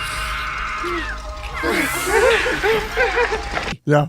That's on the TV. So I guess that exists as a film in this universe. So Laura is not coming back. Like, the whole scene reminded me of Rain Man, because there was a scene in the movie Rain Man where Tom Cruise and his girlfriend are getting on, and Dustin Hoffman, he hears noises coming from the other room, so he walks in and doesn't understand what he's looking at, so he just sits on the end of the bed and watches TV until they realize that he's sitting there, while they're doing this. So the Rain Man scene. They did it a little bit with a little bit more class, I think, in Rain Man than they did in Silent Night, Deadly Night Part 4 Initiation. Yeah. In this film. Yes, right. So then what follows is basically Kim sliding further into madness as the female cult pursues her, along with their little henchman Ricky, as we slowly learn the group's true intentions. That is the plot of Silent Night, Deadly Night Part 4. Yeah.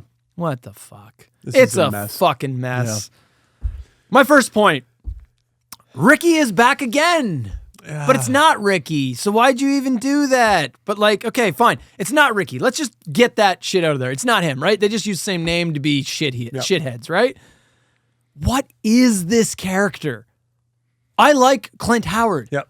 What are you in this movie? I don't understand this character. Like, it made sense at the beginning when he was a homeless guy, because you see him rooting through the trash to get something to eat, and then the body falls on the ground. He just happens to be there. Right. But then you find out that he's kind of related to the whole thing. He's connected. He knew what was even happening too.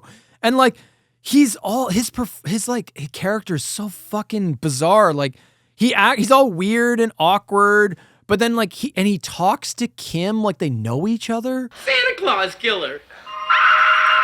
Get the hell out of here!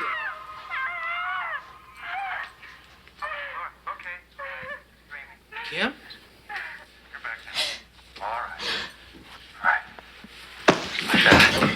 Hey, Kim, come on. We gotta go. Yeah. Which is weird. It's like, you don't know her, but he's like, come on, Kim, we gotta go. Come on, like, quit messing around. Yeah. It's like, she's not your buddy. Like, why are you talking to her like that? Like, he's clearly simple-minded. Yeah. I think is what he was like. I think that's what Clint Howard was going for. And there's also like a weird scene where like he kills the boyfriend, and when he kills the boyfriend, like he like holds up a knife and he's like, "Don't fuck with me." Don't fuck with me. And it's just so like, yeah, it's so goofy. And I can't take it seriously because he's acting like a jackass. I don't know if you want to talk about it now, but he like sexually assaults her. Oh yeah, I got that down. Yeah. Yep. So, there's a ritual scene they perform, and in the ritual scene, Clint Howard is wearing a mask with like a giant dick nose. There's like a dick nose on the front of his mask, and it's like more obnoxious. So like they already did the dick nose mask famously from A Clockwork Orange. Yeah. And that's clearly what they're trying to go for here. It's even more obnoxious looking. It's like they just stuck a dildo onto a fucking thing. I'm like, what is this? And then, so while Kim is like possessed, they get Clint Howard to like fuck her, and then they're slathering, like all the women are like slathering Clint Howard in like oil, and he's graping Kim, and he starts squealing in ecstasy. There's lots of more larvae, those like big, I don't know, insect type things or creatures that going into her body and what this level of insanity? Yeah. Like, what is happening? Yeah. What is this? The other moment that annoyed me with the Ricky character is like, he kills the boyfriend, but then like, again, they're trying to go like, he's simple-minded. He's being manipulated by the cult. Yeah. Because then like Kim's friend shows up and it turns out she's also a member of the cult after Ricky kills the boyfriend, Hank. And he's like, he acts like a child. He's like, he made me do it. I didn't want to do it, but he made me kill him. And it's like, what? What is this performance? It's awful. It's a shit character. I don't the movie could have been fine without him, right? They could have just had one of the women cult members do the stupid things that he does, but I guess maybe they just needed to have this like shock character in there because he's definitely like strange, and you know he's off-putting having him in there, but he's unnecessary. It's stupid. Yeah. I want to talk about Kim. Okay. She has way more motivation going forward and character depth than Laura did. Mm-hmm. So she's a far superior protagonist. And yet I'd rather watch that moody blind girl any day of the week over this fucking chick. Yeah. Because it's like I don't know how to say this. Because the whole premise behind the movie is pointless and stupid. It makes her efforts towards solving this mystery just seem useless as well. Like I don't care if you figure out what happened. Right, because it's like Kim, okay, so we relate to her. So immediately they give her more depth than Laura because they're like, okay, she's a single white female trying to make her name for herself in the big city, trying to get ahead in her job in a cutthroat industry, and she's trying to like get to the bottom of this mystery. But then at no point does she even really get to do that because she just gets half the movie. It's just her hallucinating and going from one fever dream to the next fever dream and basically losing her mind. So you don't really get any character growth. She doesn't really get a good arc. You just see her fucked up half the movie. Yeah. And that gets old watching that. Like, it's not fun to watch, right? So it makes it hard to root for her. Yeah. So she kind of sucks as a protagonist. Yeah. I think one of my biggest criticisms of this is that it is rooted in, I don't know if there's a formal name for this, but I would call it like bio horror or I think the term you're looking for is body horror. Body horror. Yeah, so that's what this is. So one of my only positives, the effects are good. Yeah, but they're poorly used. They are because the movie's stupid. Yeah. But in another movie, you would like these effects. Do you know who did the effects? Screaming Mad George. Screaming Mad George. Yeah. Also responsible for the effects in Nightmare on Elm Street 3 and 4 and I believe Reanimator. Yeah, I mean you can like Society. I believe is like prominent horror films. I would say common for a Brian Usna movie to have those kinds of effects, and we see them utilized well in something like Reanimator, where the story aligns with the usage of those kind of organic horrors, right? But in this one, I just felt like it was way off, right? First of all, it has nothing to do with Christmas, right? We already talked about that. Let's get to that. But, let's get to that. Well, actually, before we get, I just want to shout out a couple of the cool effects that I liked. So, like we've got at one point like Kim's hands like morph into a mouth. Yeah. That's pretty cool. And there's like the one where they all kind of become like spaghetti string all of a sudden. Yeah, that was a really cool. I've never seen that done in a movie before. Like her fingers elongate and then become like stringy.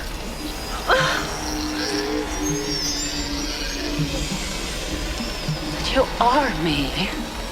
You are.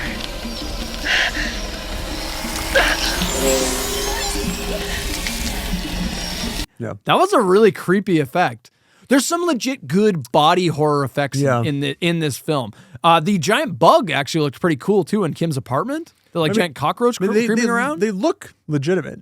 It's just why though? Like what was the why are they trying to get her to hallucinate? Like what's the point of giving her all these drugs? Like could they just like I understand when we if we want to talk about the ending, why the cult's motivation. Well, the cult is trying to perform some ritual to put Lilith, who's their god, into Kim's body. And the ritual at the beginning that they attempted was Fima's daughter, but it was unsuccessful and it didn't take, so Fima died. Yeah. Or Fima's daughter died. Fima's daughter died. Yeah. So and I guess the impact of this, procedure, this ceremony that they put the woman through, causes them to hallucinate and all this, but it's just, I don't know. There's a better execution here. They just didn't find it. The problem is you got cool effects in a stupid movie. Yeah. They're just wasted in this film. It's like it's a showcase for effects. Yes. But not a movie featuring effects. Right. Speaking of that ritual, there's actually a funny moment where like after the ritual, Kim like wakes up and she's in like a meat locker, and then like the Asian butcher storms in, and it turns out he actually owns the meat locker, which is the interpretation here that like the cult rents this out from him. You have been initiated. You go. Now.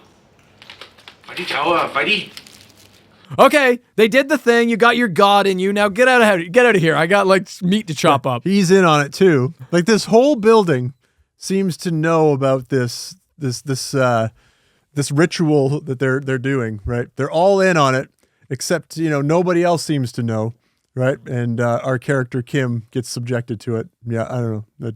I mean, I was so confused by the time we got to the point where she wakes up with him, because so many things had happened that didn't make any sense, that at this point I was like, you know what? I don't even care why this butcher is coming back into the movie. I didn't care about him when we first saw him, and I certainly don't care about him now. I don't. These characters are lost on me. I mean, you touched on this already, but like the biggest problem with this film is like Christmas is just gone now. Yeah. Like, there's just no Christmas. It shows up. What the fuck does this have to do with that? Yeah. So we got when the parents' house. The parents' house is decorated for Christmas, and then there's an office Christmas party for like a minute, and that's it. Yeah. And I guess technically, at one point, Ricky strangles Hank's father with Christmas lights. At one point, more Christmas lights. The Christmas lights strangle. Yeah. But like you look around and like if I took shots, like just random shots from this movie, and we got shots, we got an undecorated apartment. The bookstore is not decorated for Christmas. Not even the newspaper place that they work at. If I just took these random shots and showed you them and go, what holiday do you think this movie takes place in? 4th of July? Like you wouldn't have a fucking clue. Yeah.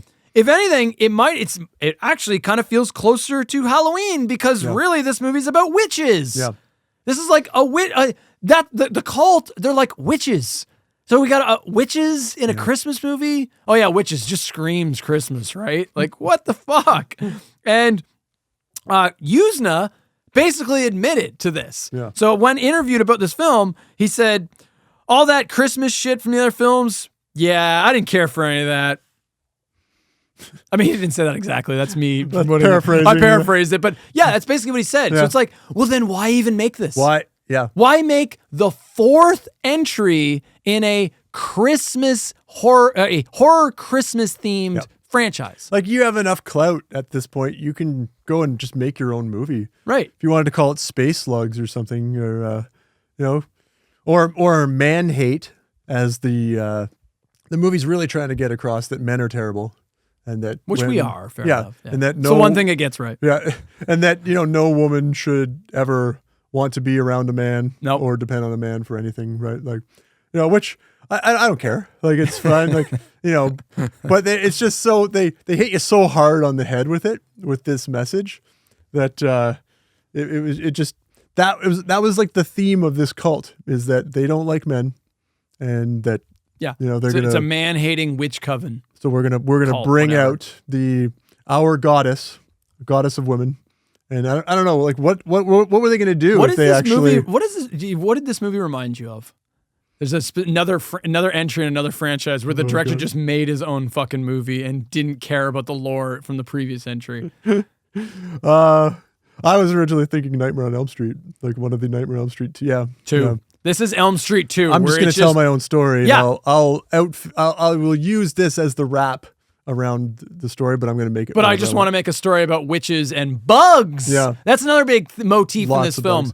bugs. Yeah. We get all these shots of bugs, Mark. Small bugs, big bugs, creepy crawlies. Yeah. Bugs. Yeah. Why? Because that's Christmas, buddy. Christmas is bugs. And what were they going to do with this what did you call her? The goddess that they're Lilith. Lilith. What were they going to do with Lilith? They're going to have if like they were a successful big fucking... That's right. I can't show that on camera. You know?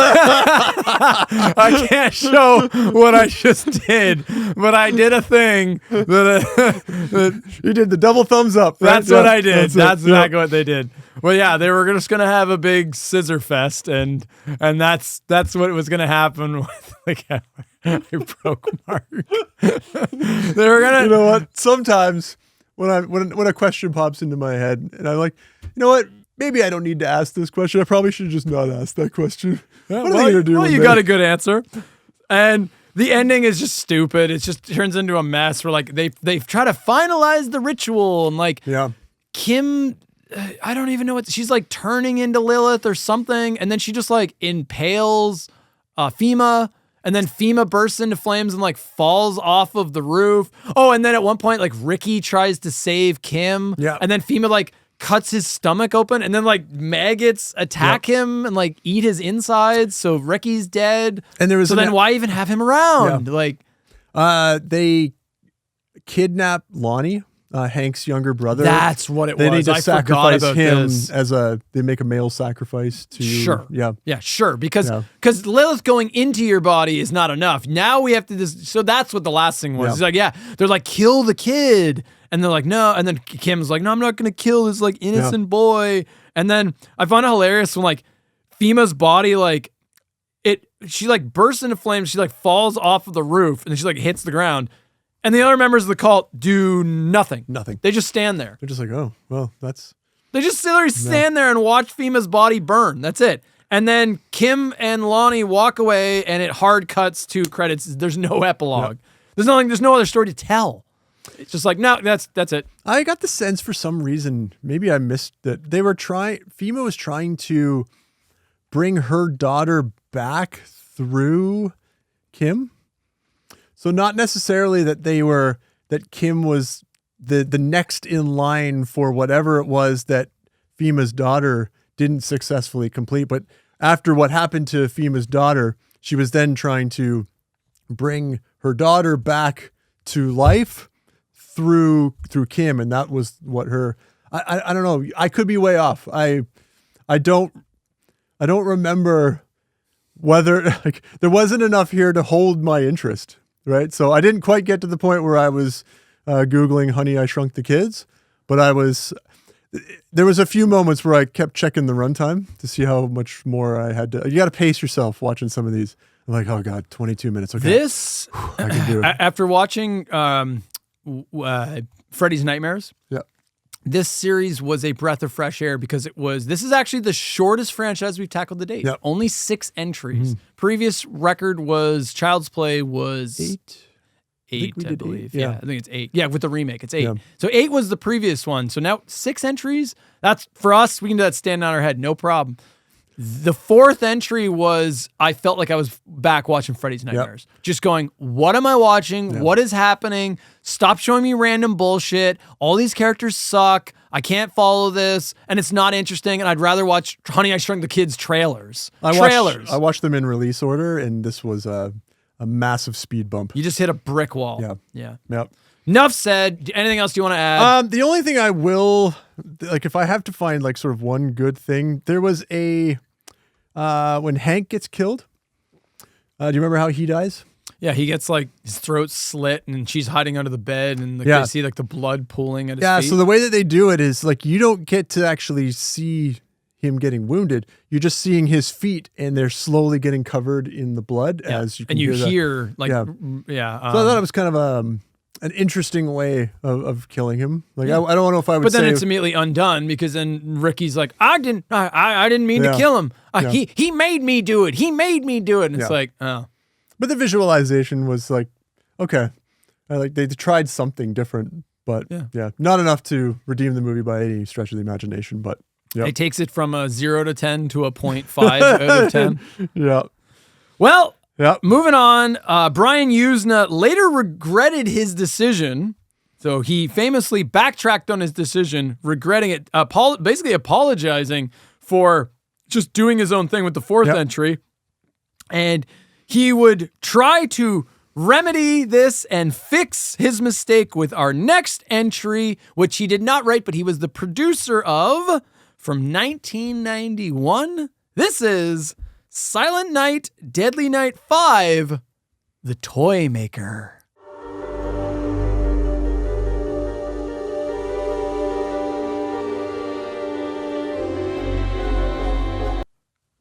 I love this movie. Do you? Wow. Okay. It's my number 2. Oh, I mean, we're down to our last 2, right? So I kind of figured what you had as 2 because I have more of an idea of your taste. Yeah. Now, number 4, obviously, for me. I think this movie's fun. It's just fun, man. It's goofy. It doesn't take itself too seriously. It goes back because, like, it's funny. It seems like the series it's like serious, goofy, goofball, serious, goof. No, actually, serious, goofy, serious. Yeah. So for me, this was a surprise for me. I almost put 1 above 5. I enjoy 5 more than I enjoy 1. And I know it's going to shock a lot of people. I'll tell you why. Because 1 is just a little too slow for me. Whereas 5, they're firing on all cylinders. They're doing wild stuff. And I will say it doesn't drag as much. Yeah. And it gets nutty. And I'm in for all of it. And it's, of all the entries, it's definitely, other than the first one, definitely the most Christmassy part. Oh, yeah. Yeah. Yeah. It's the whole plot. Yeah. Yeah. Let's get into the plot. Yeah. So it opens. Were you a little surprised that I had it? At 2. That's, I like it. It's fun. It's goofy. I could give you 3, but I'm a little surprised at 2.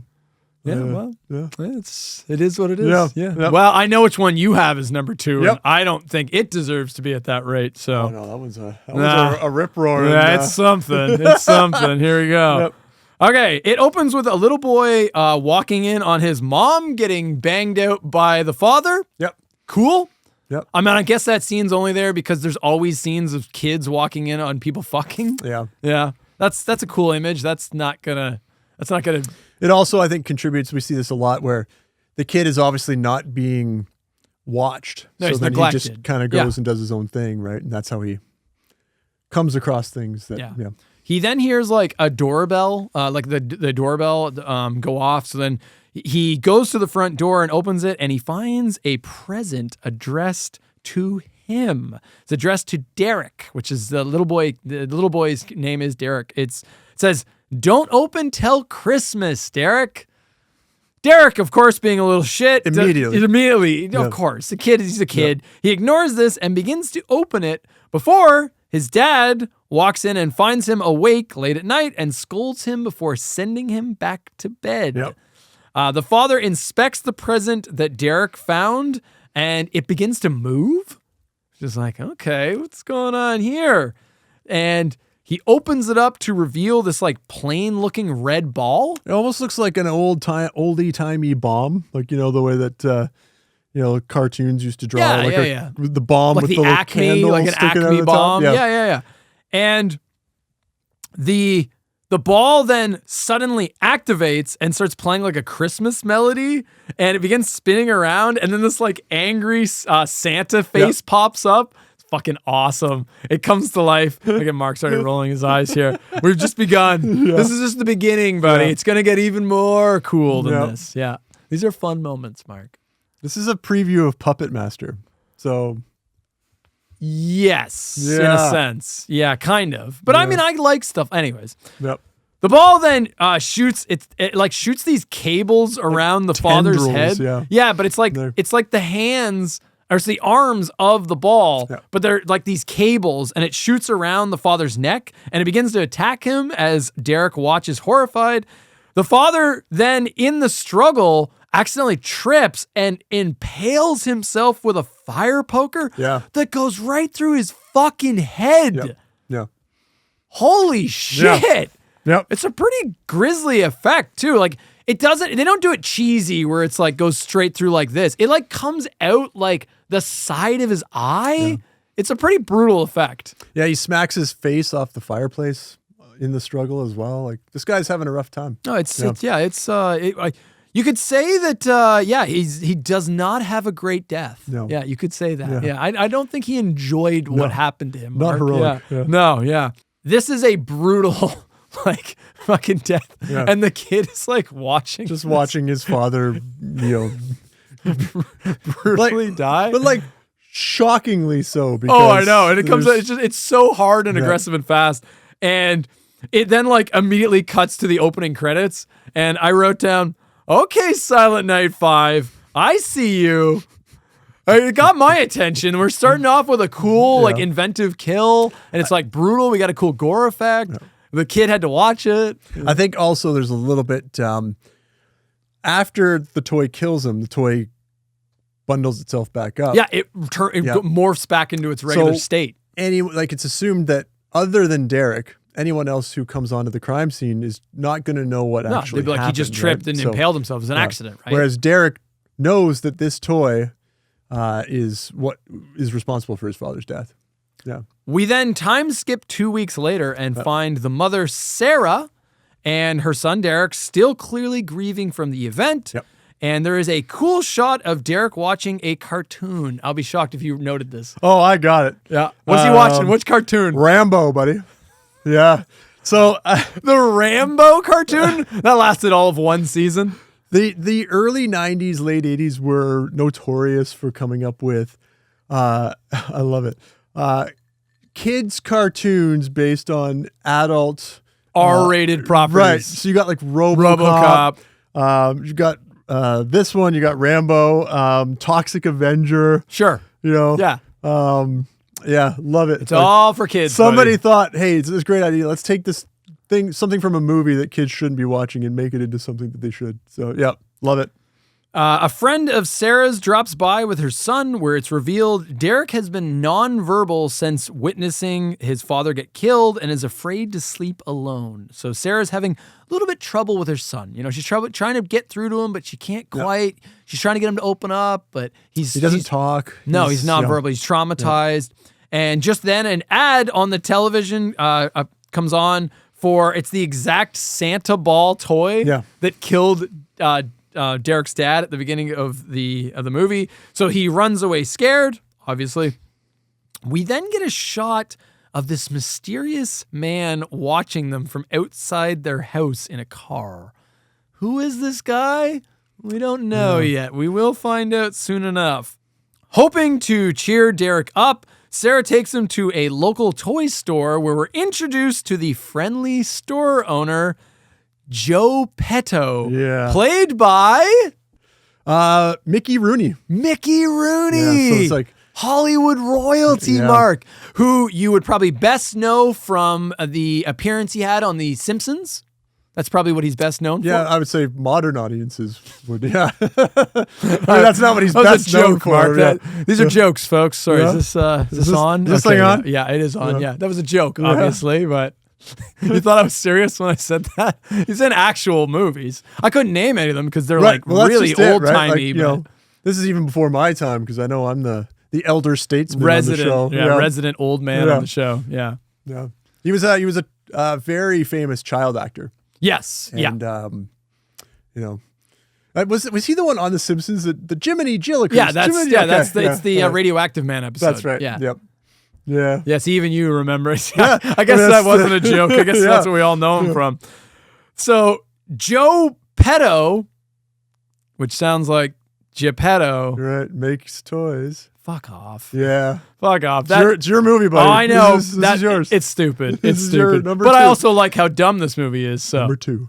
Yeah. Number 2, and it earns it. It earns it. It earns it for one specific reason, and we'll get to it. But Joe Petto, so Geppetto, like Pinocchio, Geppetto, he's a toy maker. It's stupid. Yeah. It's a dumb choice. Some writer thought he was being clever. And also, I want to point out, pedo? Yeah. Sounds like pedo, as in like pedophile, like pedophile. I don't know if at the time that connection was there, but I don't think it was as well of used term, but that they would have thought of that. No. His pedo sounds exactly like pedo. Yeah. And he has a toy store. He's an old, dirty man. Yeah, it's like Mr. Pedo's toy store. It's like something out of a Saturday Night Live skit. Right. Like, bad choice. But Mr. Pedo is actually a really nice guy. And he's like super friendly. He's a friendly old man. Well, what's in your nose there? Watch. Money? Is that where you keep your money? What can I do for you, Sarah? I would like to buy a present for Derek. A present for Derek. Come back over here. I think we can find something. And he's a toy maker that owns a toy shop, and he tries his best to cheer up Derek, but Derek is just not having it, unfortunately. The mysterious man from earlier follows Sarah and Derek into the store and continues watching them. This like guy, this like overseer guy that's like snooping on them. He follows them in. You're like, all right, what is this guy doing? Out of nowhere, Mr. Pedo's son, Pino, as in fuck off, appears with a gift for Derek. It's a toy that he says his father made. But Derek's not interested, and the two just leave. Yep. After the pair leaves, Mr. Pedo turns aggressive and like flips a switch and goes on a tirade against his son before realizing the mystery man is still in the store. And then he has to like quickly, I didn't see you there. How can I help you? But the man is acting just as sketchy and proceeds to buy some toys. And he's like very antsy to like hurry up and do the transaction and get out of the store. So he's acting just as weird. Which doesn't really make sense considering, like there's no reason for him to be in a rush. Like he's not up against the clock for anything. No, there's really no reason he was acting like that. Yeah. I don't know. It was a dumb choice. Do you remember the name of the toy that he tries to give Derek? Wasn't it like a centipede thing? Larry the Larvae. Yeah, that's it. Yeah. It's like Larry the Larvae. It's like a bug. Is that a reference to Silent Night 4, do you think? Maybe. Yeah. Maybe. It definitely looks like one of the... Yeah, like, maybe. little... Yeah, maybe. Except Silent Night 4... Oh, yeah, he's these two. Okay, anyways. Yeah. So then the mystery man, like, quickly runs out of the toy store, and he drops an article from his pocket, and it's an article about the death of Derek's father. Yep. Okay, that's weird. Why is he like, what is the connection here? Is he a reporter? We then follow the man, name revealed to be Noah. Yep. And Noah, we follow him back to his like motel room where he's meticulously disassembling the toys. He's got a ton of toys in there. Yeah, like his motel room is just full of toys, and he's like taking them all apart. Yeah. And it's all the toys that came from Joe Pedo's store. Yeah. It's like, okay, what are you doing? Then the landlord shows up and he's like demanding rent. And Noah like talks his way out of it, and he gives the landlord a toy for his kid. Yeah, the Larry the Larvae. Yeah, he's like, here, take this for your kid, Cut to moments later where that landlord who's like driving in his car is then attacked and killed by the I wrote millipede, but larvae, whatever. Yeah. Attacked by the robotic bug. It like comes alive and it kills him in a pretty brutal fucking awesome, kill. Actually. It's an awesome kill. Yeah. And then the car just like spins out and crashes before instantly blowing up. It explodes. Yeah, they all explode. My question is, did Noah know that was going to happen? Ultimately, I don't think he did. No. But I just thought it feels when you first watch it, you're like, because the way he does, he's like, here you go, asshole. But in my head, I'm like, it's almost like he gave him the booby trap toy, but how does he know that was booby trapped? What? I don't know. Yeah, it's weird. And also, you'd think he would give him one that he had already checked. Right. Like knowing what happened. So it's almost like he intended for that toy to do something. That's or it was just because he had just brought that one in, that was the one that was still in his hand. Yeah. Then later, Noah breaks into Mr. Pedo's shop to investigate something. What's going on? We don't really know what he's looking for. He finds a photo in the store's basement of a man and a woman dated 1970. He's then attacked by Pino in this like hatch in the floor before running out of the shop. Okay, we still don't really know what's going on. Cut back to Sarah and Derek, where she finds a present addressed to Derek, which she assumes came from one of her friends. But Derek is understandably concerned, and he's looking at it, he's like, I don't trust that present. I know what happens when presents just mysteriously show up. Yeah. Cut to the mall where we find Noah at work as Santa Claus. He's working as a mall Santa. Yep.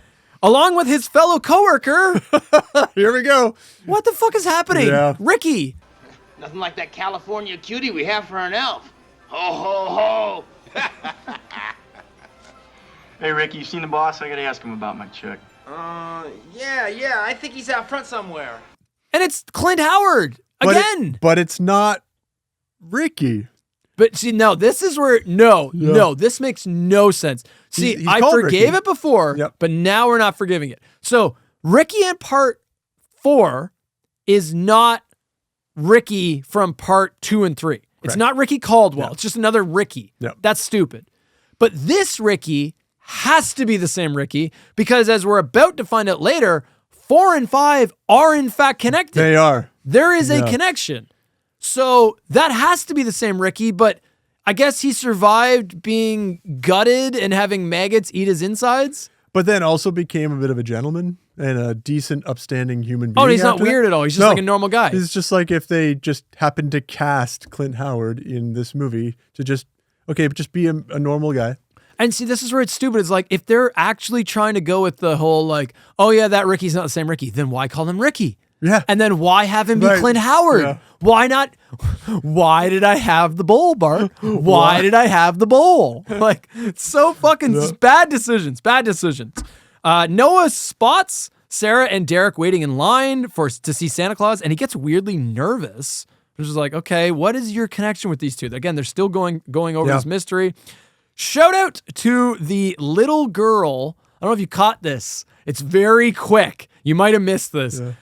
So it's showing I think it shows a shot of the line, but you can hear the audio of the little girl who's on Noah's lap asking for a gift. She's asking for a bunch of stuff, and then she asks for a tape of Bride of Reanimator. VCR, a yellow photo album, and the tape of Bride of Reanimator. Smile. I did not catch that. How awesome is that? Oh, wow. Okay. I might actually have to go back and look for that. There's also a man in line wearing... Oh, you didn't catch this either. It's a blink and you'll miss it moment. He's wearing a Reanimator shirt. Damn. I'm disappointed in myself for not catching this. Yeah, it's so quick. But yeah, there's a guy wearing a Reanimator shirt waiting in line. Yeah. Dude, Silent Night 5, the toy maker, it's... Oh, no. These references dude, are not it's got to go up. Yeah, it's got to go up. This is number 3 for you now, buddy. Oh, no, that means you knock out this. Never mind. Okay. You know this is better. Actually, I'm toy winning. maker. I'm winning.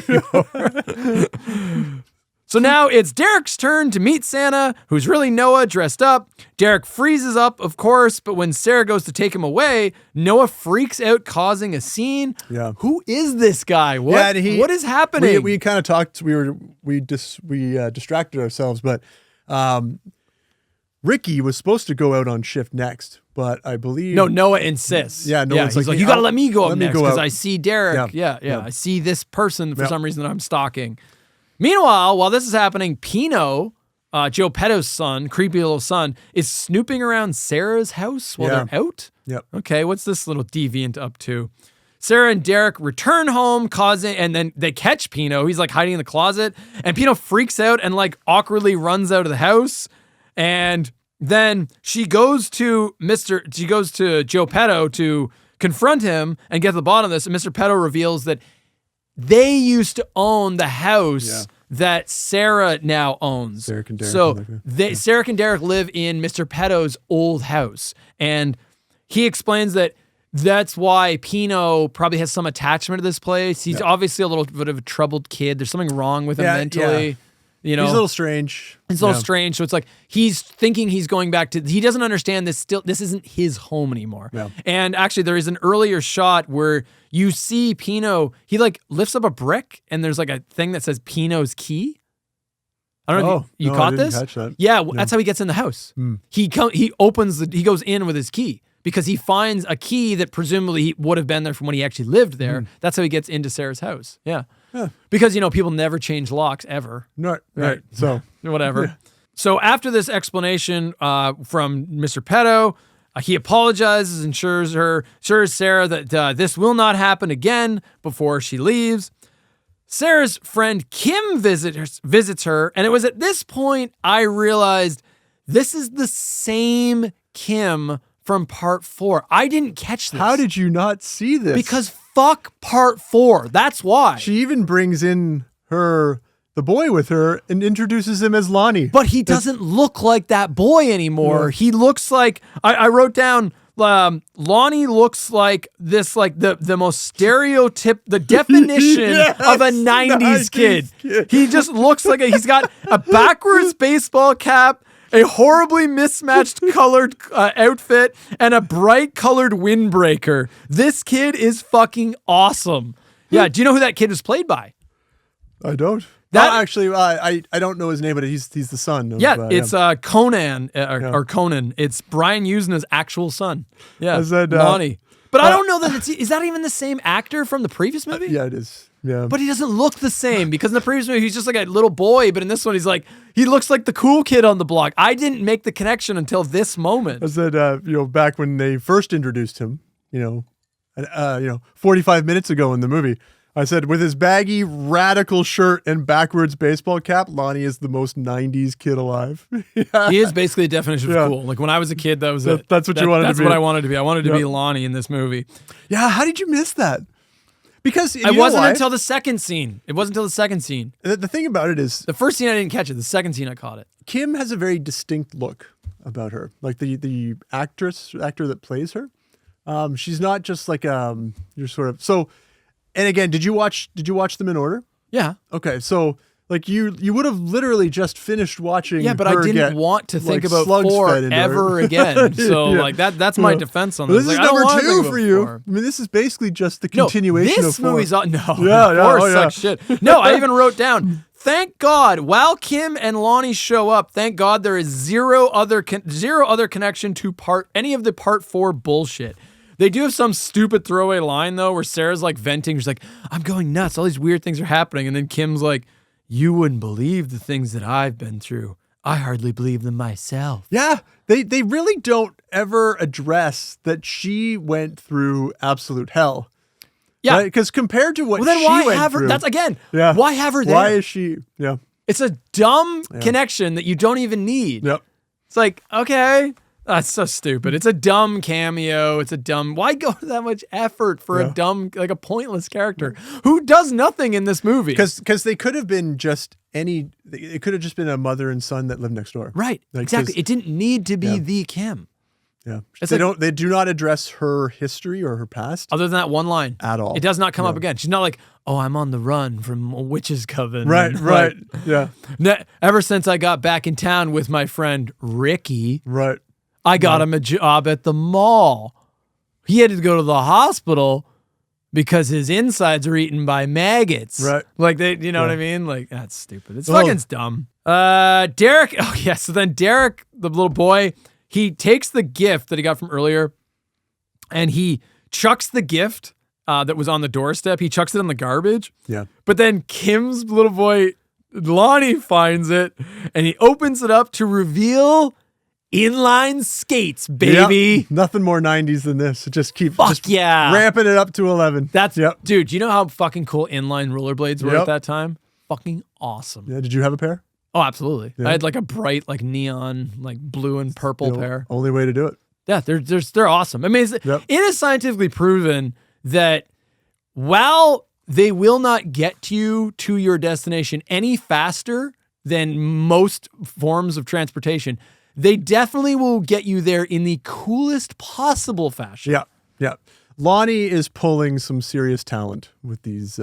Absolutely. When you say talent, are you implying that Lonnie is getting laid? Yes. This boy. He's getting the girls. He's pulling digits, is he? Yeah. He's probably 12, but yeah.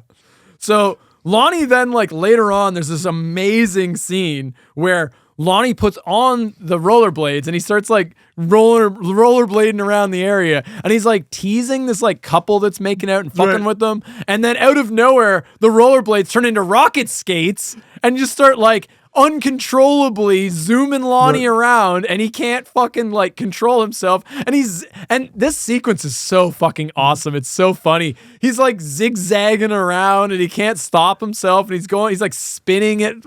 It's funny.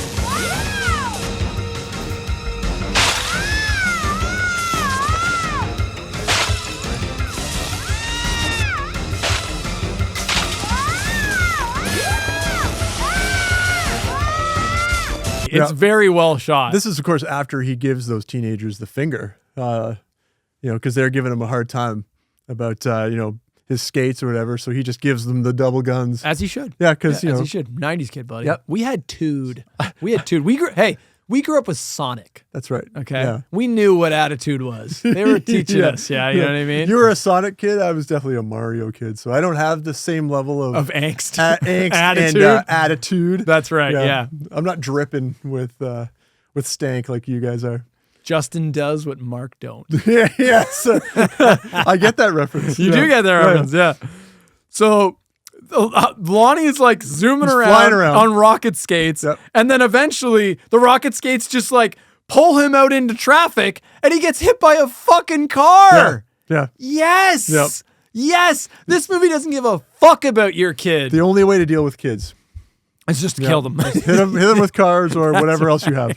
Yep. I figured, I was like, I think I wrote down, Mark is going to love this. Unfortunately, they don't kill Lonnie. They just horribly maim and cripple him. I'll have to live with that. That's enough. Because they like cut to the hospital and he's like in a full body cast. This like poor kid just gets fucked up. Oh, good for him, it's great. Super 90s Lonnie. Later, Noah goes to see Sarah, and they start making out in a parking lot? What? What is happening? Yes. But he confronts her in the parking lot. And then she like runs away. She runs away from him. But then she turns around and just like gives in. Once he catches up to her.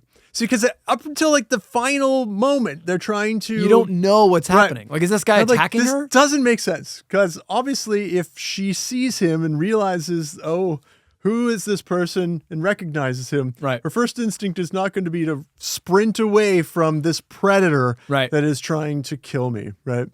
No, as soon as he catches up to her, it all comes rushing back. They start making out, and And it's revealed that they were former lovers, and Derek is in fact Noah's biological son, and the guy who we saw at the beginning is not. And what happened was like, I guess they were lovers, and then she got pregnant, but then Noah was a bit of a mess. He was going to join the army as well. Yeah, so he wasn't going to be around. He wasn't stable. Yeah. So then Sarah decided to leave Noah and then go with this other guy who was more stable, so that she could raise the kid. Raise Derek. Yeah, raise Derek. So, and then Noah states that he still has very strong feelings for her, and he's more stable now, and he's put together, and then they may just start fucking in the back of the car. In the car. Instantly, in the parking lot. In the parking lot. In her work parking lot. Yeah. Yeah. Because remember, like, Derek's mom is a whore. She doesn't have her priorities straightened out. He goes. Mark, goes to the house. Don't shame this woman for like. Mark, you're trying to like. She's trying to get hers. She's getting a little bit of the D, and you are shaming her. I am disgusted by you right now. I can't even believe this. Noah goes to the house, confronts the babysitter, who has no problem telling this man she doesn't know where Sarah is. Sarah, right? Yeah, where she is. She's at work, and he's like, okay. So he goes and just catches up with her there. I mean, again, at this point, we don't know who this person is, so we don't know that his intentions are good. Right? Oh, we just assume. Yeah. He's a good-looking guy. Yeah.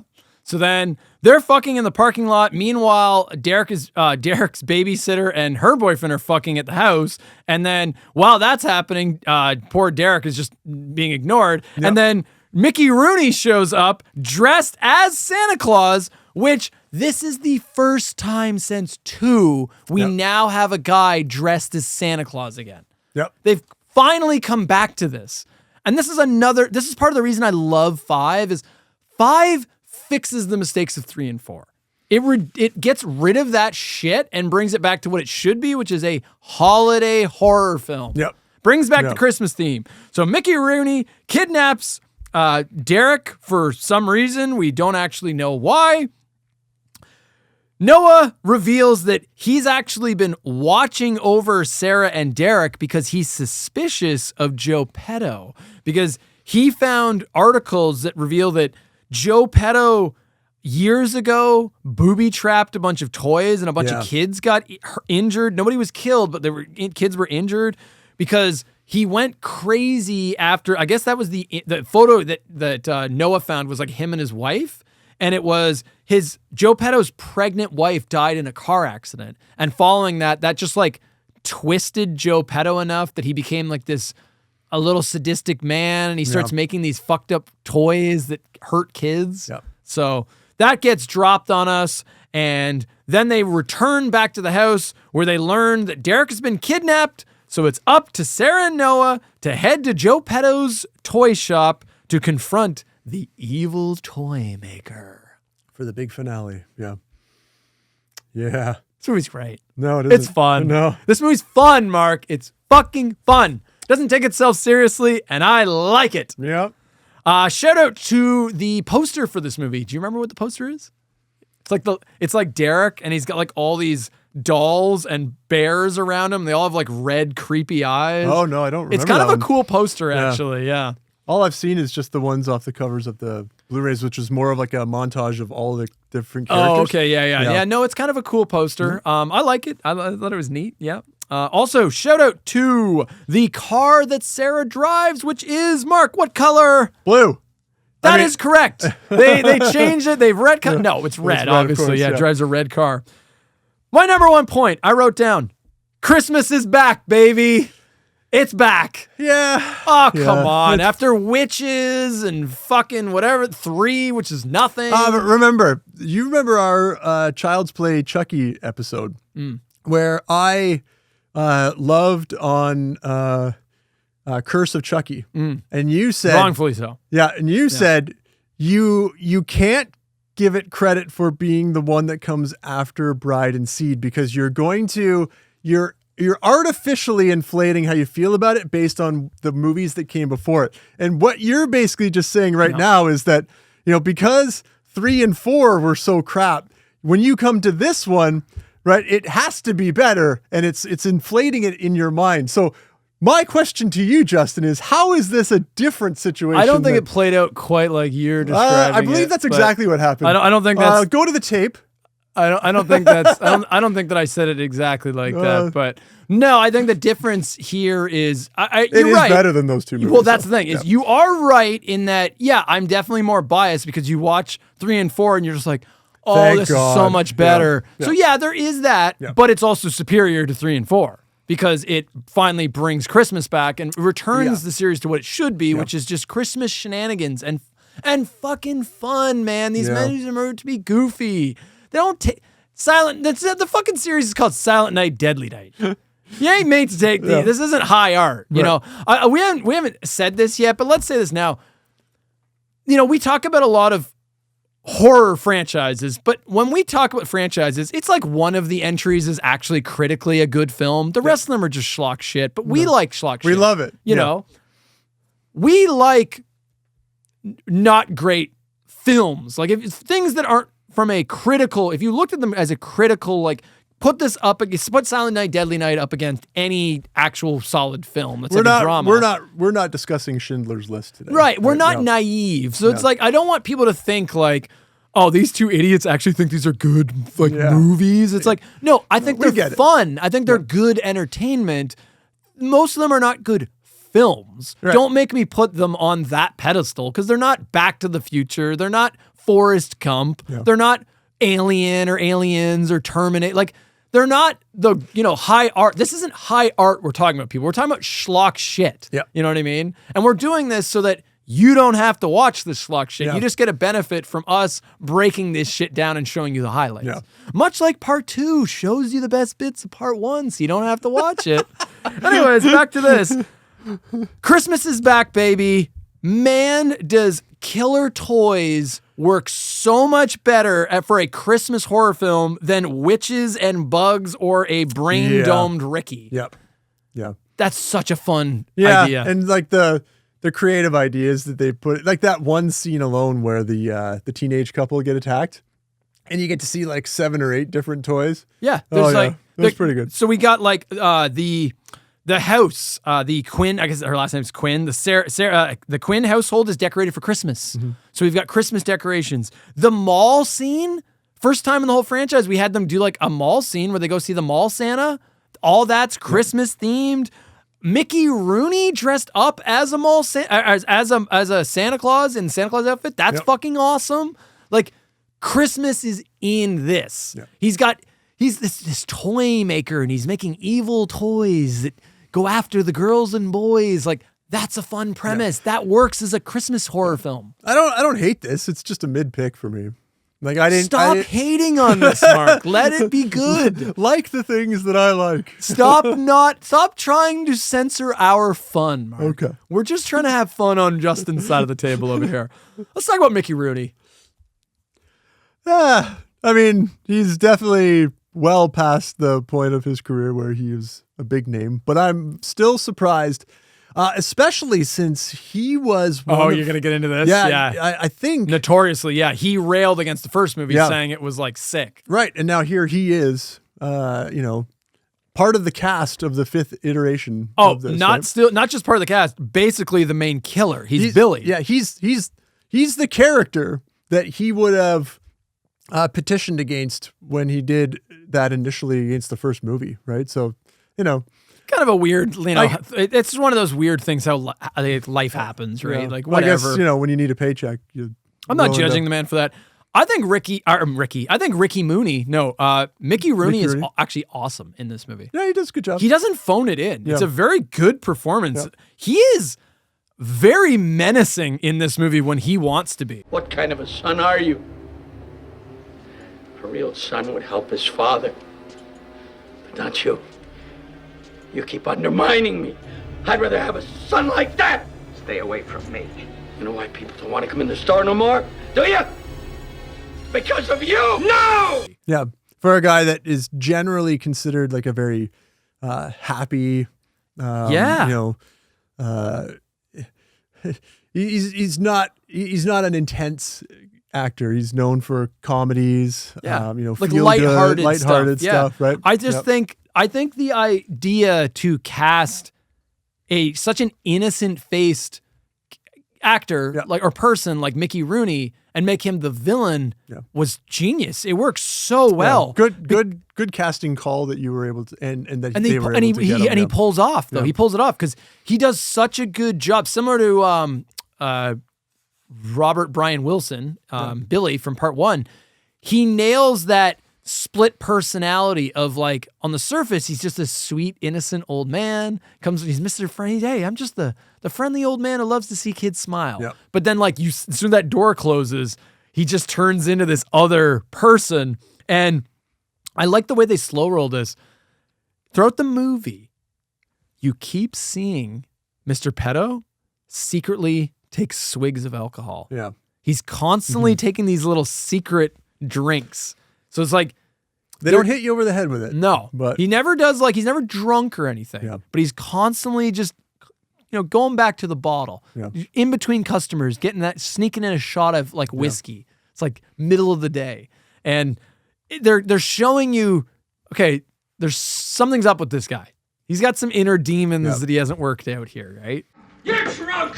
You're always drunk. Don't you turn your back on me when I'm talking to you.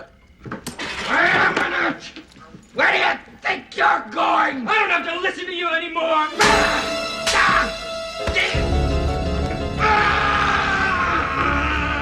There's a little bit of he's not quite balanced. Yeah. I also think what makes him an awesome character in this franchise is he's not Billy and he's not Ricky. In that Billy and Ricky are basically Michael Myers. They're, substitute any slasher villain. They're that pseudo superhuman rage monster force of nature, right? This is a frail old man. Yeah. And he doesn't kill you with physical force. He uses these tinker toys that he makes. He makes these like killer toys that attack you. That's awesome. He's like a comic book villain. Yeah. He literally is like the Toy Man from Superman. He creates a rubber hand that crawls up your back and assaults you. Yeah, it's great. And grabs your ass when you're... Yep. How did you feel about his little henchman, Pino? Without getting into the ending, we'll get to the ending. Even when I knew more, I was even less impressed. I mean, as a character, the character of Pino was just a little bit strange. Didn't really seem to serve a purpose. I felt the movie would have just been better if they'd left that character out, and that just focused on Joe Petto. On Joe Petto, yeah, because the twist ending with Pino's kind of... So I want to give credit to whatever that actor was, that young actor that played Pino, because he does a really good job of giving you his uncanny valley. Mm-hmm. Because you know something's weird about him. Like, the entire movie, he's not acting human. Like, his face is always like, Yeah, he's very kind of emotionless. Stiff. Yeah. Yes. Stiff. Almost robotic. Right. And of course, that's the reveal. I mean, if you read into his name, you can tell right away. And if you know, if you have any kind of... What was with his name? I don't get what you're talking about. What was that? Pino? Pino? Like the drink? Like the alcohol? Is that what the reference? Are you being serious right now, or are you just being... What do you think? I don't know. You young guys, like, sometimes you don't know shit, so... Yes, it's obviously a reference to Pinocchio. I just didn't want to say it. I don't know, man. Like Geppetto and Pinocchio. Pino. It's stupid. The name's dumb. I mean, you didn't know Maude Adams, so I mean, you know. No, I knew who Maude Adams. I had it in my notes. Yeah. Who was the one? Tony Dow. Remember, I hit you with that one in Freddy's Nightmares from Leave It to Beaver. Yeah, because I didn't watch Leave It to Beaver like you did, so I just didn't have that frame of reference to I could instantly pull that memory up. But you did. It was right there. I was there. Yeah, you were there. You were there during the best times. 1955. That's right. Yeah. Did you also watch Dennis the Menace? But the original Dennis the Menace? No. Okay. Or maybe. Yeah. All right. Or like the Addams Family, but like the like the actual Addams Family, not the Munsters and that shit. So, the performance of Pino's good. I just think the character's kind of whatever, and I agree with you. The movie could have benefited. Just have Mickey Rooney as this evil toy man. That's fun. You don't need this other little henchman. Yeah. And then so the twist, this big reveal, is that Pino was a robot that Joe Petto built. He built him. How God's name? Oh, this is very simple. Really, it's very simple. All you need is a little of that, and a little of that, and a little of that. My father taught me how.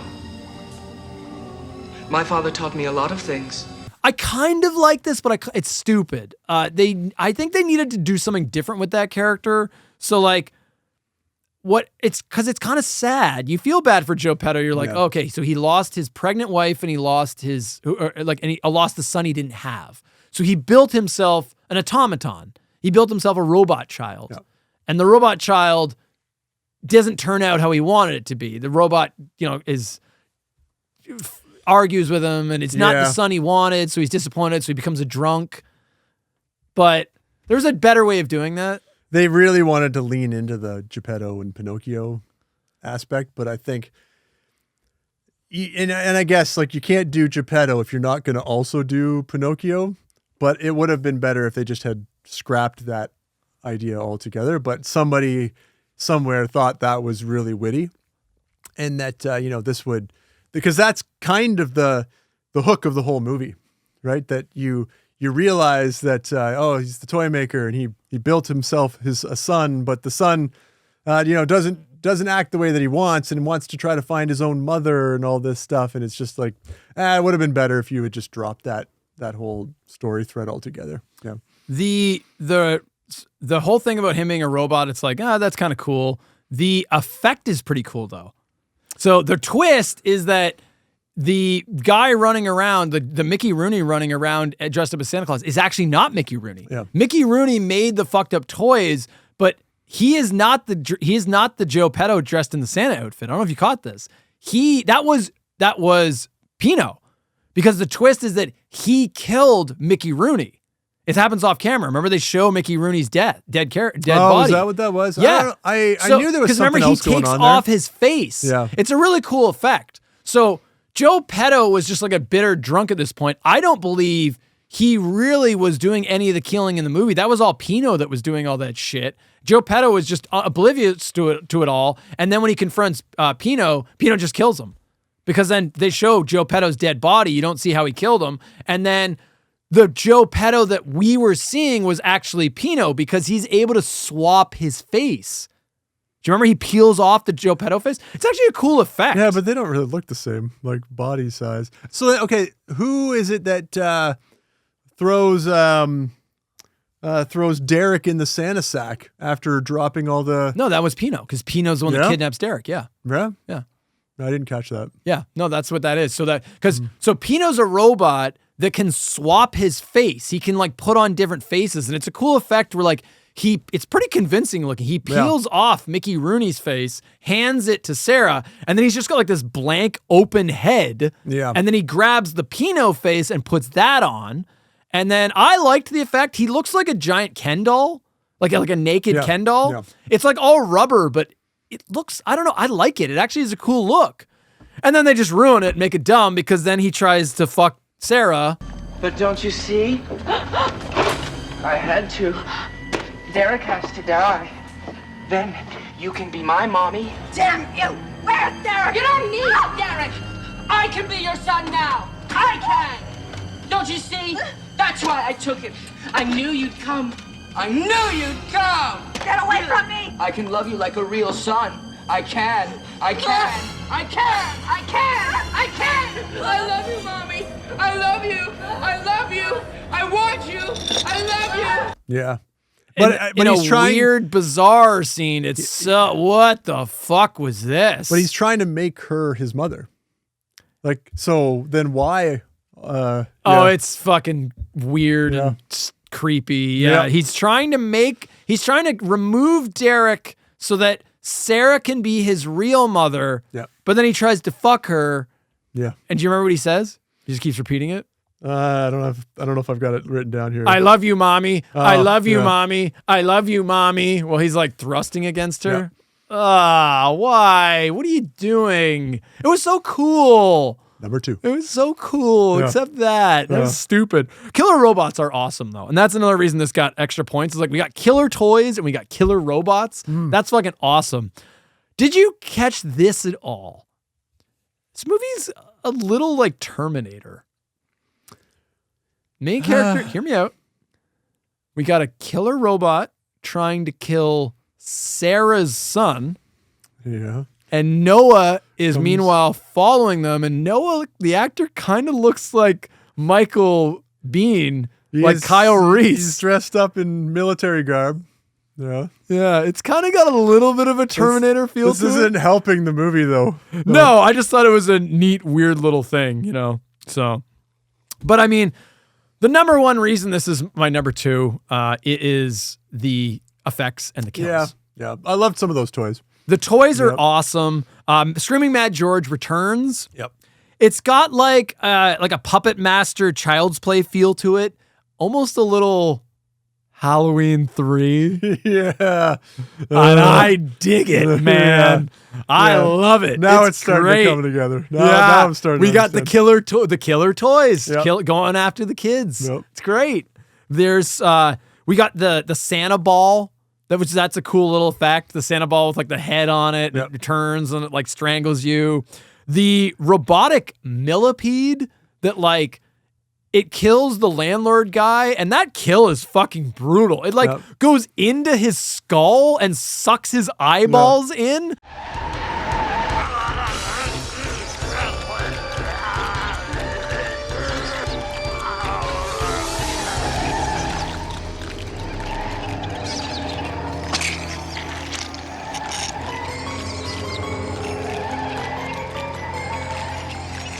That's a fucking brutal effect. It's awesome.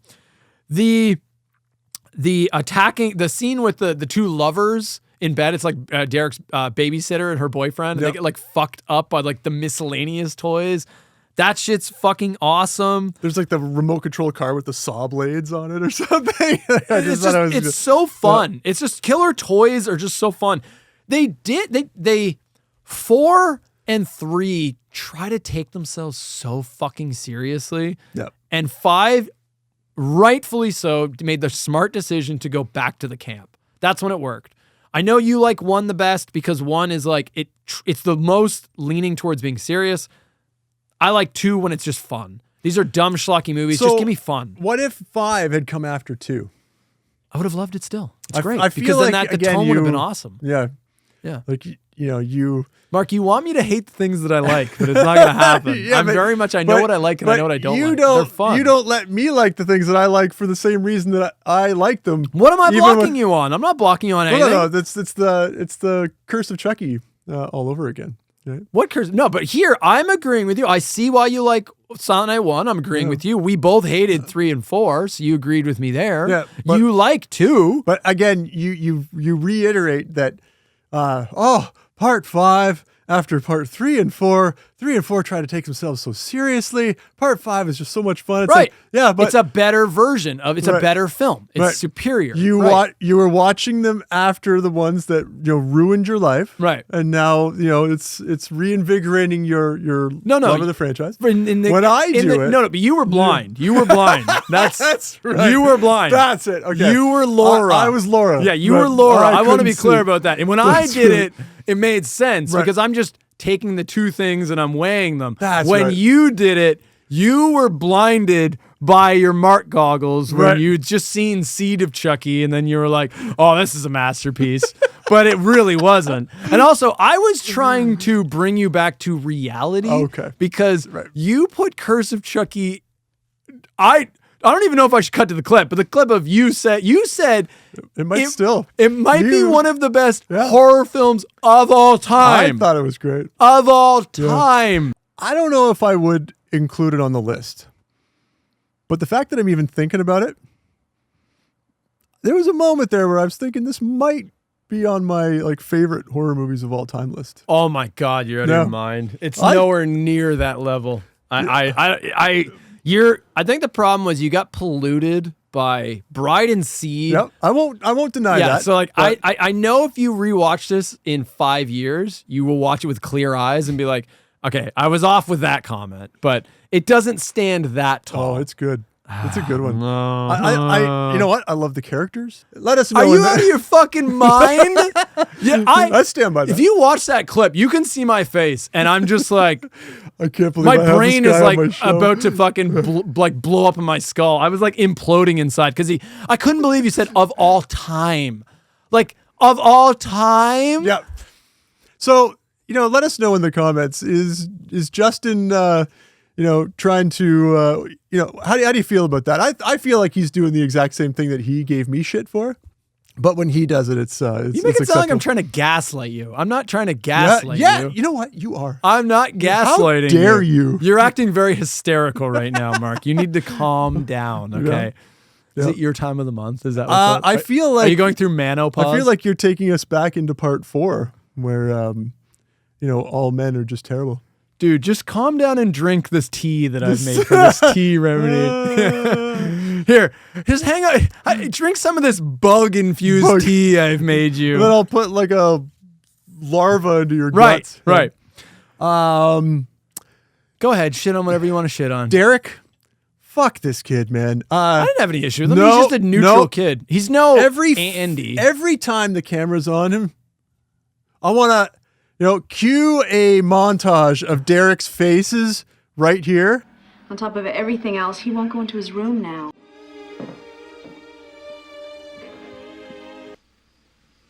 Go ahead, open it. Don't you want to? Spike, you kept hearing a lot. A pair of sunglasses, VCR, a yellow photo album, and the yeah, it's awful. Every single one. I'm like, get this kid the fuck off of here. I wish he actually did open up the gift with the rollerblades and got run over by the car. His father died in front of his eye. No, it doesn't matter. Fucking monster. Doesn't matter. All this kid does. Get over that shit. That happened like 2 days ago. I'm not saying don't be sad. You watched you watched his father get his head impaled by a fucking poker while a toy came to life and killed his father before his eyes. And you're like, stop moping around, kids. Look, suck it up. Dude, back in my day, a swift kick to the ass would have straightened out. You're the real Mother Superior. No, I feel like they Folks, you're seeing this. Mother Superior over here, right on that side of the table. No. My God. That's all Derek needs. He doesn't need our love. He doesn't need our understanding. Yeah. No, it's not his. Every time they have him on screen, it's like, this kid doesn't know how to, like, everything's got to be, it's like he doesn't know what he's doing, right? The actor that portrays him, they're like, okay, look sad. And he's like, instead of just, being sad, he's like the kid doesn't know how to control his face. Like, you got to see, like, it's one of those things where you're shitting. I'm shitting on a kid. Yeah. You know what? No, you know what? This is not it. This is not a secret. This is not new. Okay, I've talked about this before. I can't stand kids in these movies because what do you do with them?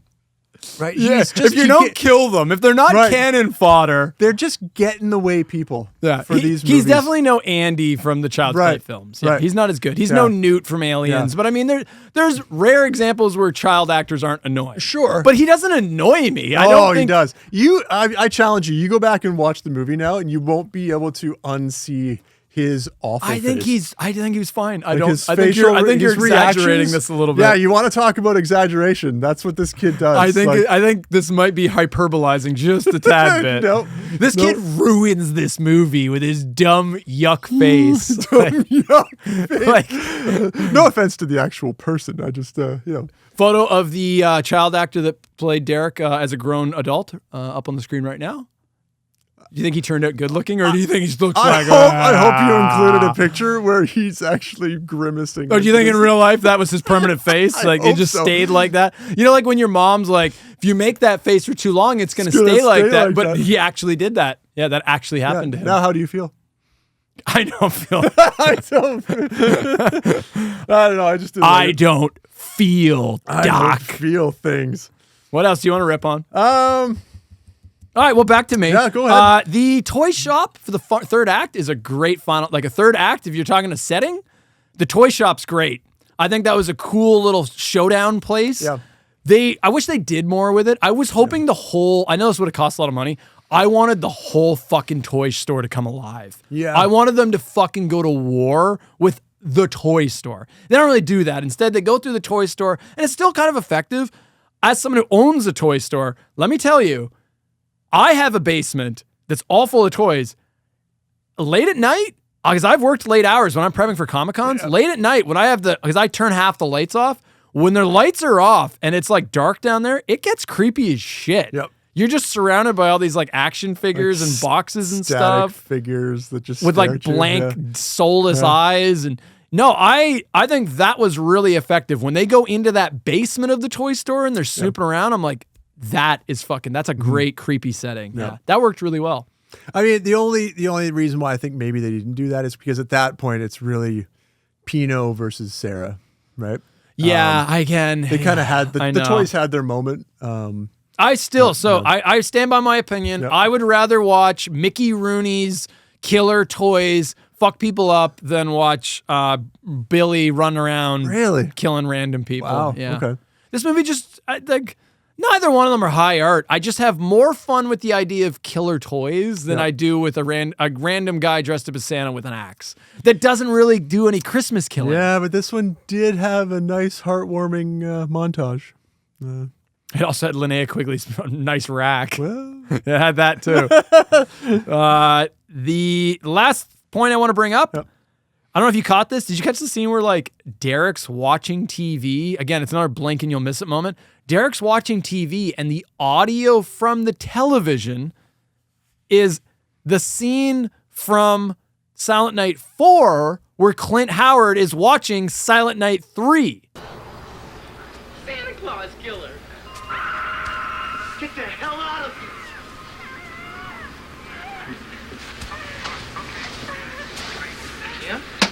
Oh, so it's like double depth, right? Why is this series? But then that one really doesn't work because then Clint Howard is in this one. Oh, right? and Kim. Yeah. So, Silent Night 5 doesn't give a fuck. I mean, dude. at this point, it doesn't play by your rules. At this point, okay, they've just old man? decided, all right, this is just a thing that they do, right? That every new entry is going to have a reference to the previous one. Whatever. Yeah, I'll give them that. Fuck off. It's so stupid. I don't like it. It's not a masterpiece. None of these are high art. No. Like, I don't know. It's just like. That one does surprise me that was your second favorite of all the ones that. Nah, it's just fun. It's so goofy. I mean, it shouldn't because I like 2. Yeah. And 5 is the closest to 2 out of all these. It's the closest. Yeah. I think if this one was just a little bit more Stupid. modern. Like it's. No, I wanted it more stupid. Yeah. It reminds me kind of. Or good. One of the two. or if it just had more quality, it would be better. If it was more good. Yeah. Yeah.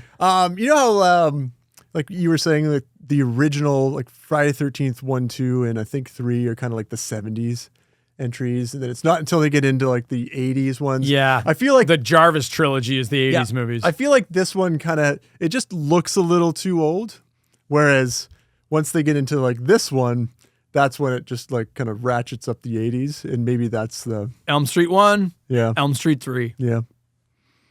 Which one's the best Elm Street? Yeah, Nightmare on Elm Street 3 though doesn't have all the characters from part 1 retelling their stories again. Anyways, moving on to our next entry. This is our last entry we're going to talk about. Wow, this podcast is flying by. Doesn't it feel good? It's not a marathon podcast. Almost finished. Our last entry from 2012. Yeah. Kind of out of nowhere. 21 years after the last entry, this is Silent Night.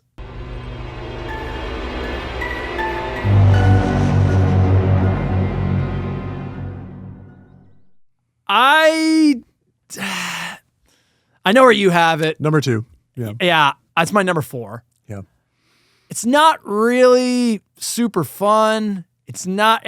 I think it takes itself a little too seriously. It's got a lot I like in it. It's actually not that bad. Yeah. I was shocked to be like, I kind of enjoy this. It's not bad.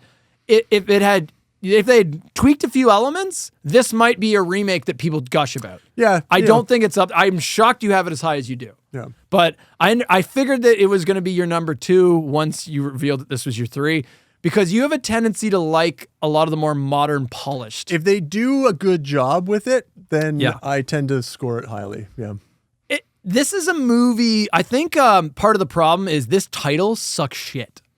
Because it was a mistake. It was a mistake because the series is called Silent Night, Deadly Night, then whatever. And like it or love it, all of the entries before this one use that. Even the ones with the subtitles still keep the Silent Night, Deadly Night 4, Silent Night, Deadly Night 5, The Toy Maker.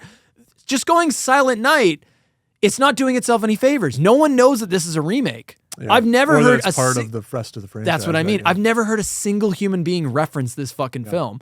So the name choice was terrible. It's too generic. You need the Deadly Night, even though I don't think it's a great title either for the franchise. You needed it because Silent Night is so generic. And now, if you try to search this film, guess what you're going to get? You're going to get the new Silent Night film with Joel Kinnaman, that action movie. Right. Oh, and there's other movies called Silent Night. It's a stupid title. Yeah. That was a mistake. You kind of like gave away the one thing that, otherwise why even bother trying to connect it, right? Because there's not a whole lot that actually connects it to. Why not just make a generic like horror or Christmas horror film? Yeah, why even bother trying to connect to this franchise, right? So without further ado, let's get into the plot.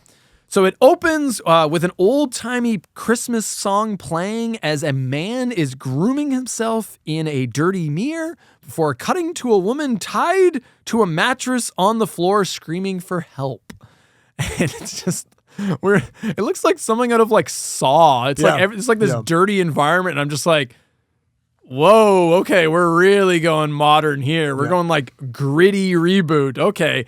Visually, you immediately go, okay, this is a modern, gritty horror film. It doesn't have that 80s, 90s feel to it where they were a little more filmic. Yeah. This is like stark realism. It tries to go for more of that look.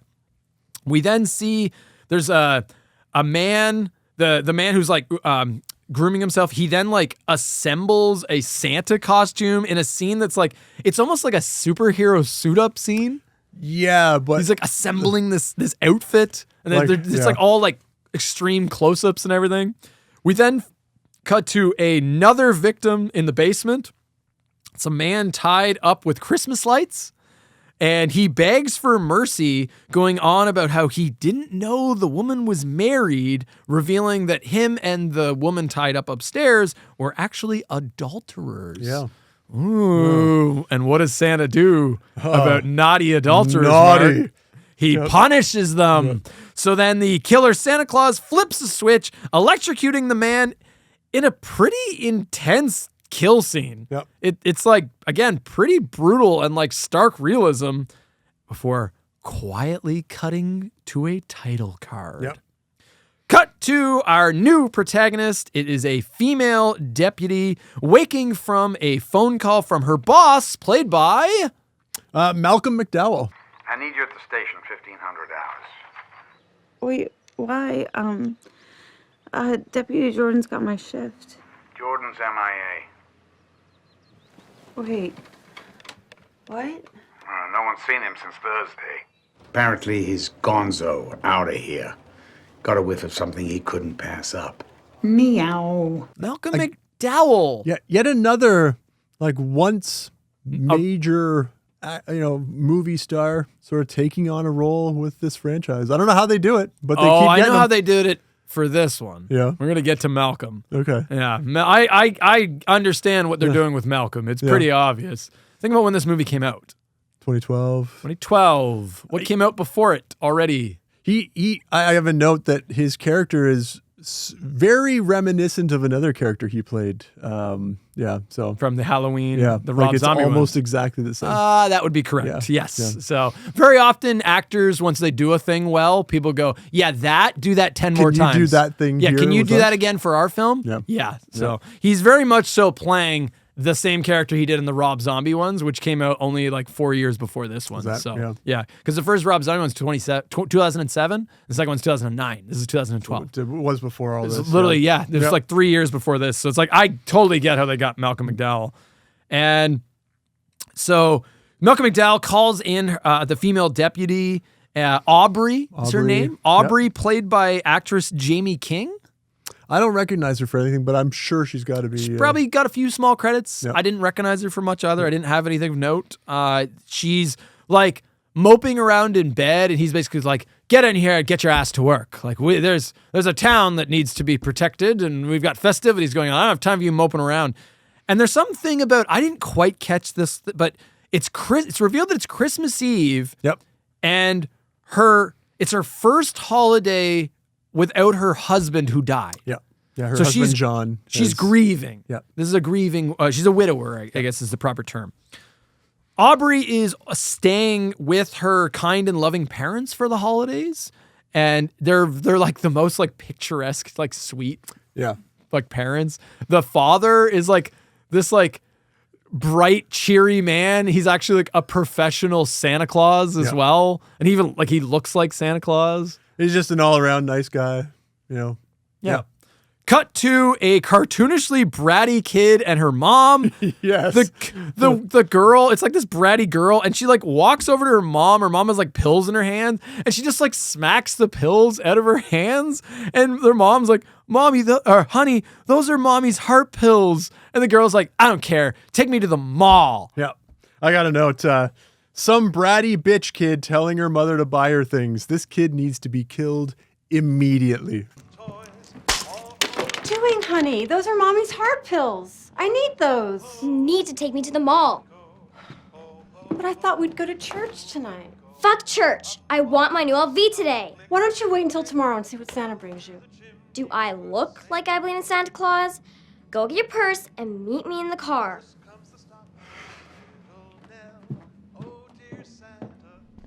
And as if the filmmakers heard your prayer and mine, I wrote down the same thing. I said, then as if hearing my mental prayers, the film sends the killer Santa from the film's opening to the bratty girl's house. He proceeds to taser her before stabbing her with a poker. And this is a kid. Like this is a kid. This isn't like, a 17-year-old kid. No, this is a kid, like maybe 11, 12. Like at yes. most. Yeah. Fuck that brat. Fuck that annoying little girl. That was awesome. So children are not, I know you're going to love, I knew it. I was like, Mark's going to love this. The kid just dies. Anytime they just kill children. Yep. your children aren't safe Get out of with this man on the block. I want to make that clear. Yeah. Aubrey then goes to the local church to grieve a bit, where the father makes like an aggressive, like sexual pass at her. He like sort of grabs her shoulder and is like, I know you're alone at Christmas right now. If you need some extra counseling. Just he creeps on her a bit, right? She gets weirded out and then she leaves. She heads into work at the small town police station, where we meet a few of her coworkers, including the pretty female dispatcher and another deputy who's kind of a little bit more inept at his job. They kind of shit on him a little bit. Yeah. Later, Aubrey responds to a call to the station complaining about a local Santa, and we meet Santa Jim, played by... I know I recognize him, but I don't think I've seen what he's been in. He's been in tons of shit. Donald Logue is the actor's name. Donald Logue. He's probably... You might know him best as one of the henchmen in Blade. He's in the first Blade the original movie. Blade movie? Yeah. I would not have. He's not the Stephen Dorff character. He's like, I think he's his like number 2 guy. Now that you say that, obviously a much younger version of this guy, but that does. He's also. Did you ever watch Gotham, the TV show? He's Bullock. No, but he's the He's Bullock. That's where I recognize him. He's from. Benjamin McKenzie, Jim Gordon's like right-hand guy. Yeah. He's Detective Bullock. Yeah. Donald Logue is a good actor. He's in all kinds of shit. I like him in this. He's a good character actor. Yeah, he's solid. Yeah. Santa Jim, he's got like this whole stall set up on the sidewalk where it's like this whole, it's what you would see in a mall. Yeah, I was going to say, think of a mall Santa, but if you transplanted it to the side of the road. As like a busker. Yeah. And so there's got a line of parents. Just down the sidewalk. But he's like being weird. He's acting weird with the kids. He's like giving them like life advice and talking about how like stupid Christmas is and capitalism. Like he's doing this voluntarily, but he kind of hates it at the same time. Like he doesn't want to do this. He's very jaded in whatever he's doing. And you can sense this immediately when Deputy Bradamore tries to talk to him, right? I'm Santa Claus. You go by any other names? Yeah, sure. In Easter, I'm the Easter Bunny. Halloween, I'm Halloweener. An Irish Jewish ghost. Days between, I'm Jim Epstein. And can I call you Jim Epstein? Well, you could if you want to ruin the childhoods of all those cute little brats waiting in line looking for reassurance that they're going to have lots and lots of toys under the tree come tomorrow. Oh, cynical Santa. Cute. Ooh, you're good. I'm going to have to keep an eye on you. You're not from around here, are you? No, I'm from up north, small town, North Pole, actually. So then Aubrey asks to see his permit, and he hands her this journal where we see all these kind of weird things in it. Yeah. It's like a manifesto. It's like that's the last thing you want to hand to a cop who is it says suspecting like, you might it's be got out of place. Xmas sucks and like all these like mad scribbles. It reminded me of like, do you remember in American Psycho when like Patrick Bateman's assistant like finds the journal and it's got like this horrific scribblings in it, like scribblings of a madman. That's what it reminded me of. Like the journals from Seven, but not quite as intense. Not that intense, but it's still like, this is fucking off-putting. Yeah. But before Aubrey can do anything about it, she gets called away on another urgent matter. And she gets called to the now crime scene from the opening of the film where the 2 victims were killed. Yep. And they are now rotting corpses in this abandoned house. And Malcolm McDowell shows up out of nowhere, aka Sheriff Cooper. So he shows up to the bloody crime scene and is like, maybe you should go home. You're not equipped to handle this. So he tries to get rid of her. Yeah, because it's a little she's bit strange. Yeah, I mean the whole thing is like, I guess a big thing in this movie, a big theme is like her feeling that she can't live up to her father's She's like footsteps. Inadequate as far as a police officer. So she feels like she's got imposter syndrome. Like she doesn't deserve the job. She can't, because I guess her father was like a retired police chief. That's the friendly old man. Very good at it. And he was very good at, very respected in the community. So she's basically like in the shadow of him. They don't fully flesh this out right. The movie's very clunky. Yeah, but I mean, it's a little bit of character development that, these movies sometimes sorely lack. Right? It's the kind of thing that would put a movie like this at like the number 2 spot. For example. Ricky gets, Joe Petto Joe Petto was torn up about his dead pregnant wife. Okay. That would make anyone go nuts and make killer toys. Killer toys. That's how that works. Yeah. I mean, you don't even need that inspiration, Mark. You already want to kill the children on the block, apparently. All the children. Every one of them. Yeah, exactly. Yeah. All of them. Yep. So it's now up to Aubrey and the weirdly amped up sheriff to find the killer on the loose in the small town on Christmas Eve. And for some reason, Sheriff Cooper's he's almost excited. You realize with Calumet Road closed that we're just completely on our own. Good. No state troopers, no FBI, no CSI Miami. This is payback time for those parking violations and stray cats up trees. And I'll tell you another thing. This sick fuck is gonna wish he never set foot in my town. It's why he's overzealous at the opportunity. It's you just found a woman's head. Yeah. Decapitated head. Aren't you a little bit more oh, this is serious and I need to act accordingly? Yeah. It's no, but that goes into his character and we'll get to that. Aubrey then has a throwaway line which made me roll my eyes. She mentions that the main road into town is closed, so they're cut off from state trooper and FBI support. How convenient. Yeah. Well, and you'll remember the mayor, part of his motivation is he's trying to win support so he can get another road into town built. That's really his. This is so stupid. It's great. It's real down. Oh, right. Yeah. The one, there's no way. They can't, the cops, they're trapped. That's Correct. it. Yes, that's it. They build communities that there's only one way in and out of. That's it. It's a death town. Yeah. Yeah, they make those. Our they town's make like death that. towns. Yeah. Is it? There's only one way There's in only and one way in and out. out. Yeah. There's only one way in every single direction. Right. Yeah. That's how that works. Oh yeah, they could never call in a state troopers. Because it's not like they could fly in. Because police don't use helicopters, eh? No, they don't use that. Nope. No. Not real cops. One road, buddy. Yeah, one road. Right, road. Yeah, which is apparently is blocked. So how is the town getting... There's so much logistical issues with that stupid statement of the only road into town is blocked. What are we going to do, Sheriff? It's the only road's blocked in, so how are you getting supplies? Is all the food going to run out?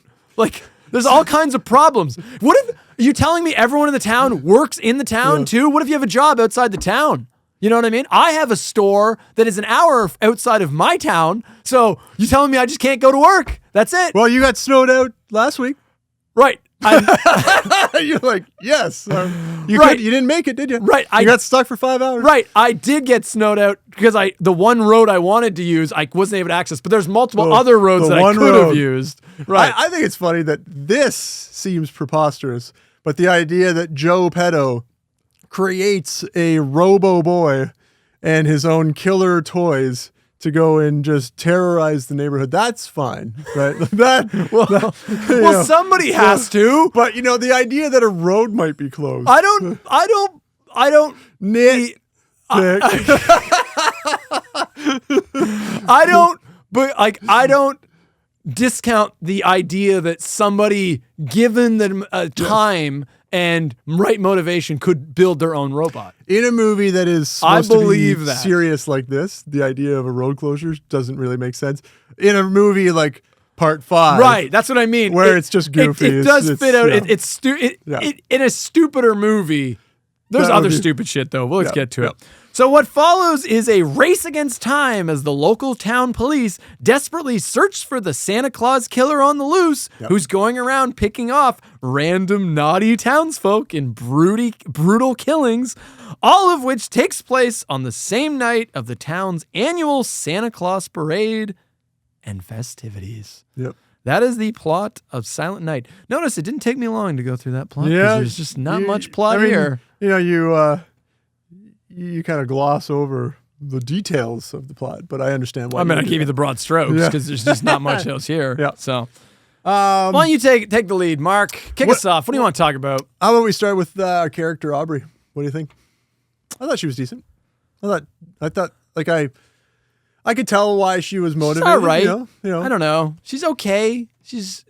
I don't know if I would put her up to like Fiona Dourif level, but I don't think the actress did a bad job. Yeah. I just don't think it's a very well-written film, so I don't think it's paced. I don't think you get a lot of character development there. Because I think it's a bit of a clunky movie. Yeah. It's competent. Yeah. This is a very competent film. If I had to rank this out of 10, it's like a solid 6 out of 10. It's like they made a film. It's very competent. Yeah. It makes sense. It's very easy to follow, but it doesn't make it... There's nothing in here that really elevates it for me. Yeah. It just feels like a very...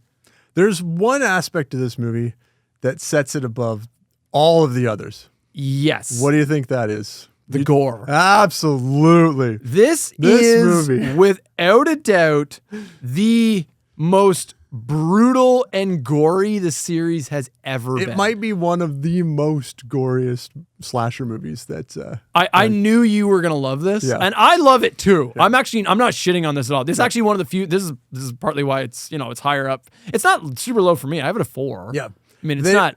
They don't pull their punches with the kills. In this one. The kills are heinous. There's no cutaways. There's no... No. Like they set this, the tone is set immediately. I mean, the first kill, that guy getting electrocuted is pretty brutal. It's played serious, not goofy. You know, he doesn't do like a comedic, like, and it's like it goes cross-eyed. Like, no. It's not the electrocution scene from part 2. Yeah, like we've seen this scene where the eye bursts and it's like nonsense. Yep. No, this is like, it's played straight. Yep. The Santa Claus, let's go through some of the kills. Santa Claus, he walks in on a porno shoot at a motel and kills them with a sickle. Yeah, a scythe, like right in. That's awesome. Yeah. The scythe is a cool fucking. That's cool. Now you got me, because now you're getting into Santa Claus type stuff. That's awesome. Like you're getting into Christmas holiday kills. That's fun. That's a scythe feels kind of like an old timey axe. It just feels. It's got it thematically fits. Yeah. You know. So that's brutal. The one guy he actually. He scythes him straight into the balls. Yep. And he hits him so hard it causes him to bleed from the mouth. Because that's how that works. It's connected.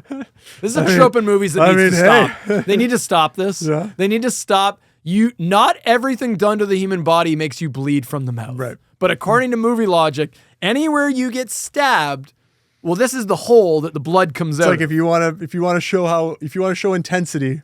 You got to have some blood coming out from the sides of the mouth. The mouth, the mouth is where the body is ejecting. They're showing you the pain. Yeah. So they got to stop with this fucking trope. The wood chipper death. Holy fuck. So after he breaks up the porno shoot, he like chases the one porno girl who's running around, I think with her tits out, which kudos to that actress for doing that. Yep. And then like there's a wood chipper, and I'll give them it's Christmas adjacent because it's a Christmas tree lot. Because it's a Christmas tree lot. So I'm like, okay, they'd have to. The wood chipper would be there. Yeah. That's not that much of a stretch of imagination. He chases her onto like a Christmas tree lot, and then he throws her in the fucking wood chipper. Yeah, I mean that whole scene is just incredible for a couple of reasons. First of all, you think she's going to get away because he kind of captures her. She runs into the bathroom after Santa Claus killer comes into the hotel room, the motel room. She jumps out the window, lands into bags of trash down on the ground, and then she gets away. She goes into the Christmas tree lot, and you think that, that's it for her. Right? She's going to get away. No, he continues to pursue her. He chops one of her legs off. You forgot about that. He tosses that into the wood chipper first. Oh, right. I forgot right? about Then he picks her up on his shoulder, but the real piece de resistance it's for her this. Slowly getting pushed in. He puts her in, and normally when you see wood chipper scenes, that's it, right? It's like a one-time thing. No, she's being wood chippered while she's alive, standing there being forced. Oh my God. It's what you expect this scene to be, but you rarely get it.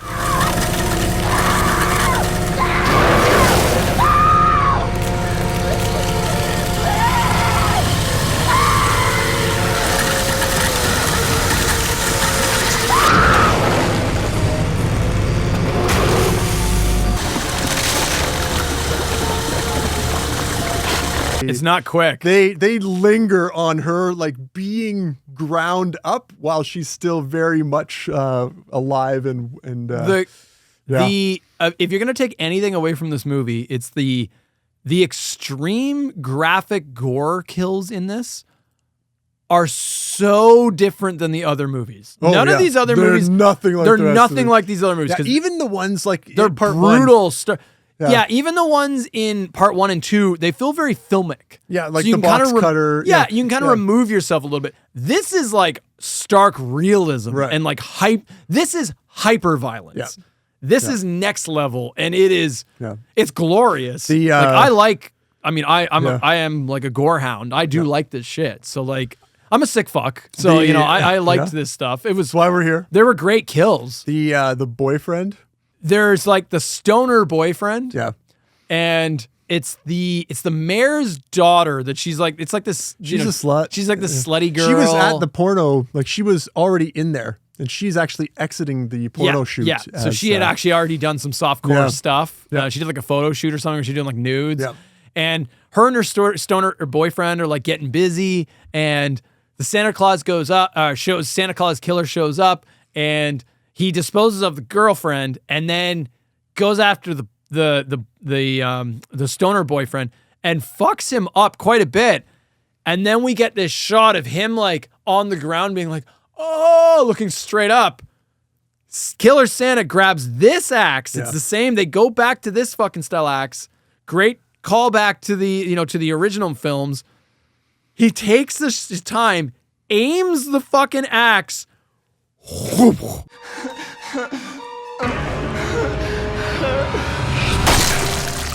and cuts the kid's fucking head in half. And you see it. Like there's no pullaways.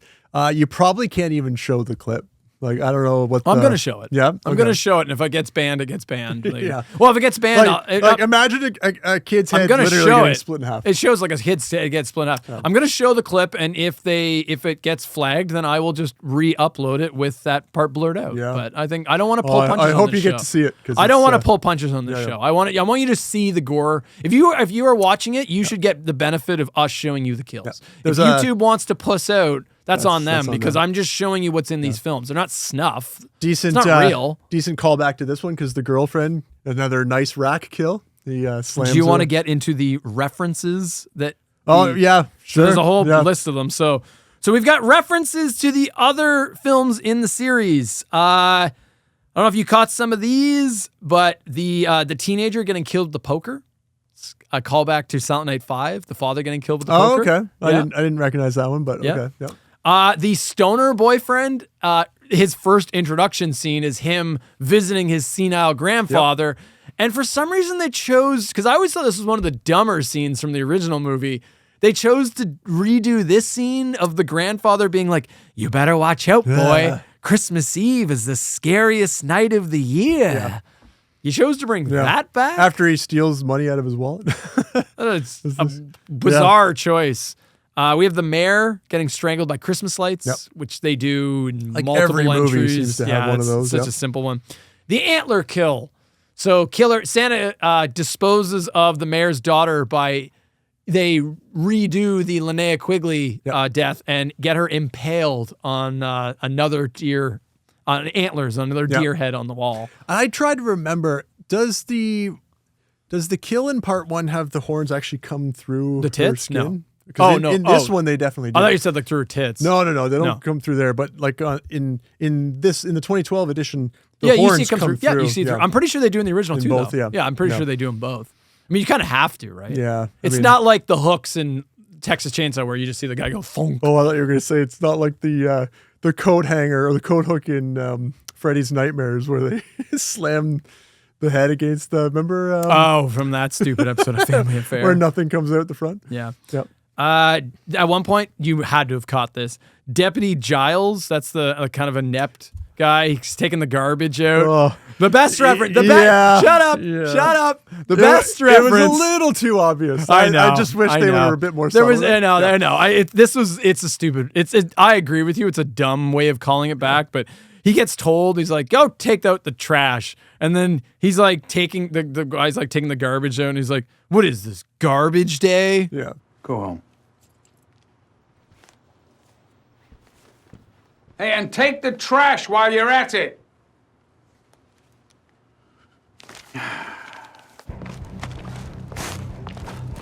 What is this? Garbage day? There's other ways. There's more in this movie than just that, But no, you're gonna come to rue that line. You're gonna rue that. All line. that movie is apparently just that. Yep. Also, the film takes place in. Did you catch this? I didn't catch the location. They only showed the last fucking shot of the film. Cryer, Wisconsin. Oh, okay. Which is a reference to Milwaukee, Wisconsin, which is where the protests for the film were centered in. Ah, good for them. Clever little fuck you to the old to the protesters from from the first film. But I want to go back quite a bit now when we talk about this. I have a lot that I want to bring up. How do you feel this works as a remake? It really doesn't. Oh, so so actually I disagree. I think it works well as a remake. I mean, there's really nothing that ties it to the original. Like if you're going to do a remake. Yeah, but it doesn't need to be. Well, we've had this debate many times. Yeah, because I like the Child's Play remake. Right, it but does its own thing. You can only, if you just go completely away from the original, then you're not doing anything tied to it. But how does it go away from the original? The original is just a guide. There's no Ricky. There's no. Yeah, but there is. There is. Yes, there is. You just don't like how they reveal him, but yes, there is. Yeah. Don't give that away yet. I want to get to that plot point. But no, the plot. What is the original? What are the Silent Night, Deadly Nights? It's a jackass running around dressed like Santa Claus, killing random people for very little motivation. Yeah. Yeah. What is this movie? A jackass dressed as Santa Claus running around killing random people for very little motivation. Yeah. It's the same basic plot, dude. And you even have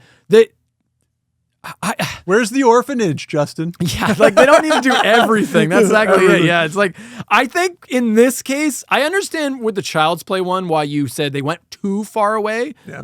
I don't think they, there's not much to go off of. Exactly, though. right? So like, there's not a whole lot that you need to include. So if you don't even include that, then what have you done? No, but that's what I'm saying. What did they miss? They have a guy running around as Santa killing people. There's not much else you need. I don't know. Where's the kid that sees his parents get well, he's there. Alive, he's there. They showed at the end, but he's there. He is there. They have that character. They just present parents. Well, I mean, I guess. Yeah, he does. Yeah, it's both his parents. Yes, it is. So I wrote down, I think, because I'm not someone for remakes. I think remakes are mostly pointless. This is actually not a terrible idea to remake. Silent Night, Deadly Night, there was room to remake stuff there. I don't think that was a terrible choice. It's a pretty hollow, basic slasher film. You could update obviously, that. I don't dislike it. I had it as number 2. But like if you sat somebody down and showed them this one and then showed them this one, I don't think that they would be able to tell that one was a derivative of the other. Yeah. Like they would be like, oh, you just showed me 2 loosely based Christmas horror movies at the same time, but they don't have anything to do with each other. I disagree. I think you'd get this Killer Santa guy. I love the updated Killer Santa look is awesome. The part of his, you called it the superhero suit. He kind of makes his own sort of Santa mask. Yeah. So Ricky, all the other Santa Clauses, it's just them looking like me, wearing it's a shitty looking Santa Claus. Yeah. He has this full Santa outfit with this creepy plastic mask that he kind of makes from something else. I think that mask is fucking awesome looking. It's such a cool visual. They turned him, and as much as I hate the fucking Rob Zombie Halloween films, they took that Killer Santa and made him into a brutish force of nature. Yeah. This is the most intense, brutal this character type has ever been. Yeah. You're not getting wisecracking Eric Freeman with his shit-eating grin, quipping one-lines. It's like, this guy doesn't talk. It's just like a Michael Myers going around brutally fucking slicing people and putting them into fucking wood chippers. Yeah. There's no one-liners. No. It's a reinvented Santa Claus. Yeah. The fucking shot with the Santa holding the flamethrower is fucking awesome. Yeah. There's it's a great redesign. This is also the most polished the series has ever looked. Yeah. It's a very slick looking movie. The cinematography is actually pretty good. It's just got a clean look to it. Yep. It doesn't look like a low budget 80s camp horror film. Yeah. I mean, it has that look of the reimagined Halloween, the reimagined Texas Chainsaw Massacre, where everything's just a little too pretty, but very, obviously the cinematography, the film quality is better as well. Like it's a better looking movie. Yeah. Anything else you want to gush about?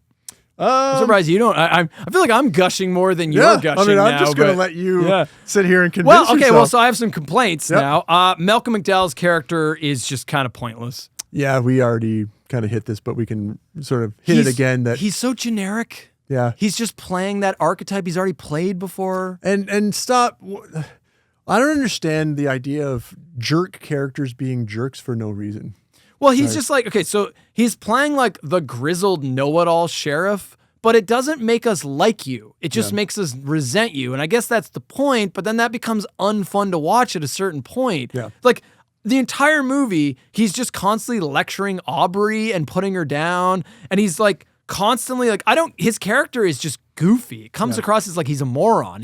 They hint that he's pretty inept at his job, and Aubrey's the actual only good cop at the station, right? Because like all he does is just like chastise his deputies and then like spout out like platitudes and little lessons that are just nothing statements. Like he's like, don't put avocado on the burger. Simple is always best. Don't put avocado on the burger. What? Simple is always best. Carson's here. Close. I can smell it. The smell of fear. I don't smell it. No, well, that's because you're not attuned. The crime fighter's senses switch to something almost primeval. From when we hunted cave bears and dinosaurs. He's a wolf in sheep's clothing, hiding in plain sight. What are you? What is this character? You're just acting like an idiot. Like I get it was supposed to be endearing. Yeah. I don't know. It didn't come across that way. Don't you? It feels like they were trying to make him like quirky and like just give him something, but it goes against the tone of the film, which is more serious. Yeah. You got a character that doesn't really work, and I don't know. Maybe they were trying to use it as a counterpoint to Aubrey's character, right? Like, look what she has to deal with. Look what she's got to overcome. I don't know. Again, it reminded. I have a note here because there was a moment there where I forgot that he was. I can't believe it. I started watching it. It just didn't immediately click to me that he was Dr. Loomis in the Halloween movie. And I'm like, he's playing the same fucking character. He's like, this guy reminds me of the guy that played Dr. Loomis in Halloween. I'm like, oh shit, it's the same guy. Because it's literally the same character. Right. Like they just took him when you're playing Loomis, it works because Loomis doesn't work for the police force. Loomis is this other mysterious guy who is like giving you these foreboding, like statements about like, there's nothing behind those eyes, the darkest eyes. So it's like that works. But then when he's the police sheriff, it's like he's still talking like that, and it just comes across as stupid. The only thing I could think of as I was watching it, and at the end when I kind of looked back on it, that the only reason why I could think of that he was trying, because there's a number of moments where he says to like Aubrey, like, no, you don't go to this one. I'll go. You can't stomach. You're not gonna be able to handle this, right? Right. I'm like, maybe that's a clue that Sheriff Cooper is actually the killer, right? He doesn't want anyone else to join him when he goes to investigate these crimes, right? And I'm like, is that what they're trying to get at? That he's just trying to get, go to these locations by himself, or he's trying to keep her away? I don't know. I mean, obviously, the ending will reveal that that's not the case, right? When we're ready to talk about it, I have one critical gripe about this movie. That there's one thing that just I can't stand. I have one. Yeah. This is my biggest problem with the film. So I'm going to compare it to another holiday slasher film, which a newer one that I thoroughly enjoy and I highly recommend, Thanksgiving. Yeah, I got to watch this. Thanksgiving is excellent. Yep. Maybe we'll do an episode on holiday themed horror films, ones that didn't get franchises but are still solid on Christmas their own, and maybe Evil, like some different ones, right? Thanksgiving's great. Thanksgiving has the same basic premise. It's just a holiday themed killer going around in a small town killing people. The difference is who we follow. Yeah.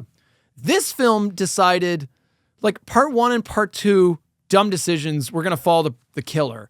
The problem with that is you can't root for the killer. Can't sympathize with him. You're not supposed to, right? So who do you need? Well, you got to follow somebody else. So this one's like, we're going to follow the cops. But the cops kind of suck. Yeah. They're not interesting characters. Thanksgiving, on the other hand, and most slasher films, who do we follow? You've got some sort of final girl that you're kind of right, going but we through, also So it's a group of teenagers. Yeah. We follow a group of kids. Where are they in this movie? Yeah.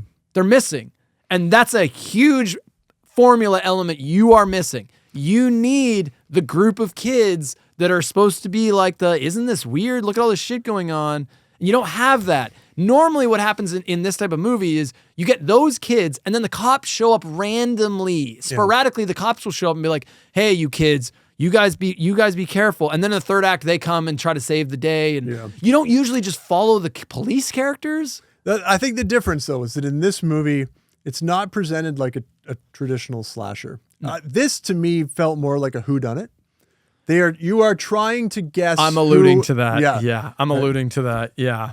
So they present you with a number of, prototypical male characters that could be the killer. And as you go through the movie, they sort of knock those characters off one by one, right? The only person that you could be absolutely sure is not the killer is Aubrey. So that's why she kind of becomes the central, character that we follow, because she's the only one that we can stick with long enough to not automatically reveal that she's not the killer, right? Or that right? So like at any point, it could have been Santa Jim or whatever his name is. Allow me to go through the roll call here. I have it all written down. Yeah. So they make a decision of this Santa, they're going to keep his identity secret. Yep. And the other ones, we know exactly who it is because we've already seen their origin story, right? But in this one, we don't actually know who it is. That's like integral to the story. And that's kind of okay. Yeah. I'm okay with that. It's like, all right, I see you. You're trying something different here. Mystery. We're gonna do a mystery. It's a murder mystery. So we got possible answers to the question. We've got, is it weird ass Santa Jim? I mean, he seemingly didn't like Christmas. He was very bitter, didn't like his job. He didn't like Aubrey when they first started. Yeah. No, it's not him. Is it the pervy Reverend? I mean, why not? He was acting like a weirdo. Yep. Maybe he has some weird psychological thing where he's also punishing people for fornicating. Nope. He gets his fingers cut off and then gored like not him. He gets killed pretty brutally. Yep. Is it the somewhat inept Deputy Giles who could be acting all along? I was actually wondering. I'm like, maybe they're doing this thing like Kaiser Sose. Or like another slasher franchise that you don't want to do where, the killer turns out to be like, the weenie guy that nobody suspects. I don't know what you're talking about. Yeah. I don't know what franchise you're referring to. Yeah. So could it be Deputy Giles? Wrong again. Sheriff Cooper, right? Yeah. Is it Sheriff Cooper? Because why not? I thought of that as well. I was like, that makes no sense, but sure, why not? Nope, not him either. I even thought, is it her father? No, there was a moment I thought that was possible too. Well, then surely it has to be bitter old man Carson, who was the head of the sawmill. Like they said it was a sawmill or something mill. Yeah. Is the head of the mill that closed down, and he basically now hates the entire town, and he's kind of stuck there. I mean, that would make the most sense, he's right? already involved in some shady shit to begin with. Yeah. Right? So that would definitely make the most sense, right? Is it the mayor? No. Who's maybe offing people that are getting in the way of his campaign? I don't know. Right. Nope. Nope. And going back to Carson, so like they're setting this up so hard that it's like, oh, it's Carson. Carson's the guy who did it. Which means that it's not him. Right. Like, So then Aubrey, like there's this scene where Aubrey goes to confront him and he's acting crazy and he like aims a gun at her. Yep. Why did he do that? Turn around now! Show me your hands. Show me your hands, Carson!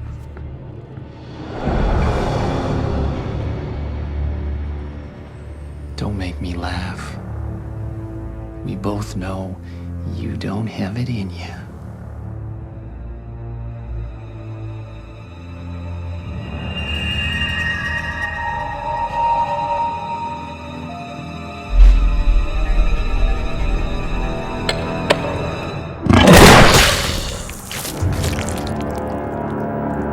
That's gonna get you, I guess. And then she kills him. And then she kills him. You don't have the You don't have the stones to kill me. To do it. Yeah. Right. But I have the stones to kill you. Somehow the whole town seems to think that Deputy Bradamore does not have what it takes to be a police officer. I don't know. She seems like she's pretty swept up to me. So, I thought it's so weird where he's like, why is he aiming a gun at her? Why does he run from her in the first place? Why is he acting suspicious? He hasn't done anything wrong. Yeah. And then he just gets himself killed by doing a suicide by cop. Yep.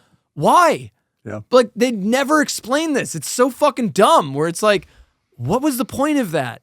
So who is it? Yeah. Well, Aubrey confronts the killer. We have this like awesome final showdown scene where like the Santa Claus killer storms into the police station and starts killing people. He's got the fucking flamethrower, and Aubrey ends up getting the flamethrower and torching him with the flamethrower, and his mask comes off, revealing Mickey fucking Rooney. Mickey Rooney returns, and he is the killer. Can you believe that they had the balls to bring back Mickey Rooney all these years later? And he has not missed a beat. Do we want to just continue on as though it actually was him and see if anybody questions this whatsoever? No one's going to watch this movie. No one's going to get this I just far. edit it so that it works. It's not Mickey Rooney. No, it cuts to some random guy, and you're like, well, who's that? Yeah. Well, who the fuck is that guy? This is the criticism that I have. Yeah, there's a throwaway thing. It was like Old Man Carson, when Aubrey first goes to talk to him at the bar, he gives like some weird like local legend about like have you heard the tale of the guy that his he caught his wife cheating, and he took umbrage with it, and then he followed her to a Christmas party dressed up as Santa with a flamethrower while his son was in the car watching, and then he flamethrowers his mother alive. And then the cops come and they shoot him, and then he bursts into fire and dies. And it's like this local legend.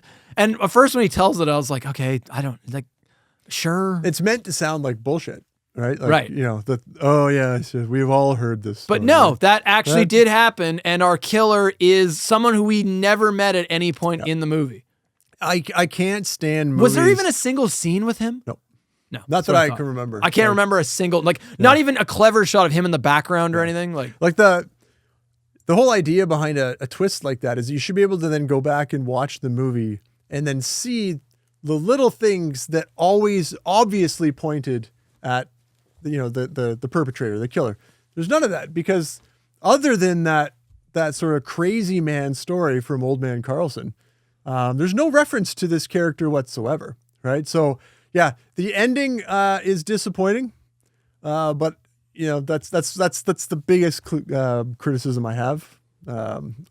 Why? Who is this? Who are you? Why set up this murder mystery to just not have it be somebody? Like we're trying to figure it out. Like that's the game that we're playing with the movie. Nothing. And then it's so it doesn't reward you for a rewatch, because there's nothing that would have revealed that other than maybe Carson's story. But even then, you didn't know that guy. You start to get to the end, you're like, there's nobody left. Yeah, like, I know. Is this going to be? Who are you? Yeah. And it's nobody, apparently. Yeah. So it would have made just as much sense if Aubrey was under that mask, even though that makes absolutely no sense either. But it's like, it could have been anybody at that point, and that's a problem. That is it's a shitty, stupid mystery. So they fucked the mystery up. People criticize Friday Part 5 for the Roy Burns, where people are like, oh, what? That comes out of nowhere.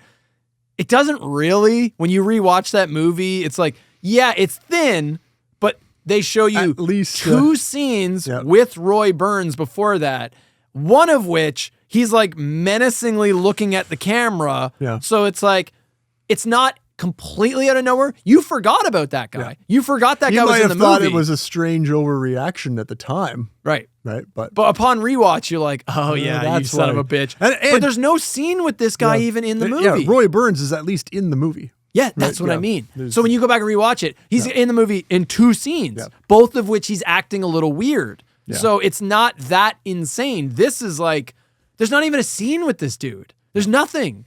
Like, it's stupid. But you know why there can't be a scene with him? Because he's got like Freddy Krueger level burns on half his face. So it's like, oh no, I guess never mind. Because that happened at the end. Never mind. Yeah. Well, it's still stupid. Yeah. Yeah. Other than then that I actually makes no sense. So then why not just have him in a scene? Because we didn't know like what he looked like anyways. It's not like we would have recognized him from that story where he was a little boy. It's stupid. Yeah.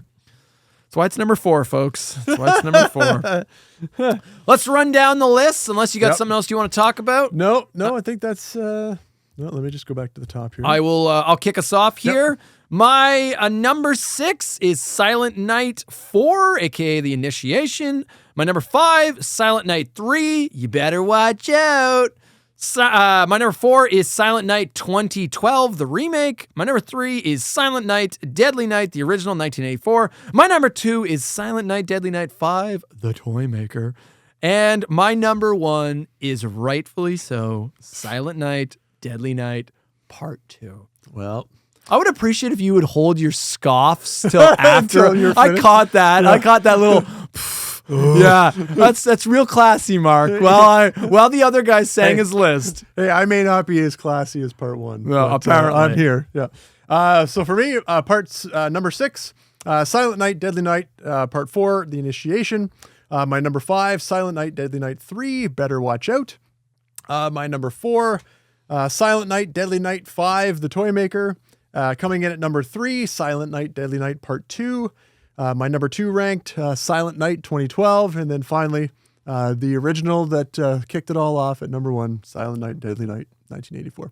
And there you go. There's our list. Yep. And now we have a question to answer. I'm very curious because I feel like it's got to have come up at this point. It did, yeah. Mark Skews, what is your favorite kill in the Silent Night, Deadly Night franchise? Yeah, the wood chipper. The wood chipper. Yeah. I was kind of worried that was... I didn't want to go into too much detail on it, but let's go through it again. Yeah. Go through the whole thing. I have the wood chipper, but as a runner-up, I've got the head split. The head split. Yeah. I'm getting to know you a little too well now because I figured I was like, that's Mark's number 1. That's no. I actually thought maybe your number 1 would have been the Linnea Quigley. That's most people's nice rack. The most people's favorite kill is the rack kill. I mean, it's okay, but it has nothing. It doesn't hold anything. The wood chipper is just a heinous fucking kill. Gruesome. Yeah. So you want to go through it again? How does that scene play out? He's chasing the porn star. Yeah. The porno actress. He's chasing her through like the motel parking lot. Yeah. And then they run out into like a what would you call it? Like a Christmas tree lot. A Christmas tree lot. Yeah. Yeah. And in the middle of it, there's just like, it happens to be a wood chipper. I had forgotten about her because I thought she was going to get away. Like she jumps out the window of the motel while Santa is killing the filmmaker, right? The guy, the pornographer back in the main part of the hotel room. So I'm like, okay, she jumps out the window. She's got her boobs hanging out. She's not in a good way, but at least she's gonna escape, right? She lands on the garbage bags.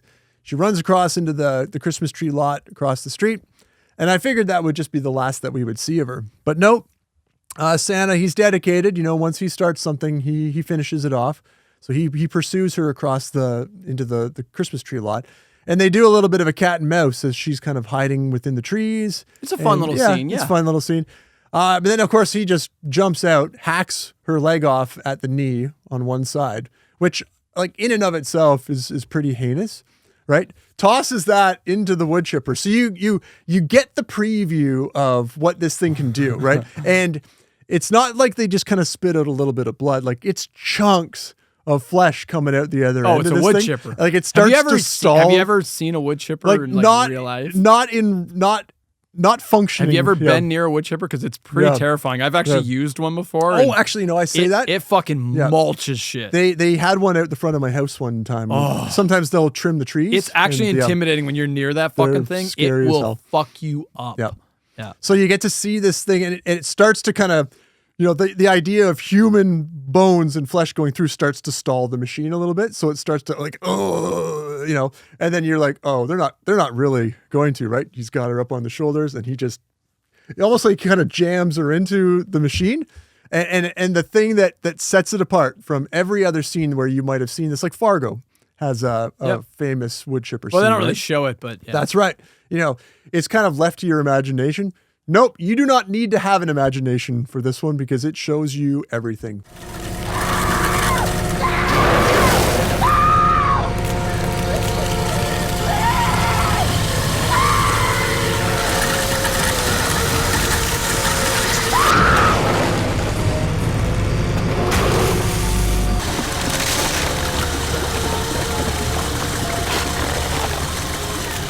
you actually want to see a person get chipped, this is it. You can see her blood guts being funneled out the other side while she's alive, screaming at the guy as he's pushing her into the machine. It reminded me immediately of the scene of the meat grinder in Texas Chainsaw 3D. Yeah. Where that was shitty CG and it just cuts to CG and it just looks so like nothing. This one does not look No, this is terrible. a hell of a lot better. No, some excellent kills in Silent Night, the remake. It's a solid remake. It's one that people aren't going to talk about. It's just not, I mean, people don't really talk about this franchise much, but it's pretty decent. Yeah. You know, there's some quality film in there. See it for that alone. Yeah, Right? If you're a gore hound, definitely check out Silent Night. It's got some good shit in there for sure. Yeah, it's good. How about yourself? I mean, I think I'm curious, like, if you can guess this, but it might surprise you. Okay. My favorite kills, because one of my biggest issues with Silent Night 1 and 2 is most of the kills aren't Christmassy. Yeah. They're not really. It's like using a hammer and like a knife, and it's like, you know, where's my icicle kill? Right. Where's that, Mark? Where's my Christmas tree up the ass kill? So I think the best kill in the entire Silent Night, Deadly Night franchise is the couple's death in Silent Night 5, where they get fucked up by the toys.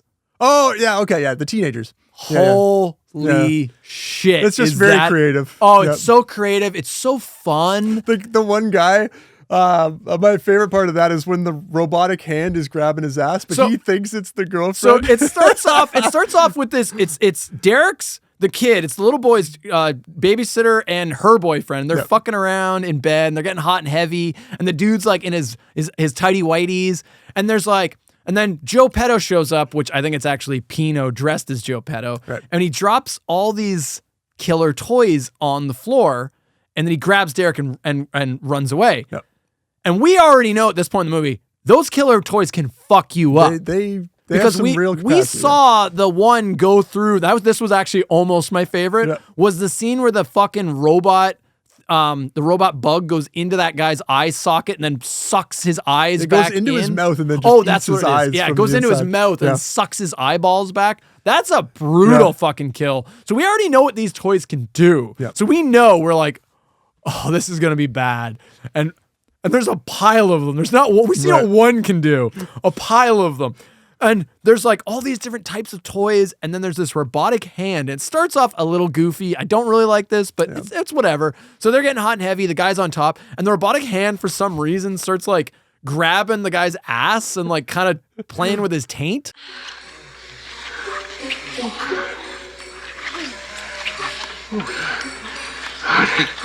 That feels good.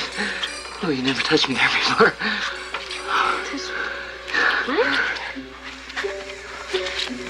No, put it back on. Put it back on. Oh, never mind. Yeah. And he's into it. He's loving it. He's like, oh, Don't stop. Don't stop. She doesn't know what he's she's talking kind of like, sure, like whatever. And then they get rid of that. Then the ass plate stops, and then the robotic hand just like grabs the guy's neck and starts choking him. And then there's like a robotic snake that wraps around the girl's wrists, which is very creative and clever. And then all the toys jump in, and there's like robot soldiers and tanks. There's a remote control car that's just like teeth with an eyeball on top. It's like a remote control, like monster mouth. And a fucking remote control car with spinning saw blades. What the fuck? It's awesome. And these two young people get fucked annihilated. Up. They get annihilated, and it's so glorious. It's like I wrote. It's like if all of the misfit toys from. Do you know like Toy Story? Like Sid's misfit toys? Yeah, it's like misfit toys where he makes all these weird monstrous creations. It's like if all of those toys came to life and just murdered people. Decided to take their revenge on their owners. Yeah. That's what this scene is, but it's actually, you're getting to see it play out. Such a juxtaposition to my choice. Like you went the opposite direction with your picks. I want fantastical. Yeah. I want fantastical. I don't want brutal realism. I want fun. I love that pick. I want fun, gory, over the top. The one girl, like the Doesn't like the tank thing like blow a hole in her chest or something? So like the tank, they get fucked up. The tank fucking blows a hole through the girl's chest, which is a pretty brutal effect.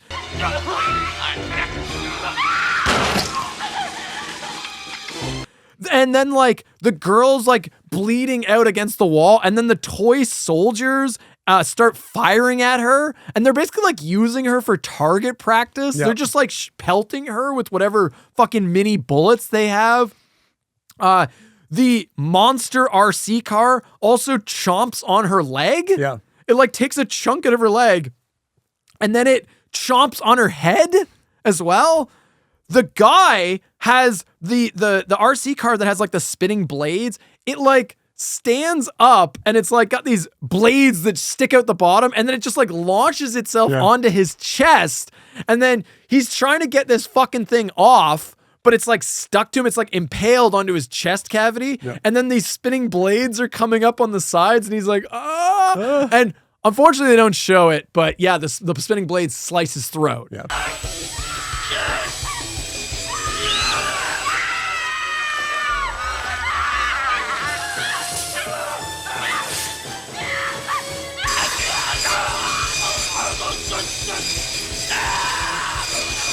They don't show you that. They show you after it, but it's still like it's implied. And it's death by 1,000 cuts because it's just brutal. Like no one single toy like takes you out, but all of them combined. Yeah, it's great. It's a great scene. Unfortunately, there's a technicality.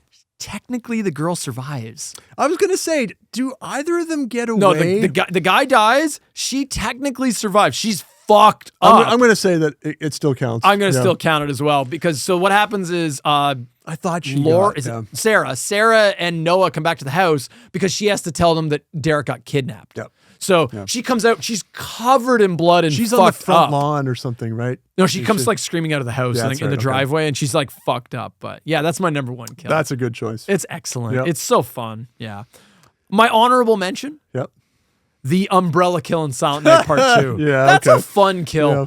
The effect is actually pretty good. Yeah. Like I thought they did a good job of making that actually look believable, where he sticks this guy. So this is Ricky is fighting this bookie that's like beating on this poor man. And then Ricky intervenes and starts fucking him up. And then Ricky, like one arm has this guy gripped.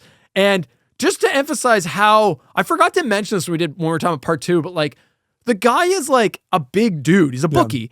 He is feeding Ricky in the fucking face with shots, and Ricky is just fucking glancing it off. Yeah. It's like it's not, it's just, you're just pissing him off. Yeah. Like he is just taking these blows as if they're nothing and straight onto the face. And he's got this guy just held up, and then he reaches for something. He's looking for something to kill this guy with, grabs an umbrella from the garbage, sticks the fucking guy with it, goes through him, and then he pushes the button and the umbrella opens up through the back of the guy.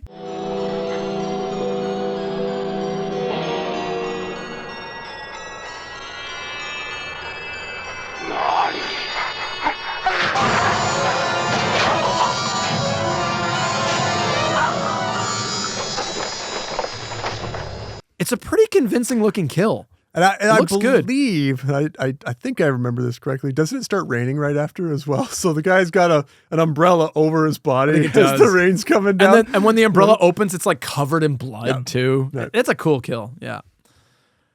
I have my worst. Yeah. My worst. Do you have a worst? I do. Okay. Yeah. It's this is a bit of a cheat because it's kind of a culmination. Fine.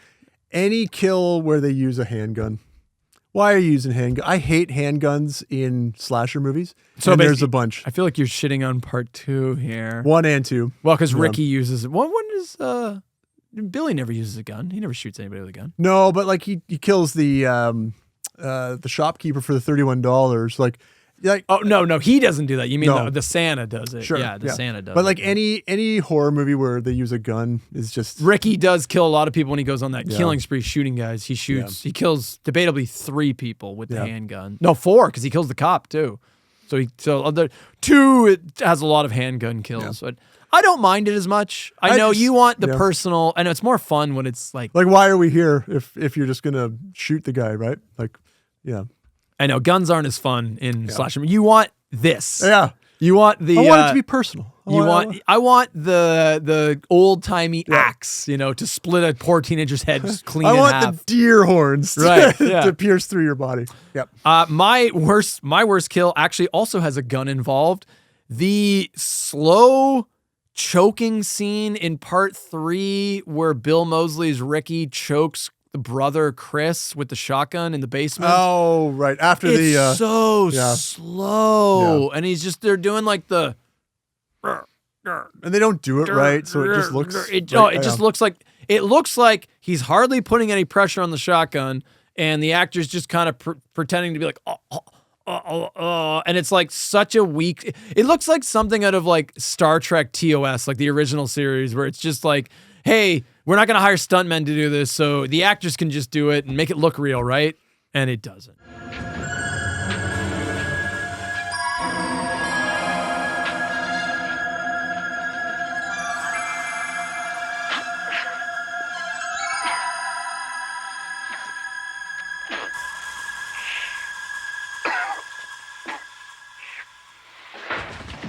It looks bad. Hover it just an inch or two above his neck so we don't actually do any damage to the guy. It's no, you got to commit. And it drags so hard. You know what would have been better? If they just did a blunt shot of him going like, whoosh, and it like crushes his Adam's apple, and he's like,